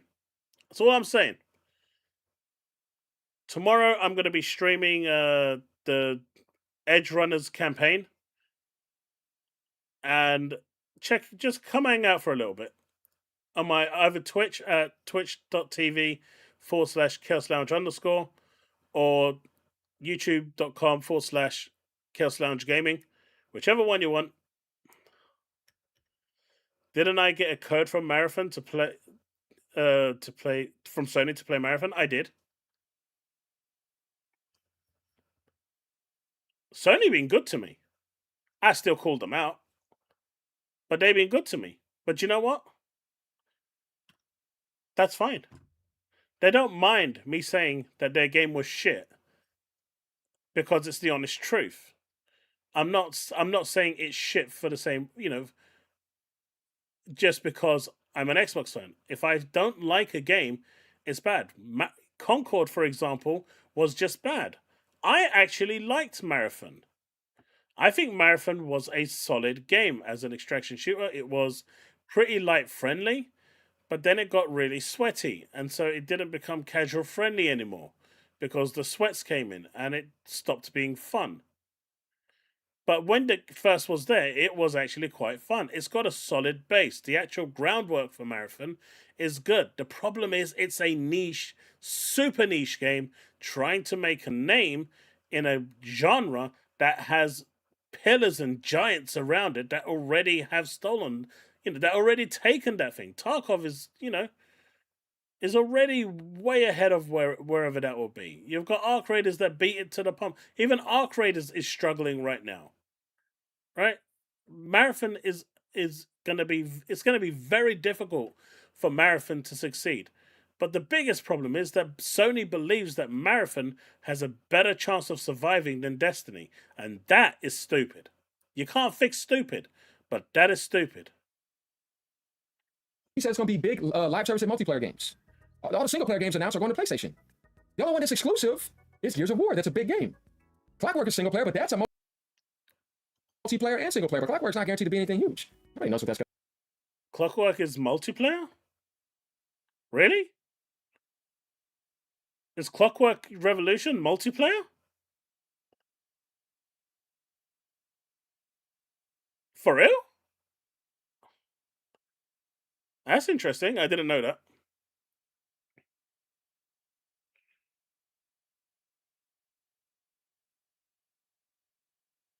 I mean, the gunplay is the most important thing, right? Don't think so? No, lol? So what the fuck is he even talking about?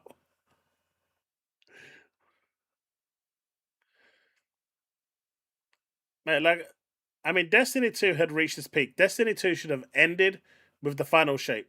They shouldn't have done anything.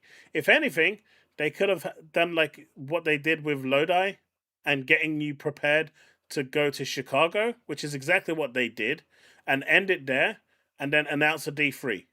A D3 should have been in the works, and then a year or two down the line, after this Monuments of Triumph, they would have launched D3 in Chicago. Boom, done. It doesn't take a genius to get people riled up for that again. But they decided that they didn't want to do that. They've not shown any multiplayer today. It's single player. I mean, Gears is a single player game at heart too. Yes, it can be played in co-op, but it is a single player game at heart. It's designed with single player in mind. Gonna be at all. How are they doing the same thing PlayStation's doing? They're not pulling from PC. Sony never shared with Xbox. It's not the same. You're not making any sense here. I'm just saying, no, they're not. Xbox is doing the same thing plus adding PC since that's a core pillar to them. That's not the same thing. No. So it's not disingenuous hypocrisy. He's not talking about because Xbox is trying to do exclusive. He's talking about the confusionness and the flip-flopping of Microsoft and stepping out ranks and inconsistency. You're trying to make it seem like they're trying to do what Sony's doing. They're not, though, because anything Sony did that was multiplayer is not exclusive to PlayStation. Unless they want to decide to do that. Gears of War is the big talk here, not Clockwork. Nobody's going to say anything about that game. For what? Doesn't seem like it's going to be a threat. This guy's just... Man, he really hates Clockwork Revolution, doesn't he? Wasn't it like last year everyone was bigging up Clockwork Revolution because it looked amazing, it was awesome, everyone thought it was going to PlayStation, so the whole community was loving, the whole gaming community was loving Clockwork Revolution. But the moment it gets announced as an Xbox console exclusive, it's no longer good. It's a bad game. It's not going to make its revenue. It's not going to do any sales. It's going to flop. No one on PC is going to buy it.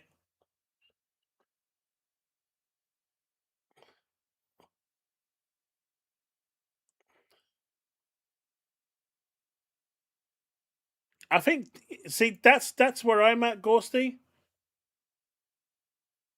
Right? And this is what I was telling Steve. What I think Microsoft should have done, or Coalition should have done, is they should have, you know how Halo Infinite, you had the single player campaign, and then you had the multiplayer. And you can download them separately if you wanted, because the multiplayer itself is free to play, and it's its own beast. I think they should have done that with Gears, right? Left the multiplayer separate that they can build on and work on.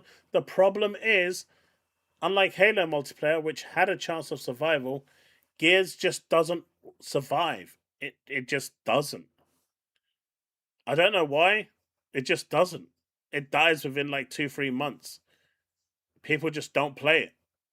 I don't know what it is. It's not like it's a bad game. I remember back in the 360 days, we used to spend, weeks and all nighters playing multiplayer with Gears and doing horde modes and getting up to crazy levels. I don't know what happened from then to now, but the shift in entertainment value for multiplayer of Gears just went away.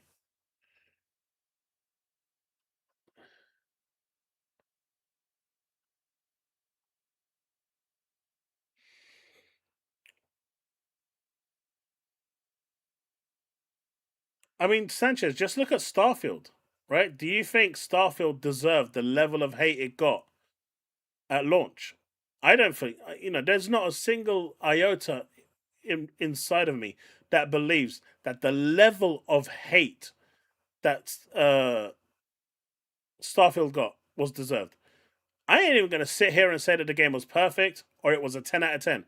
But the level of hate that it got was unprecedented. Because it wasn't on PlayStation. Look, it came to PlayStation. Where was all those people crying about it? It sold more than Ghost of Yote. Sorry, it sold more than Saros, sorry. Where was the hate for it? It ranks higher. So these PlayStation fans bought it. But if it's exclusive to Xbox, it's going to get hated. It's just the way it is. That's why I say just make the whole bloody lot exclusive and be done with it. Here's where EA is going to die on Series X. I can't believe they gave up sales on PlayStation 5 for clout on Twitter. I think it's a little bit more than that, but also the post on the Xbox, where the exclusive is a big thing. And like I said, if you would have said this is for the 25th anniversary and a gift to the Xbox fans historically, then I could have understood that. But that's not what they said. You know what I mean? So it's like, yeah, man. But like MBG was saying, 98% of the games are coming to PlayStation 5, right? So there we have it. And then Shinobi just had his post, right? Xbox console exclusives is about to desire to give players a reason to buy an Xbox. You're insane if you think that at that price. That's not going to work. Live service games will continue to be full multi-platform. Previously announced sports will be honored for their respective platforms. Future games will be case-by-case basis. Platforms will be announced with dates. Yeah, that's what he said. But my thing here is that exclusives only sell consoles if you have the right balance. In this generation right now, nobody still wants to buy an Xbox to play Gears of War at that price. And yet people are. They're buying it for Forza Horizon 6 alone. So he's already wrong. Saros is a niche banisher. But with the amount of hate that Starfield got, man, even Pong should have sold more than Starfield on PlayStation. But the way I see it, the previous administration had a vision. And that vision wasn't the vision of Phil Spencer. It was the vision of a combined Sarah Bond and Satya Nadella, with healthy doses of Amy Hood. The fact that Asha Sharma came out and said, I don't give no shits about a 30% margin, basically telling, Amy Hood to piss off with that 30% margin. She came out and said, I don't care about no 30% margin. What I care about is bringing the brand and a console back from where it is. That is my goal, and I will do what I need to do. And I've been given the mandate to do that in order to make that happen. And she's brought in her team and other people who, are quite recognized and respected around the industry to help make her do that. She's openly said multiple times that she's not a gamer. So she's relying on people around her as she is learning on the job. I genuinely believe that she has the best intention for the console. And so now it's down to, seeing what will happen. I do believe that these aren't going to be the only games that are coming that are going to be exclusive. There's going to be more. And they will be looking at that to see what the shift is going to be like in terms of brand perception, hardware sales, because hardware sales are important. Look at, I was one of my, I'll say acquaintances that I speak to who's Korean, that I speak to on social media from time to time. There's almost a zero presence of Xboxes in Korea. And he was saying this is probably the reason why it's shift up skipped Xbox. Because there's no presence here. And Stellar Blade did really well in the East. It did way better in the East than it did in the West. So maybe that's part of the reason. So they need to work on that. And the way you work on that is by getting people to want to buy your console. I don't know. Hey, Shinzo. But we are going to see more exclusives. Matthew Ball already said, we're going to see more. What I hope they do is reveal what that strat is. Because that's all that people are hinging on right now with this whole, this case by case and all this. And I do agree. Saying stuff is going to be case by case is not good enough. I will openly say that. You need to have a definite strategy of what's going and what's not. Just like Sony has. Right now, all their live service games are guaranteed 100% going to PC. That is guaranteed. Without fail. They're happening. In fact, Sony's having a Horizon game developed only for PC, where it's exclusively not on PlayStation. The best Horizon game they've had in years is going to be exclusive on PC, and PlayStation gamers don't get to play it. That's crazy, right? Or if they want to have another strat where some games, like let's say South of Midnight 2, if there ever is one. South of Midnight was a really good game. If you haven't played it, you should. They could launch it first on Xbox, and then 6 months to a year down the line, launch it on PlayStation. South of Midnight isn't going to shift consoles. It's not going to sell anything. It's not going to move. But the games that will move consoles should remain console exclusive. But there has to be a fine line there. They own 30, 40 studios, man. It's a lot. But imagine having your, Herman Holst's baby, his Star Wars killer, is exclusive to PC and not PlayStation. That's crazy. Where's the shit talking about that? They're gonna go get a PC or stay on their PC. Everybody else already had a PS5 to play. The 98 other percent that are actually coming. So there's no really dancing around that. That's just realizing the truth here. So there we have it, guys. This is what I had to say kind of about that. Now, I want you guys let me know what you think. Definitely when I talk about true exclusive, console exclusive, and multi-platform, and Microsoft. Man, this guy is a waste. He's a waste, man. It was such a bad video. Such a bad video. Oh. I feel like I lost brain cells watching that. It was literally Xbox bad, blah. Xbox bad, blah. But Xbox bad, blah. Oh, look. PlayStation fans are saying Xbox bad, blah. And I think that's... I think if you asked AI to summarize that video, I think that's exactly what it would have been. The one I sent you for Thursday will make up for it. Oh, God.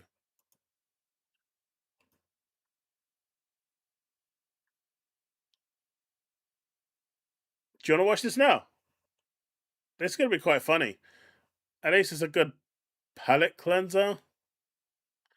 I really like this guy. He's really, really good. Or should I save it for Thursday?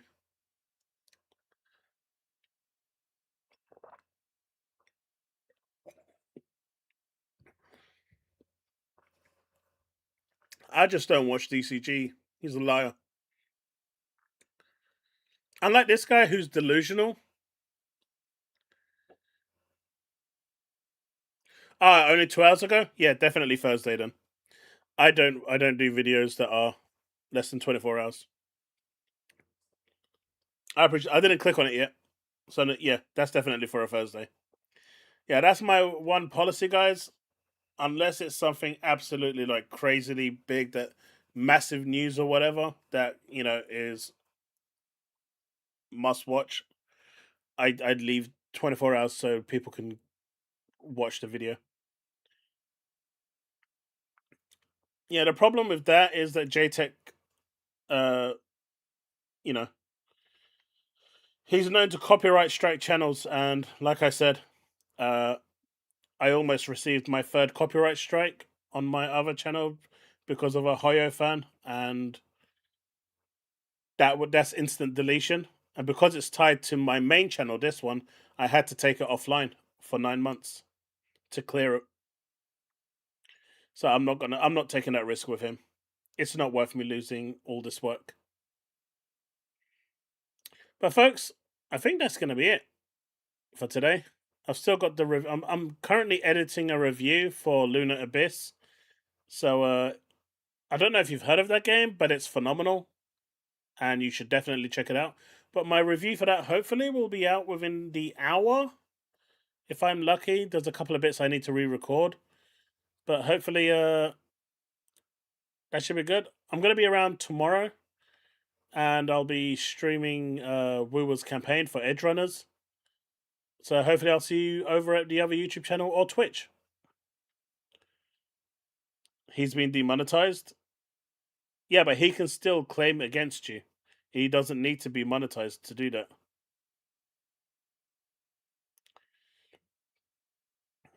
He can still report you, right? And make claims.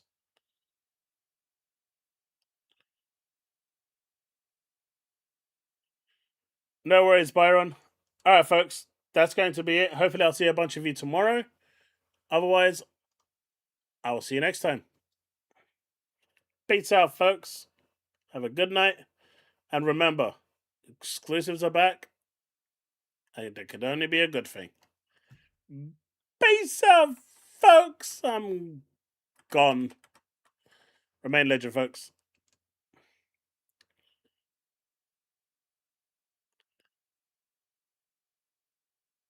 Aphelion is another one that I want to play.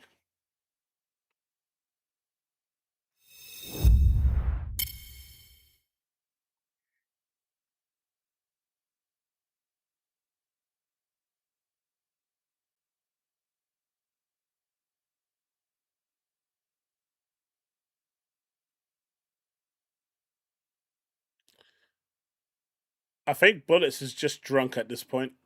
Like 100%. I think he's just hitting the keyboard and just hoping words come out. Have a good one, folks.